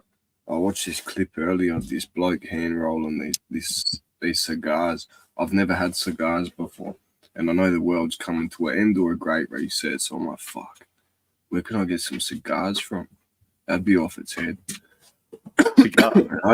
Yeah, like, you know, import ones, the ones you're not allowed to have. Oh, like Cuban cigars. I think we're allowed to have them. I think that's just the Yanks that are allowed to have them, aren't they? Nah, we're not allowed to have them, bro. Are we? Do you know where to get them? Not here, but I was smoking them like they were nothing in Afghan, bro. Yeah. All the Yanks were flexing them over there because they were out of America, so they were like flexing Cubans everywhere. And I was like, give us some of those. You know? Yeah, 100. I seen like roll your own fucking do your own kit. But when I was watching this lad like roll this cigar, I'm like, yeah, I'm gonna leave that to the experts. I'd rather fucking buy one that's already done with all the like wrapped in a dark leaf. You know, I want one of them. I'd be sick. Fuck. Mm. Yeah. You ever had a cigar before, Sarge? Oh, plenty, fucking plenty, bro. Yeah. Yeah. Do you find them fucking better than like a normal cigarette or? Can't fucking stand them, brother. Fucking stand them, mate.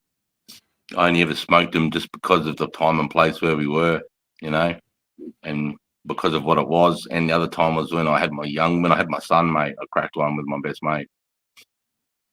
Mm. Wasn't a Cuban, but it was, you know, still a fucking $60 cigar. Still, yeah, fucking A. Well, I was looking online at other ones you can get, like cheap starter ones, but like $45 for a single is the cheapest one you can get, and I think it's like 6 or 7 inches. And with those things too, like I had this officer, one of my OCs, he was a major. He was really, it's a collect cigars. He was a cigar butt. And he had a humidifier because the good ones you meant to keep in a special temperature, humidity. Yeah, have like a fucking case for them and shit. They're all fancy and that.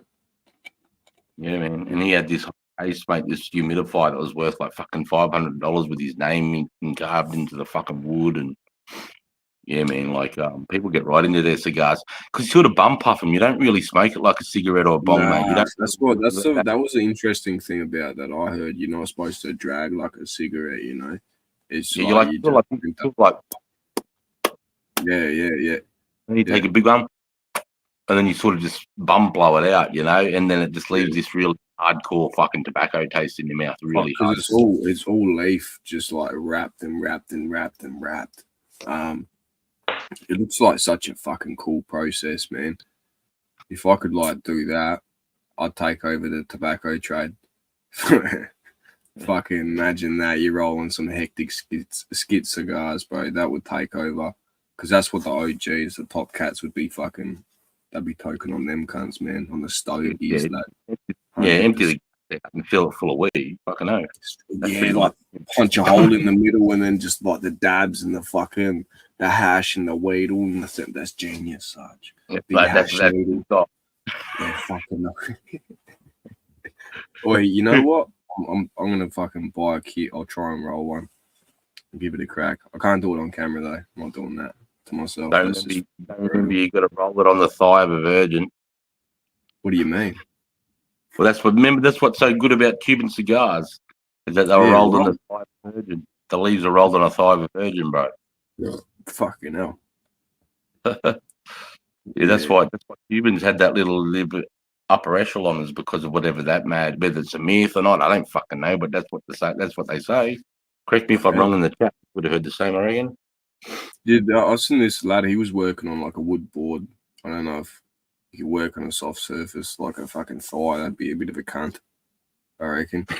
So, I don't believe it for a second, but then again, who knows? That's some fucking, that's some woo woo. They're just trying to sell it, my bro. You know what I mean? You know, America were just stopping the trade coming in because I think it had something to do with the fucking Cold War. I think it just was like nothing from Cuba can come into America just because of, you know, the fact that they were like, you know, Cold Warring against those motherfuckers in America and Russia parked a couple of nukes there. Yeah. You see that fucking submarine that the US parked out of Iran or something like that? It's got like 150 odd Tomahawk missiles on it. It's been converted to a nuclear submarine as well. Yeah, those things aren't.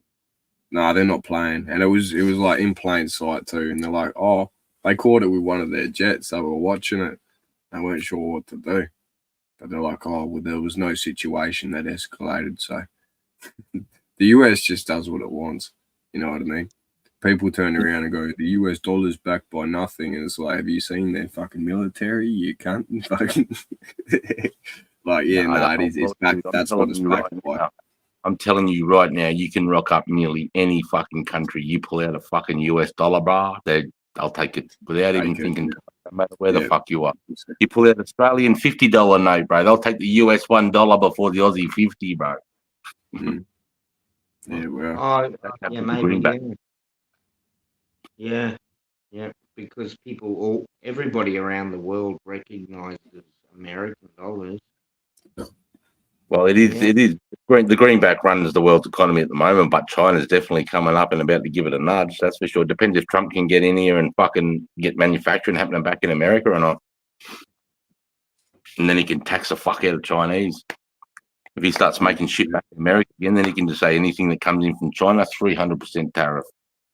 You know, because then that'll encourage companies. You see,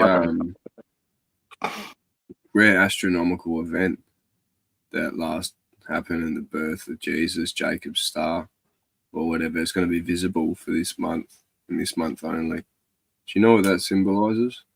Don't you fucking talk? No way. You're not talking about Beetlejuice, are you? I'm not talking about Beetlejuice. I'm talking about Jacob's star. This is like biblical shit, such hectic shit. I'll text it to you off stream, but it's you what do you symbolize? It's Jesus is coming back, bro. Apparently. I don't believe it yet. Yeah, well, this star was present in the birth of Christ 2,000 years ago, and it's spoken about in the Bible from the east that it comes or something rather. Oh, you're talking about the star that led the three wise men to Bethlehem.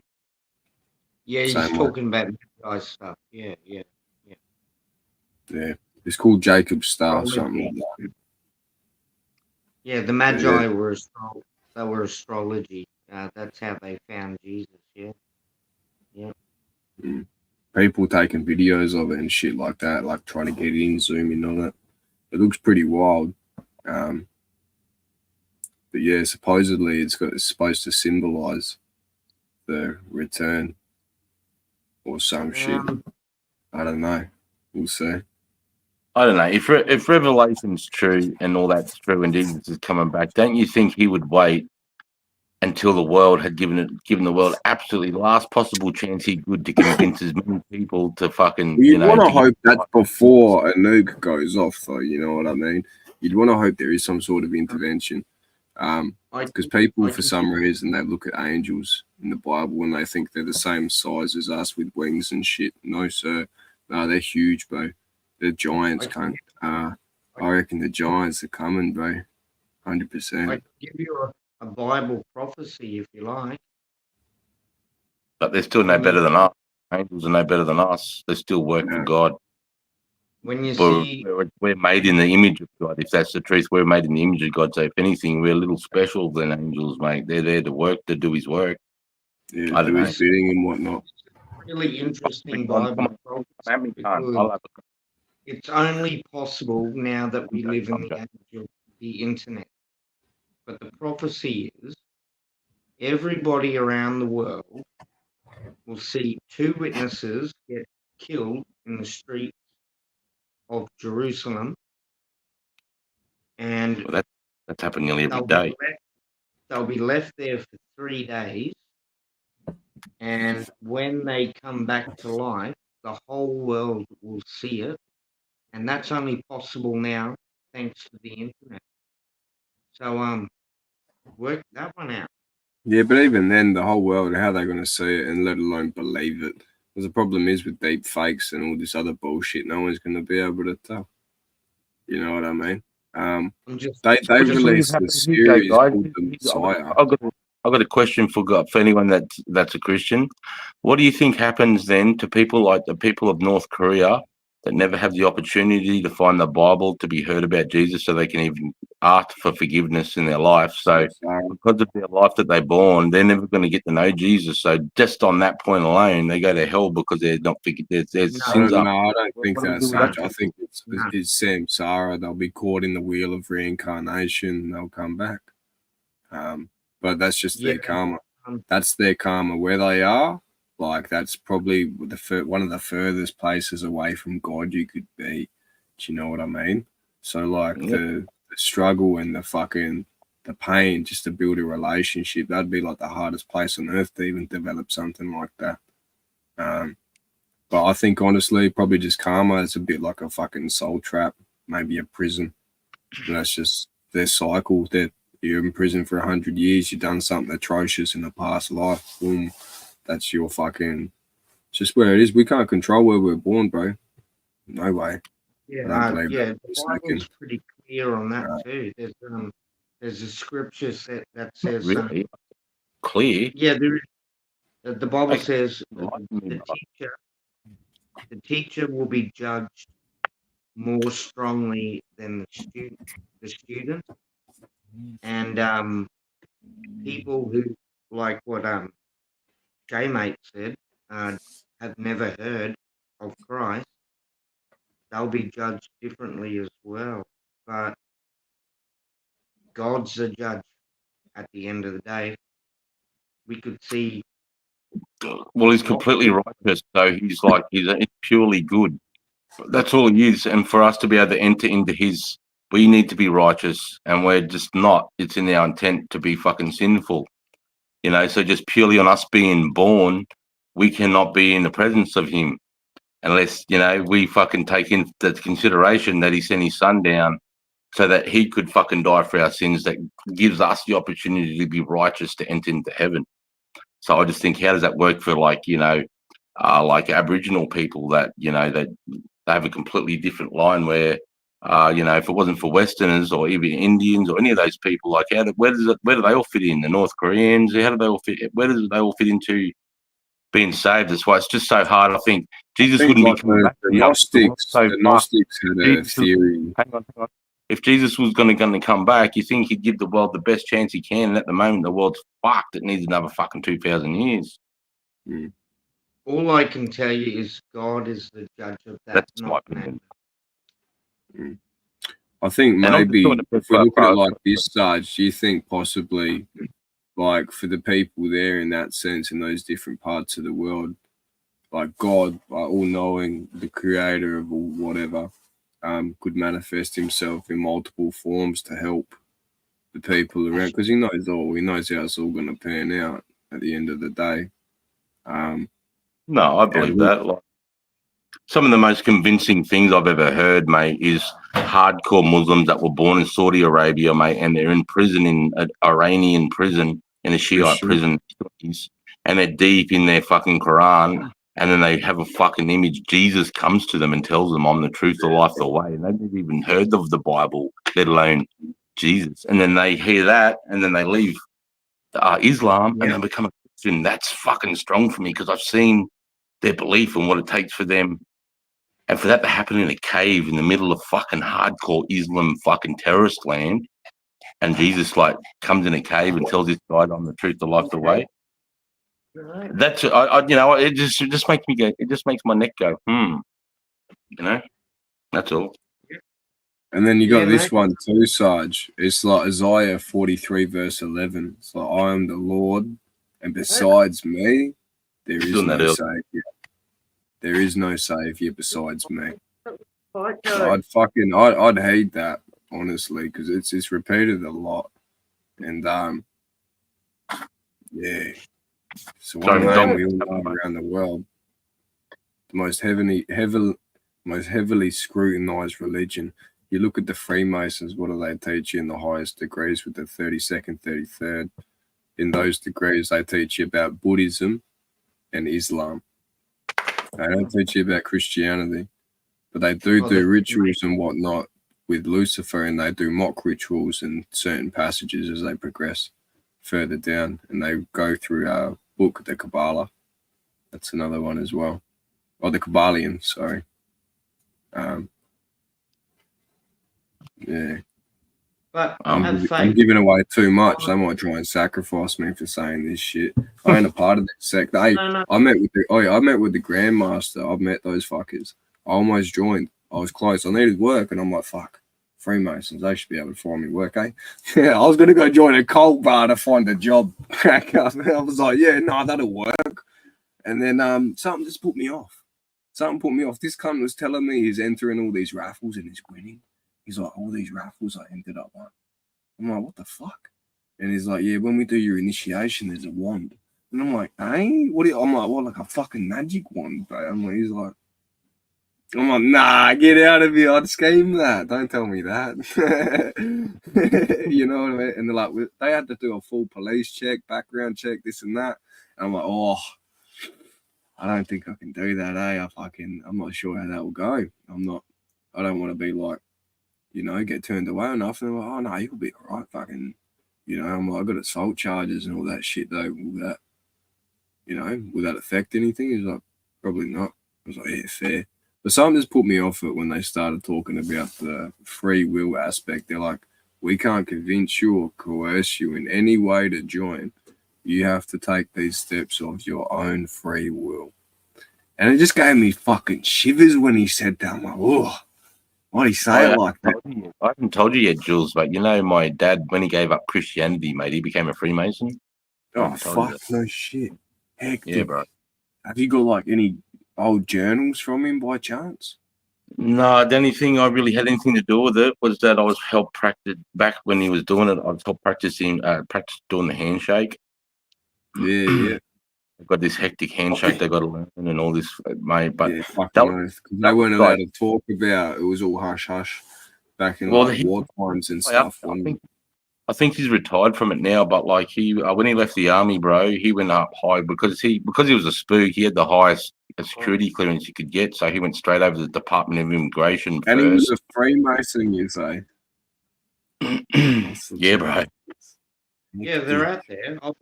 I was invited to become a Freemason. What'd you say? Say that again.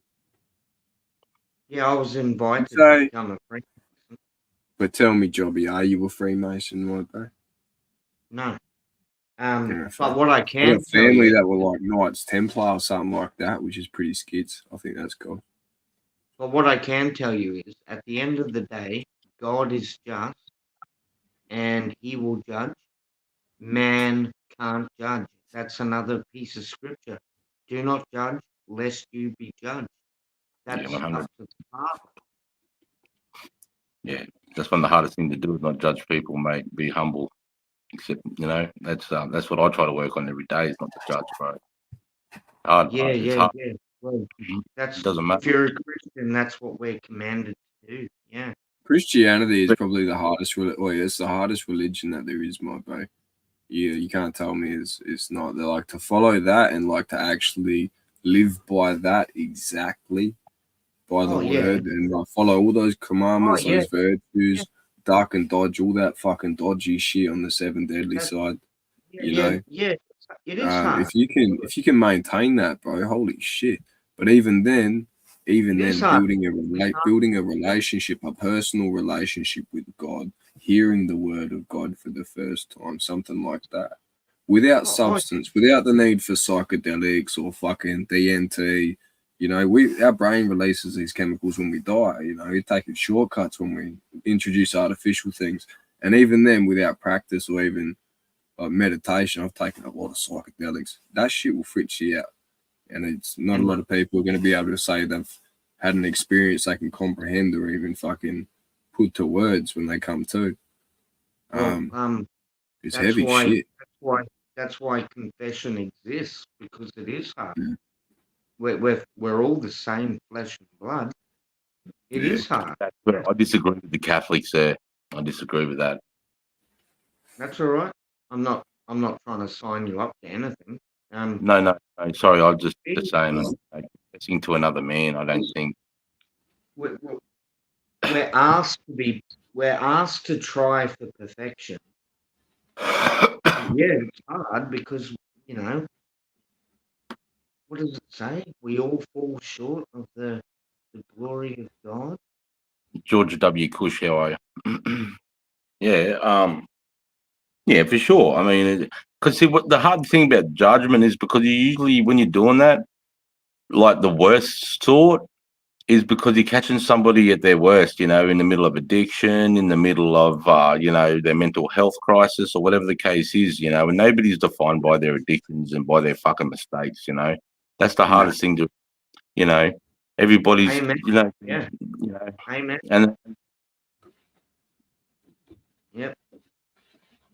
Just let God be judged. He'll sort it out. Don't worry about man judging you. It's not a good idea. yeah, I just think, you know, that if you can try and keep that format, that, you know, like, you just don't know what other people are going through, you know, what their struggles are and what they've been through to get to where they are and why they're the way they are, you know. Some people might be aggressive straight off the bat. You just don't know what the fuck they've been through and what they're going through, man, you know. So sometimes being kind and trying to be humble and just think, okay, you know, this person might be angry because it fucking just something that might have happened really bad in their life, you know, and just give them a chance and you usually find out that's the case, just like us. You know, it's like you or whatever, you know, we all. But, that's another scripture too. God knows our hearts. He knows our hearts. And if your heart's a bit dirty, pray, repent, confess, do all those good things. But yeah, it's hard. It's not easy to tell somebody. Dead calls black guys hard R. He says everybody in Australia says it. Is that right, mate? I'm not even going to respond to that. Of course it isn't. Oh, you dirty worm. Dirty worm. It's been and done, mate. You're dredging up some old bullshit. This isn't the place for it. I don't have a spanner to put you in timeout, but I don't think it needs to be said. Don't bring bullshit here, mate. Not now, at least, anyway. All right. Well, it's not bullshit to me, mate. No, not you, Jobby. Fucking not talking to you. You Wally. You're talking about the comment I've just clipped up so you can see. Look, bro. Fucking work.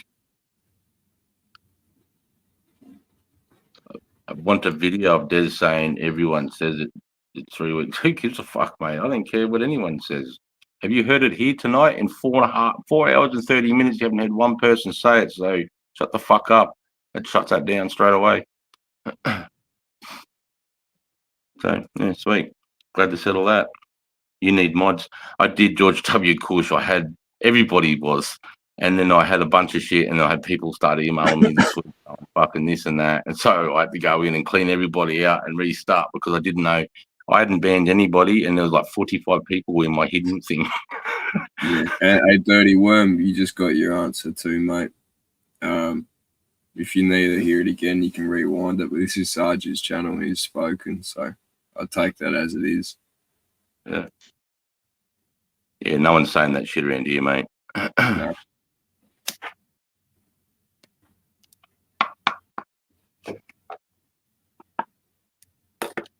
Yeah, I think it'd be good if we get off the topic of religion.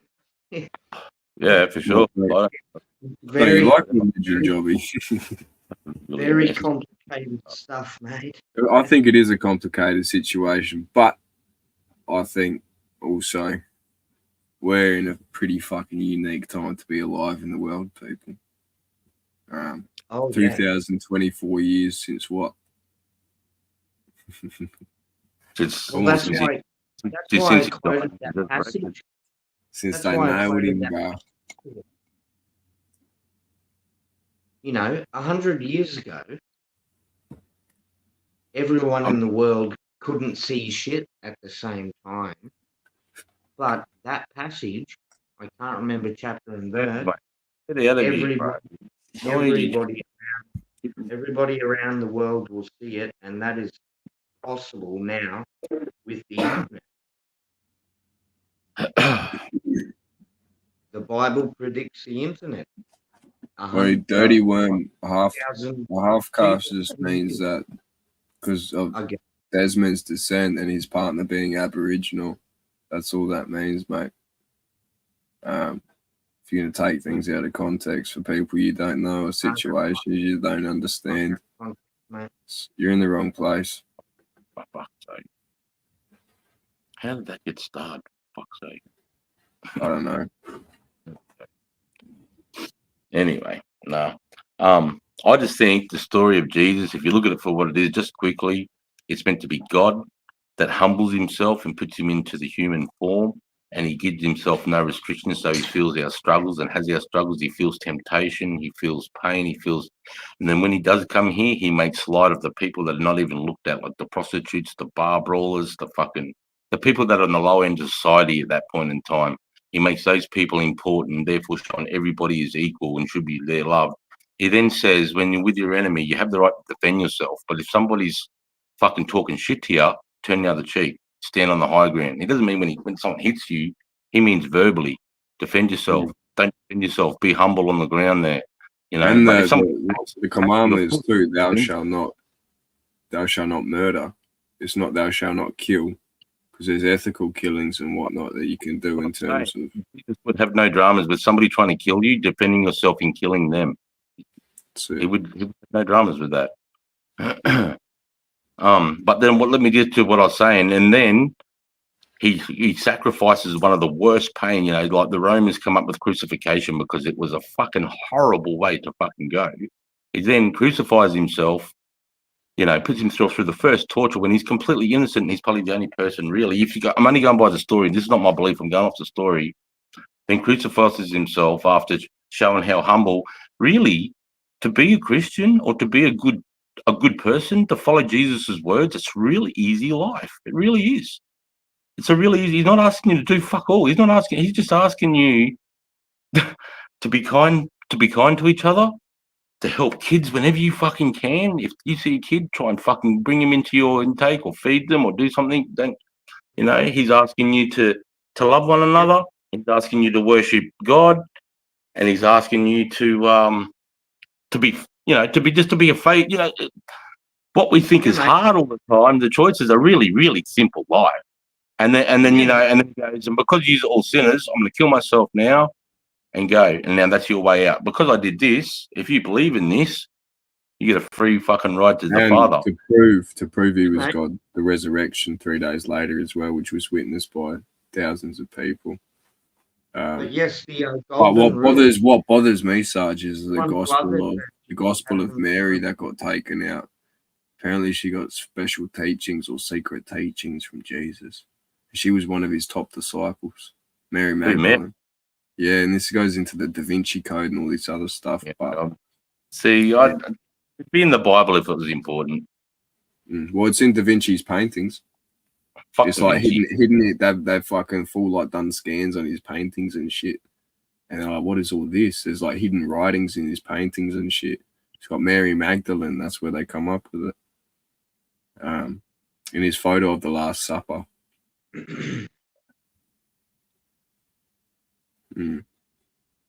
So I just looked up the phrase half caste. It's a hella racist, mates. Oh, mate. What are you talking about? Half caste. Is it proper?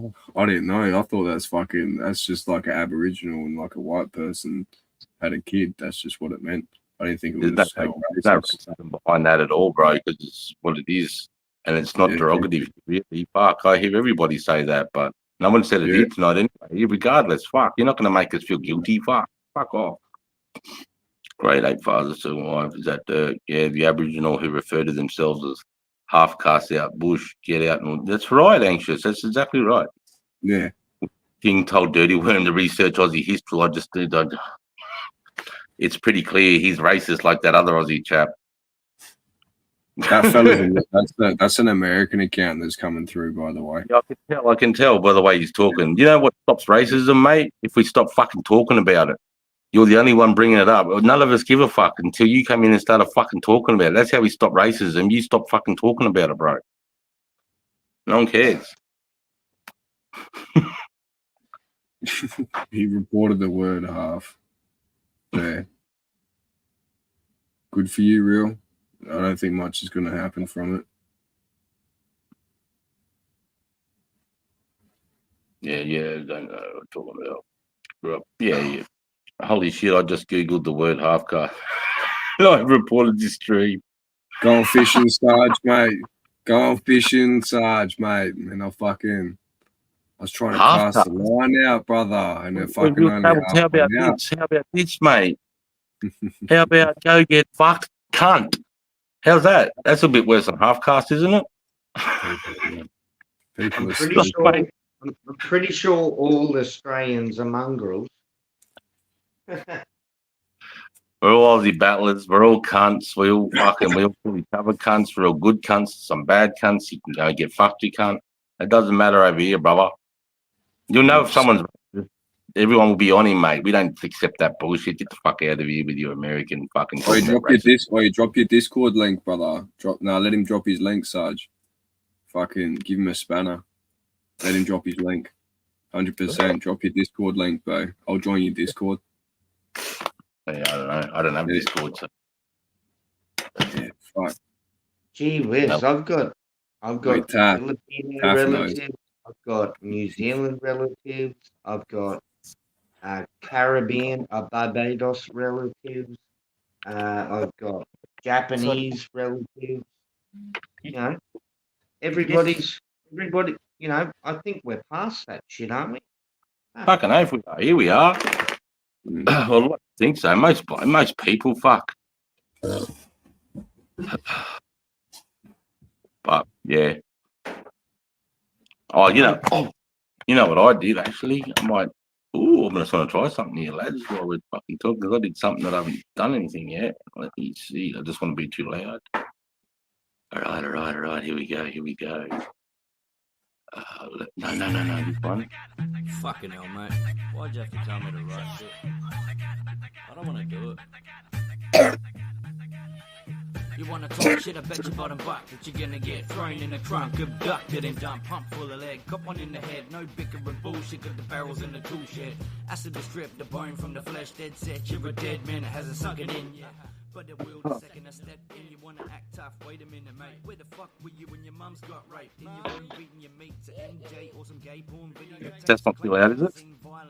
Funny as shit. I'll tell ya. Put it up. Yeah, put it up like another 20%.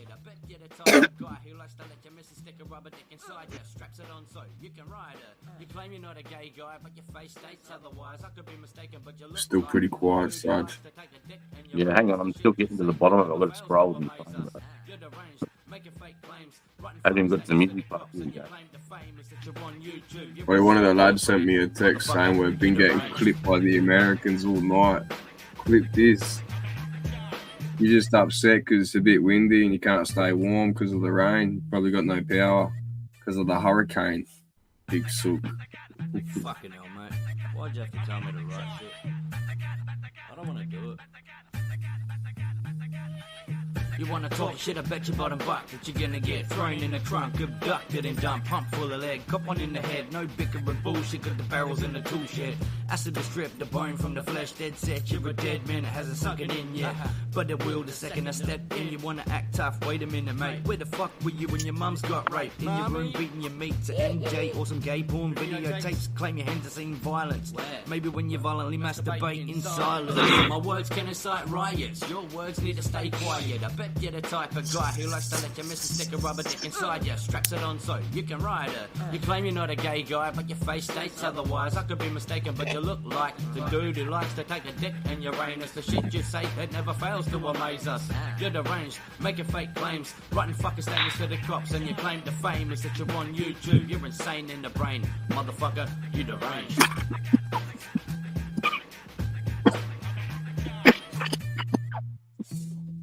Why, I've got it. Fuck I've got you, a- mate. Why'd you have to tell me scared of the that? truth about dance. I don't want to go. Oh, look. You wanna talk shit, I bet your bottom buck that you're gonna get thrown in the trunk, abducted and done, pump full of lead, got one in the head, no bickering bullshit, got the barrels in the I've tool been shed. innocent in the Acid house. to strip the bone from the flesh, dead set, you're a dead man, it hasn't sunken in yet. But it will the second I step in, you wanna act tough, wait a minute, mate. Where the fuck were you when your mum's got raped? In your room beating your meat to NJ or some gay porn videotapes, claim your hands have seen violence. Maybe when you violently masturbate in silence. My words can incite riots, your words need to stay quiet. I bet you're the type of guy who likes to let your missus stick a rubber dick inside you. Straps it on so you can ride it. You claim you're not a gay guy, but your face states other. Checkmate.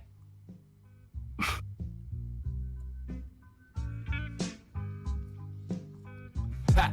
Craig Bell, little echoes exposing bogans inside. Hookie's freckle on his dick, deep throating. Left all his info out in the open. You're a silly little bitch, and now everybody knows it. How stupid could you be? Tried getting into beef. Now your asshole quits, you're better off on the street. Call it quits, little bitch, cause you know we know.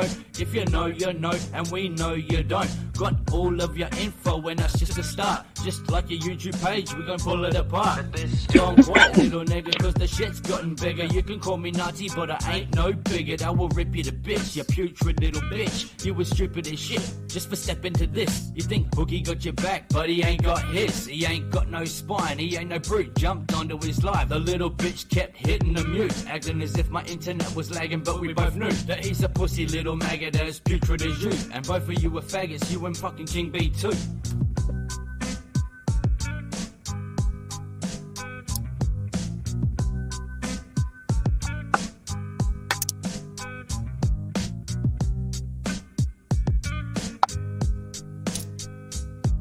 Wait, this lad said his Discord is savage. We best strap up. Why do we need a gun for your internet server? Okay, mate, can I ask you a question? So, mate, Now that we're doing music, could you please play only 19 for just us? well, you have to ask Sarge. I'm not in control of the music, mate. And I've got a dip like after one more bong, because that's all I got left. I'm gonna get some tip. Sarge is the guy that, yeah, I'd play it, mate. I just can't. I just can't. I don't have it. I don't have it loaded up in my fucking PC, and because I'm on the phone, I don't have access to be able to do that on this fucking thing. you mind if You can go to desktop mode, but it's just too hectic on the phone, bro. Just desktop mode is just. I tried. do you mind if I play it, please? Yeah, righto then, for sure. You'll hear it. Yeah, don't blast it too loud, but yeah, no, I'll stop and listen to it though, because I was only 19 by Red Gun, man. It's fuck, I can Tell relate to me that if shit. it's too loud. I'll just move the phone Heard a like little bit. fucking 10 covers to that song, man. Hectic song. Is that too loud? Yeah, just turn it down a little. Mum and Dad and Denny saw the passing out. Oh, Shit. What did he fuck. do? I don't know. Yeah, he's not even backstage. Bumped himself out. He sent himself. What's been Set going on? himself on Sarge. I'm Australian when I want to be Aussie, Des. It's Savage Discard, wrap up. Hello, man. Des, cheers, mate, Australia. The real levels, normal people know how to put your link up with her. Thank you. No, you actually stir. No more blues, dear. I'll borrow yours. I'd rather fuck myself with a rake. What? God You damn. better step up. Wow, whoa. There you go, Anxious Aussie did it. What the fuck? We need to Yeah, come back. I'd say, I reckon you're on the money there. The bro was using a pager. What the fuck? Why? What do you mean? What for? Come on, Sarge. What happened to the pages, mate? Oh, right. Okay, I'll tell you. Bit fucking slow and all, mate. So I love you, Asso, but hey, let's be fair, you can't rap. The rest of shit, get off, quit now, quit. But there's still more. You reckon I can't rap? I'll wrap a rope around your neck. I'll lob you off the edge of the bridge across the road where you live. You're not safe, mate, just like your webpage ain't. Keep saying the same shit, loop, then replay. Your rhymes are basic, you're in Neverland. To think that you're famous and King B buried balls deep in Uranus. You ain't a tough cunt, you're not the greatest. Image makes you look like a pedo dog rapist. King be on your dick so much that you can taste it. Call the cops and write a couple statements. You're a joke, cunt, well your fucking face is. You're a narcissistic retard whose life is Hey, Sarge, you want to see something cool? The issue is whenever there's an issue in the community, usually it's because you Having a chat to Drop the Mic earlier, and these are some of the lights that we get here in this day. I wanna knock your fucking teeth out of your mouth. You talk too fucking much, better go to sleep now. Right.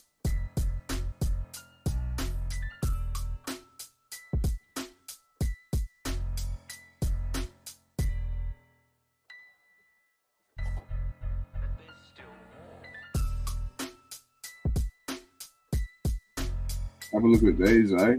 Yeah, where did you see that? It's in the bro's place. He's just up the road from me. He's not far at all. But he's got his camera pointed 3 times zoom, heading east, I think. Can't remember. But he's catching all of that and it's coming all different directions. Yeah. Pretty strange. That's hard to see, but that. Fuck, Look bro. at it. See how they're like moving all different. It's weird as fuck, Sarge. Like, where this. Yeah, it's So mad. for me, that direction, I know exactly what direction that is, bro. For me, that would be literally that way, bro. Be out that way. So the ocean's over there. So that basically be toward Moonta, down toward the boat, the bottom of it. Toward Antarctica. I added the Antarctica bit for fucking dramatic effect, but literally toward Antarctica. He's got like fucking heaps of, like, you got to check out his channel. He's got heaps of stuff on there. How strange.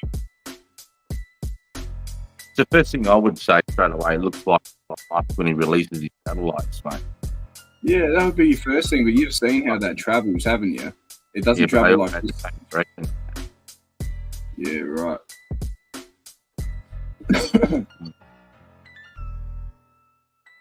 That's pretty hectic, though. Yeah, I mean that's fuck, I'd do anything to see it, but I really want to see. I'd love to see one. It's UFO, Sarge. Because look, one's just sitting there. It's not moving. Dude, I wish I And had boom, like. it just, boom, did you see that? It just teleported. It was cooked. Joking, you're not good at music, it's tough. I've heard all of your raps. Pretty strange. No offense, bro. Right, you're just repeating the same shit. You're just saying the same song, like. But yeah, But there's still more. who knows, mate? I'll say fucking aliens. Quit now, quit.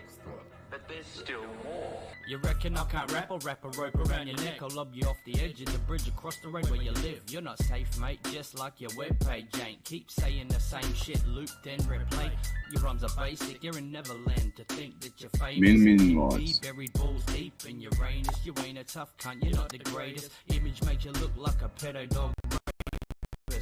King be on your dick so much that you can taste it. Call the cops and write a couple statements. You're a joke, cunt, or your fucking face. Joe might drop the link in the disco. Whose life is in danger. See, the issue is whenever there's an issue in the community, usually it's because you were at the centerpiece. You create the enemies, division among friends. You see, publicly apologize and think it's fucking sweet. I wanna knock your fucking teeth out of your mouth. You talk too fucking much, better go to sleep now. Funny tracks. Yeah, that's the guy. You're gonna funny play. Alcoholic is always alcoholic. Junkie is always junkie. You can never be a no, I'm clean for 6 months. If you want to find these tracks, there's one uploaded on the J-Mate channel. Came to Australia. This is my favourite one. Moved to Tasmania. Got a white wife who's hating ya. Buffalo soldier. Came to Australia. He moved to Tasmania. He's got a white wife who's hating ya. One love. King B, this verse is dedicated to you. There ain't no fucking limits to the shit I wanna do to you. You little fake fuck, you ain't puck, you act up and speak up. Talk shit, you'll get hit. Take a break, you weak cunt. Have a Kit Kat, relax, sit back. Don't think I won't because you're fucking Hello, killer lads. Wait, Jay, mate, those lights, I've seen them fucking heaps on night shift, bro. It's like usually around the horizontal area, just above. What do you reckon it is, bro? I don't know, bro, but I was sitting there telling these cunts, and they're like, you're cooked, bro. I'm like, no, fucking not cooked, cunt. I'm like, dead set. They fucking bright up really bright, then they fucking fly off this way, and then another one will go that way, and then another one will go that way, all in the same sort of area.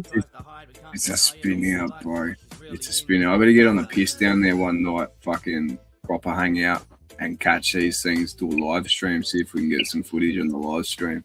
That'd be cool. But, bro, you know what? I've only noticed it ever since we've had that fucking Australia Borealis fucking thing.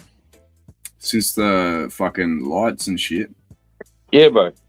Since we've had those big lights. Yeah. Half, yeah. Don't get me started on half. Them cunts are playing funny games with hurricanes at the moment. They were sending hectic frequencies up into the ionosphere and whatnot that change the light spectrum and shit. It's known to alter the light frequency and stuff like that, which fucks with our perception of what's actually going on. And they were doing that exactly when that solar flare happened and exactly when we got the Aurora Borealis and shit. It was cookery, bro. It was pretty strange. Like shit, you know, those fucking lights. Sorry, bro. The James Webb Telescope. They launched that on Christmas 2021. Right? 2021, Christmas. 25th of December. That telescope is exactly the same replica as a 1966 solar simulator, my bro. It's like the Simpsons, they're covering the sun, brother. Yeah, bro. But yeah, those fucking lights, bro. No shit. I've had cunts. I was like, "Oh, come out on your balcony, check this shit out." And they're like, "What?" I'm like, "Watch." And they fucking like get really bright, then they just dim out and disappear, and then another one will come from a different direction. Strange. Then I have 2 or 3 at the same time, bro. And it's like, fuck, you know. Where's that? South, mate. Sorry. What's that, brother? Is that when you're up north or down south? That was first I was seeing it was when I was in Bustleton, fucking WA, just after the fucking. Because I'm always out like fuck. You always see me out stargazing and looking at stars at nights and shit. Yeah, fuck, I love it, mate.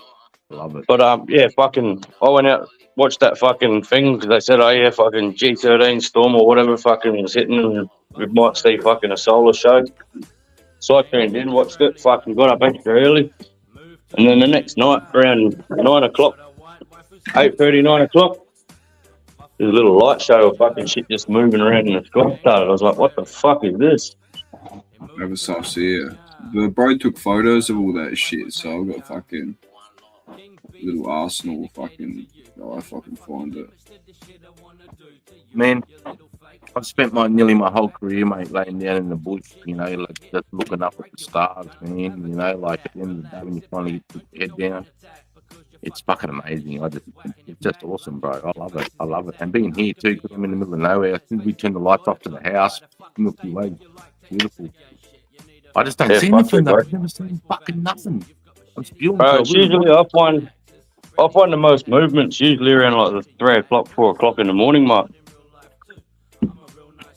Yeah, that's when just when that satellite thing fucking goes over as well. Elon Musk. Oh, Starlink. Yeah, bro. That's when I lived out at Port Wakefield. That was the first time I seen it because there's no light pollution out there, no street lights or nothing. So you got like full fucking milk view, bro. Elon's got a Starlink tracker app and all that shit, bro. You can like find out like just after launch is the best time to see it, and you see like the fucking train fly over. This was before I even had a Starlink, bro. I just had an alarm in one of the sheds. So I was getting up and I was putting my boots on outside. And I was looking off to the left. So where the fuck would that be? Towards Balaclava way, toward Adelaide. Yep. So off that direction. Looking off to the left. And then I seen this like boom. It was just like one light appeared, then two. And it was a big fucking row of them, bro. Like a massive line. Yeah, but what I seen with that was it was perfectly straight. There was no other fucking satellites going off in any other direction. But there were some that were like, they weren't fully attached to it properly, but they were following the same orbit, like the same path. Sort of like down a little bit. But what this lad's fucking sending me videos of, I've never seen anything like this in my entire life. Yeah, bro, fucking, I'd like to reach out to old mate, because fucking, it's usually there's two specific stars, like 4:30 in the morning. Yeah. And they're sort of like just above the horizon. Say fucking if you put your thumb there, like in front of your eye, and then like close your eye where the horizon is, they're about that high up. And then usually they fucking start beaming. Like one will go left, one will go right, two will go this way, one will just sit there and fucking then all of a sudden it'll move. Yeah. And bro, fuck, I've seen it, and it's like not on one occasion. It's been on like fucking 8-9 different occasions. Just when I was doing Adelaide Airport the other month. And first when I was in Bustleton.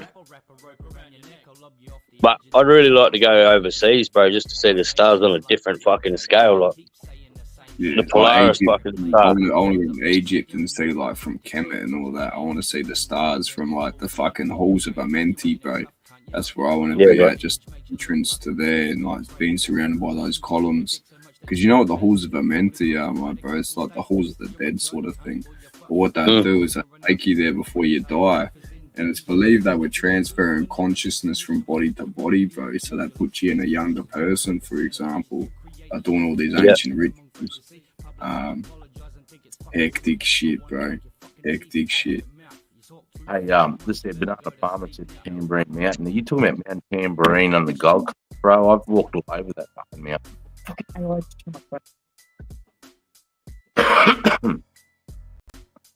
Yeah. I've seen that ball lightning. I've seen ball lightning. That was in the middle of a crazy storm. But if that's Mount Tambourine on the Gold Coast, I've had all sorts of communication equipment on top of that mountain.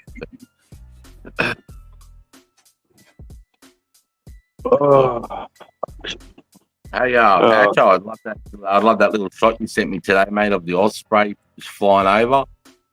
Yeah, bro, it was killer. Yeah, it was killer, bro. Sitting there fucking watching them take off, and then I was like, oh, I might actually be able to get a photo of this cunt. Yep. Sure enough, I was coming down the runway, and then he fucking came at the same time down the runway. I was like, fuck yeah. I thought you were going down the runway. I was thinking, fuck, you're driving down the runway. That cunt's just coming over. Fucking. Not many people get to see that perspective. It's good, bro. Like, fucking, I've seen him a few times take off, like 3 at a time, fucking in sequence. That shit's killer. All I keep thinking is the match theme song. What's that? The MASH theme song. Oh, the MASH, fucking on TV. Yeah, every time I see the cunts take off.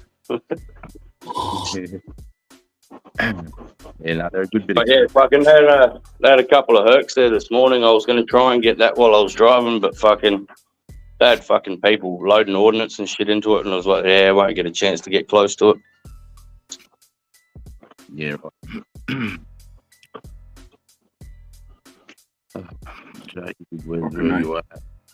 Someone asked Asho what his tracks on Spotify. Yeah, why your tracks up on Spotify, bro? I haven't made an account right recently. I did have old shit on Spotify. I don't know how the fuck to find it anymore. Hey, Not Sarge, Spotify. SoundCloud. I got one coin left and then I'm going to jet off to bed, my bro. Yeah, mate. Workers, brother. Thanks for coming up, Jules. Appreciate it, mate. Fucking big love. Oh, You gonna pack up The on Sunshine, stuff? most of my fucking tracks I've stolen the fucking beats from, so fucking. I think I'll get penalised if I fucking put them on there. I just add like a snare to it or some fucking. Yeah, I did. I had a cockhead's voice and fucking Wayne and Love. Added all their voices. That would fucking. Yeah, no, that's not mine. I wouldn't want to chuck a claim on that. I got to jump too because I got to fucking go fuel up the fuel cell. Fucking get ready for work. Easy Yeah, done, mate. Start the night shift. Hey, Sarge, you still doing Friday night tomorrow? Yeah. Tomorrow night I'll start off with some hardcore, some not too hardcore, but some more footage and some commentary, and then just open the panel up again. Do you want to have a suss around for you, mate, and maybe try and fucking get you into some Telegram groups, show you some other stuff, and maybe get you some different footage that hasn't been seen yet on YouTube or on the news even. If you can, I mean, I'm not too worried because most of the stuff I show, most people haven't been watching or you know. Especially it's probably safe to use that footage over like stuff that's not. Oh, fuck. All right, lads, I got to bounce. LHLR. All right, Asho. Yep. Big love, mate. LHLR. Big love. Peace. Fucking A. Fuck yeah. Hell yeah. Where's your bucket, Sarge? Right here in front of me. It's not a medically approved bucket, mate. No, but fucking can't. I can't believe they got Matt like that, bro. Guys, bong on, brother. Yeah.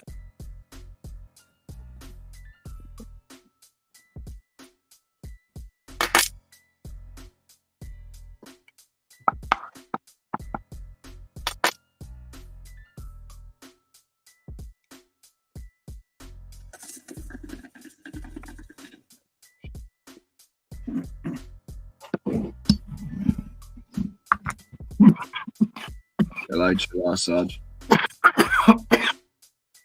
Bong on, chat. Big love, mate.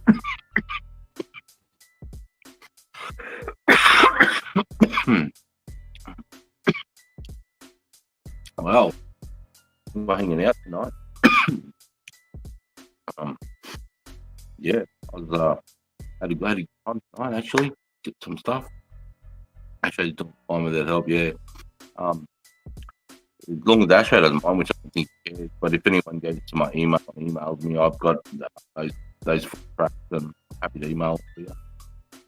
You know, so Asho emailed them to me yesterday, so I could put them up on his now. So I've got them as background music now. I just think it's a mad beat, just mad songs. I like it, and at the end of the day, it's just hanging shit. Gives a fuck what we do. Good taste, good music. Fuck yeah.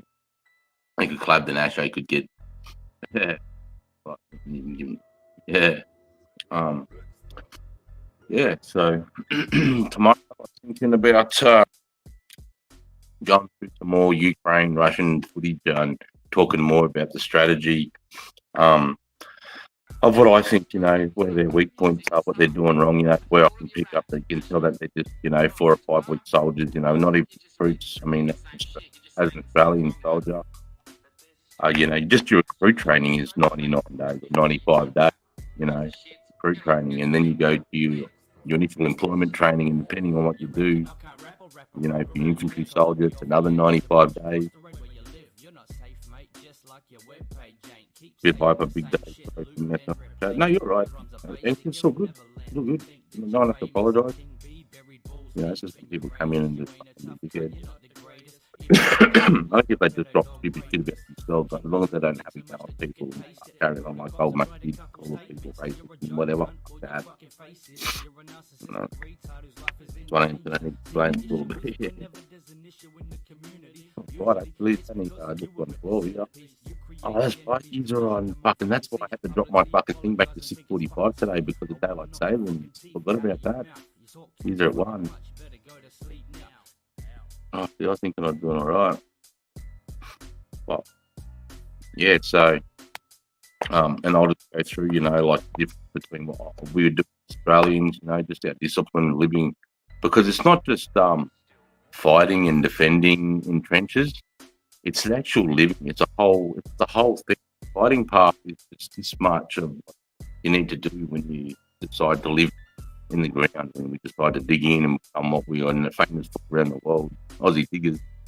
There's a whole system to it, and it's all discipline. It's all discipline and it's all routine. Like I'm telling you right now, other than the line you'll see, but we'll discuss that the best we can. All part of our routine when you're living in fencing systems. It's called the spoil of the earth that you're digging out. You know, we disperse it a certain way, and we have a system of how we make it look like the ground around us all the time.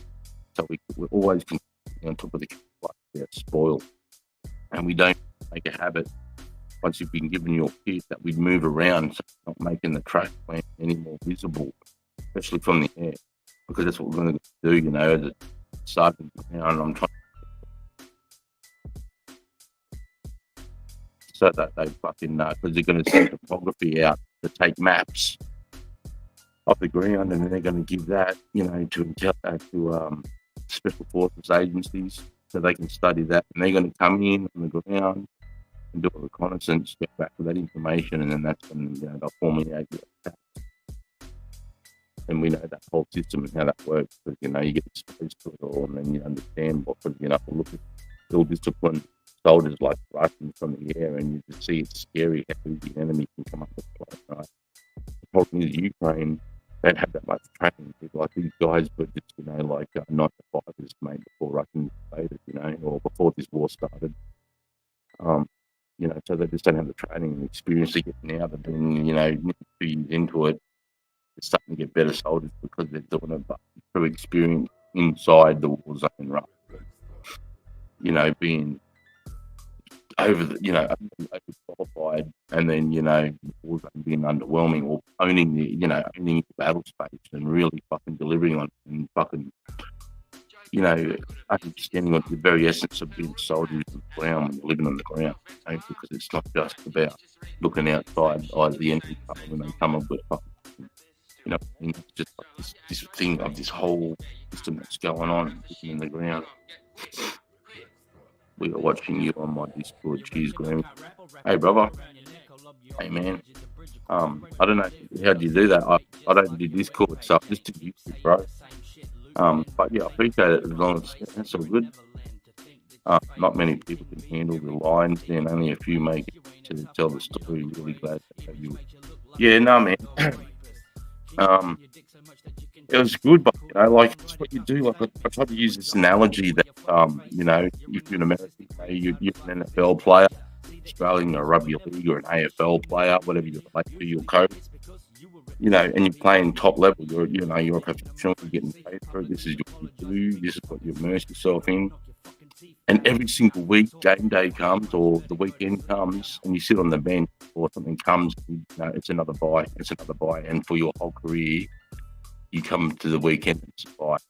You never get to play the game, you know, but you've been training your whole fucking life, dedicated all this time and sacrifice to this specific art that you're doing. It's different that you can't relate to when you go to, you know, anyone that's outside the military, when you go to their places, party at Christmas, and you say, what have you been doing at work? It's hard to relate to say, this is the headspace of what, you know, because you sound like a dickhead, right? But you want to get across what you're doing, because sometimes it's fucking hard, and you fucking, I don't know, you just want to talk about it, but we don't sound like a fucking dickhead, you know what I mean?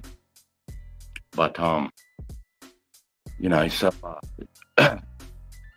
yeah, I'm passionate about it too, and we do it the best. You know, we're the most disciplined. You know, when it comes to being on the ground, I think we're the most disciplined, and it's just because just us.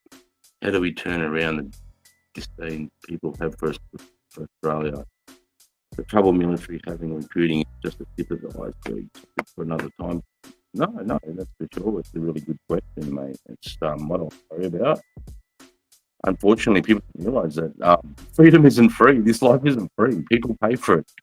Every generation's paid the price for the next generation. It's every generation has, including my fucking generation. And look at the way the world's going. Doesn't what the next generation is going to get out of it scot free. So you know, it does concern me, mate. Recruit. And because unfortunately it's sort of this wokish culture where we turn Australia into Invasion Day, you know, that's very, you know, I mean, controversial thing to say, I suppose. It's just we keep disdaining from that patriotism. You know, we're looking down the end of the that flag's about coming over here and what do they call it when, you know, the monarchy, what they call it, colonialism. And when you put that amongst people instead of embracing us, you know, especially Australia, because we're so multicultural, and it's, you know, what makes us special is the fact that we're a ball and pot of everything, you know, especially from the Eureka Stockade, you know, with the Chinese, we had Americans, we had Irish, we had Ballarat and Melbourne spelled out. So I think it was the most popular, like, there's more people in that area than there was any one place in the world at that particular time of the gold rush. And because of the multiculturalism is why I think we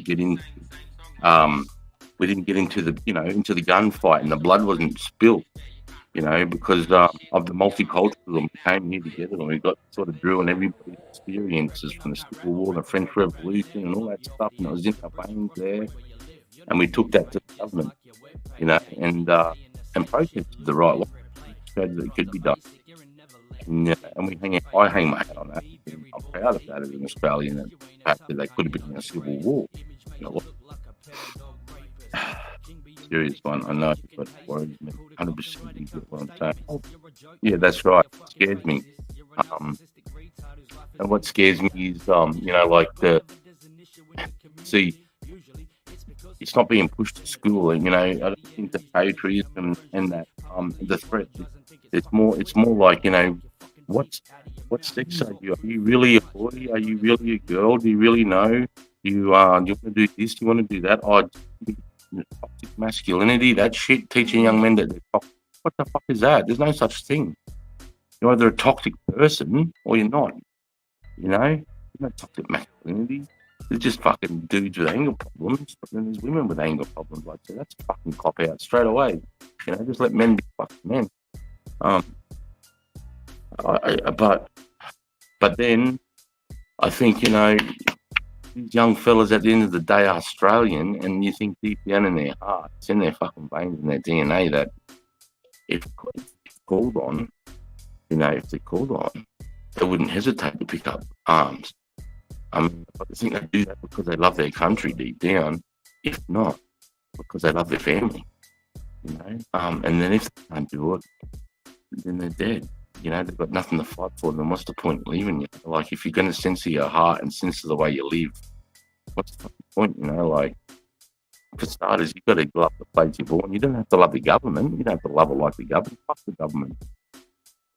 But you can love the people. You can love your country. You can love your flag. You know?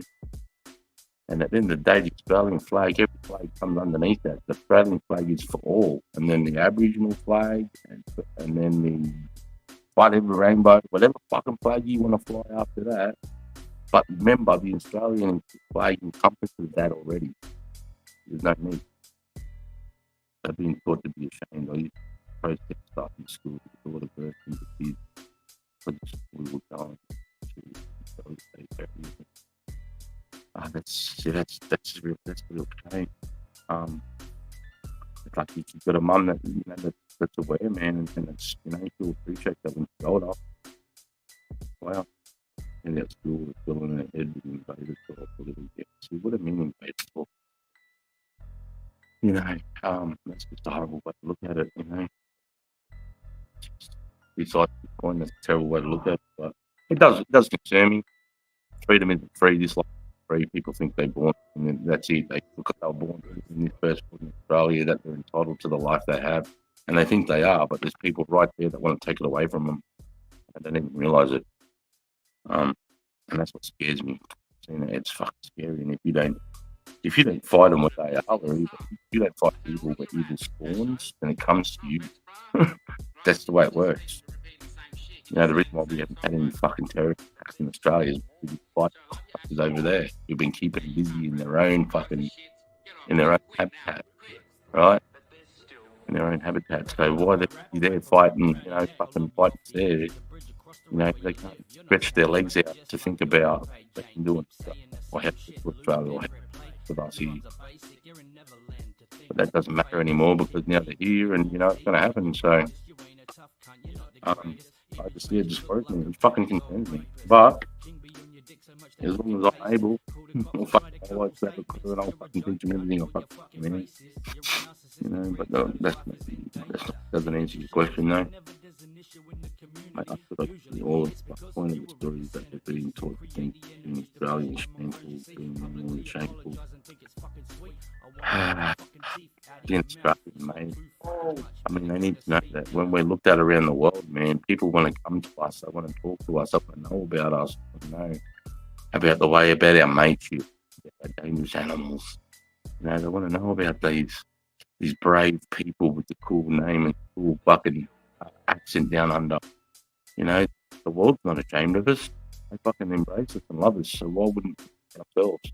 We've got nothing to be ashamed of. But I miss why I need help. What? Who needs help? What? Let's go.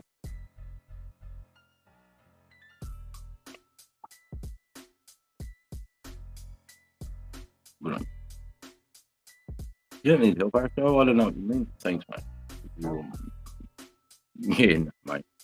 It's to me, it's common sense. But just in this day and age, what's common for me and what's common for you, it might not be it's not common anymore. Like, not just common sense. It's just like we went back there with all that colonialism and whatever they want to fucking blame us for. We went back there. We went there. We're here now, and all we can do is go, fuck, it's not us, man. But hey, I want to live next to you and be a part of you, your life, and your community, man, because that's what we are. We're Australian today. So how about we just use that moment to bring ourselves together where our fucking maybe our forefathers couldn't?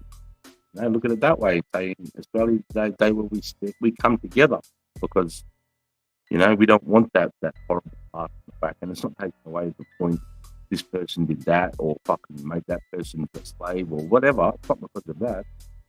It's because we're big enough to get past it. We're big enough to acknowledge it, and we're big enough to say, "Hey, that's not what we're about. Let's move on." I'd like to use it, but get rights to people, but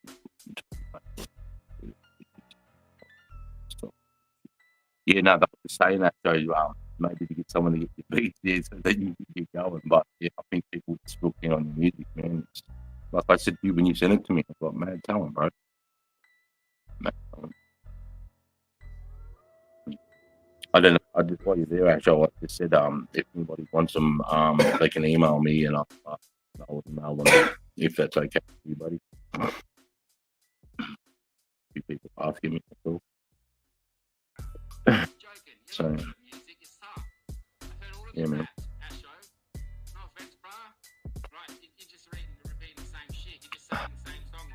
I don't know. It just wasn't a thing. Because I wasn't made just because my dad was in the army. Like I wasn't, I wasn't. Like, had this thing in my head, I've got to sacrifice. But no way, I never had that at all. That's something that I learned. As my first year as a soldier, I learned patriotism. I wasn't as patriotic. No way. I mean, I loved where I was from. Like, I just, like everybody else, I was born in Australia, you know. Simple as that. But then I learned what it meant to be, you know, from the military point of view, you know, how the world looked at what the military is, and then then I get taught about military history and then how Australians have affected every single war we've been a part of, and then how the rest of the world looked at Australians whilst conducting those war zones, and then the reputation we got because of that. I mean, from 1916 and the Western Front in France, in the schools in France, out in the countryside, above the blackboard in all the classrooms in the primary school, it says, "Never forget the Australians." That's right. We're free, you know, we help. It's just that the fact that, you know, we left that, you know, if you're an Australian soldier, you're Australian citizen in the Western, you know, out in Western France, you know, you'd be like, have been welcomed because of how we operate when we came to when we liberated. That's right. And the fucking Poms, the Brits couldn't do it, and I don't care what you say, you just couldn't fucking do it. So I had to put the Anzacs in there, and the Anzacs smashed it. I think you have a knack lyrically, just probably doesn't mean you can't leave something out. Oh, I used to spit it all, man. I can spit it all, but it's making me, inspired me to maybe do some sort of fucking one of my army ones, but I just can't put words together like that.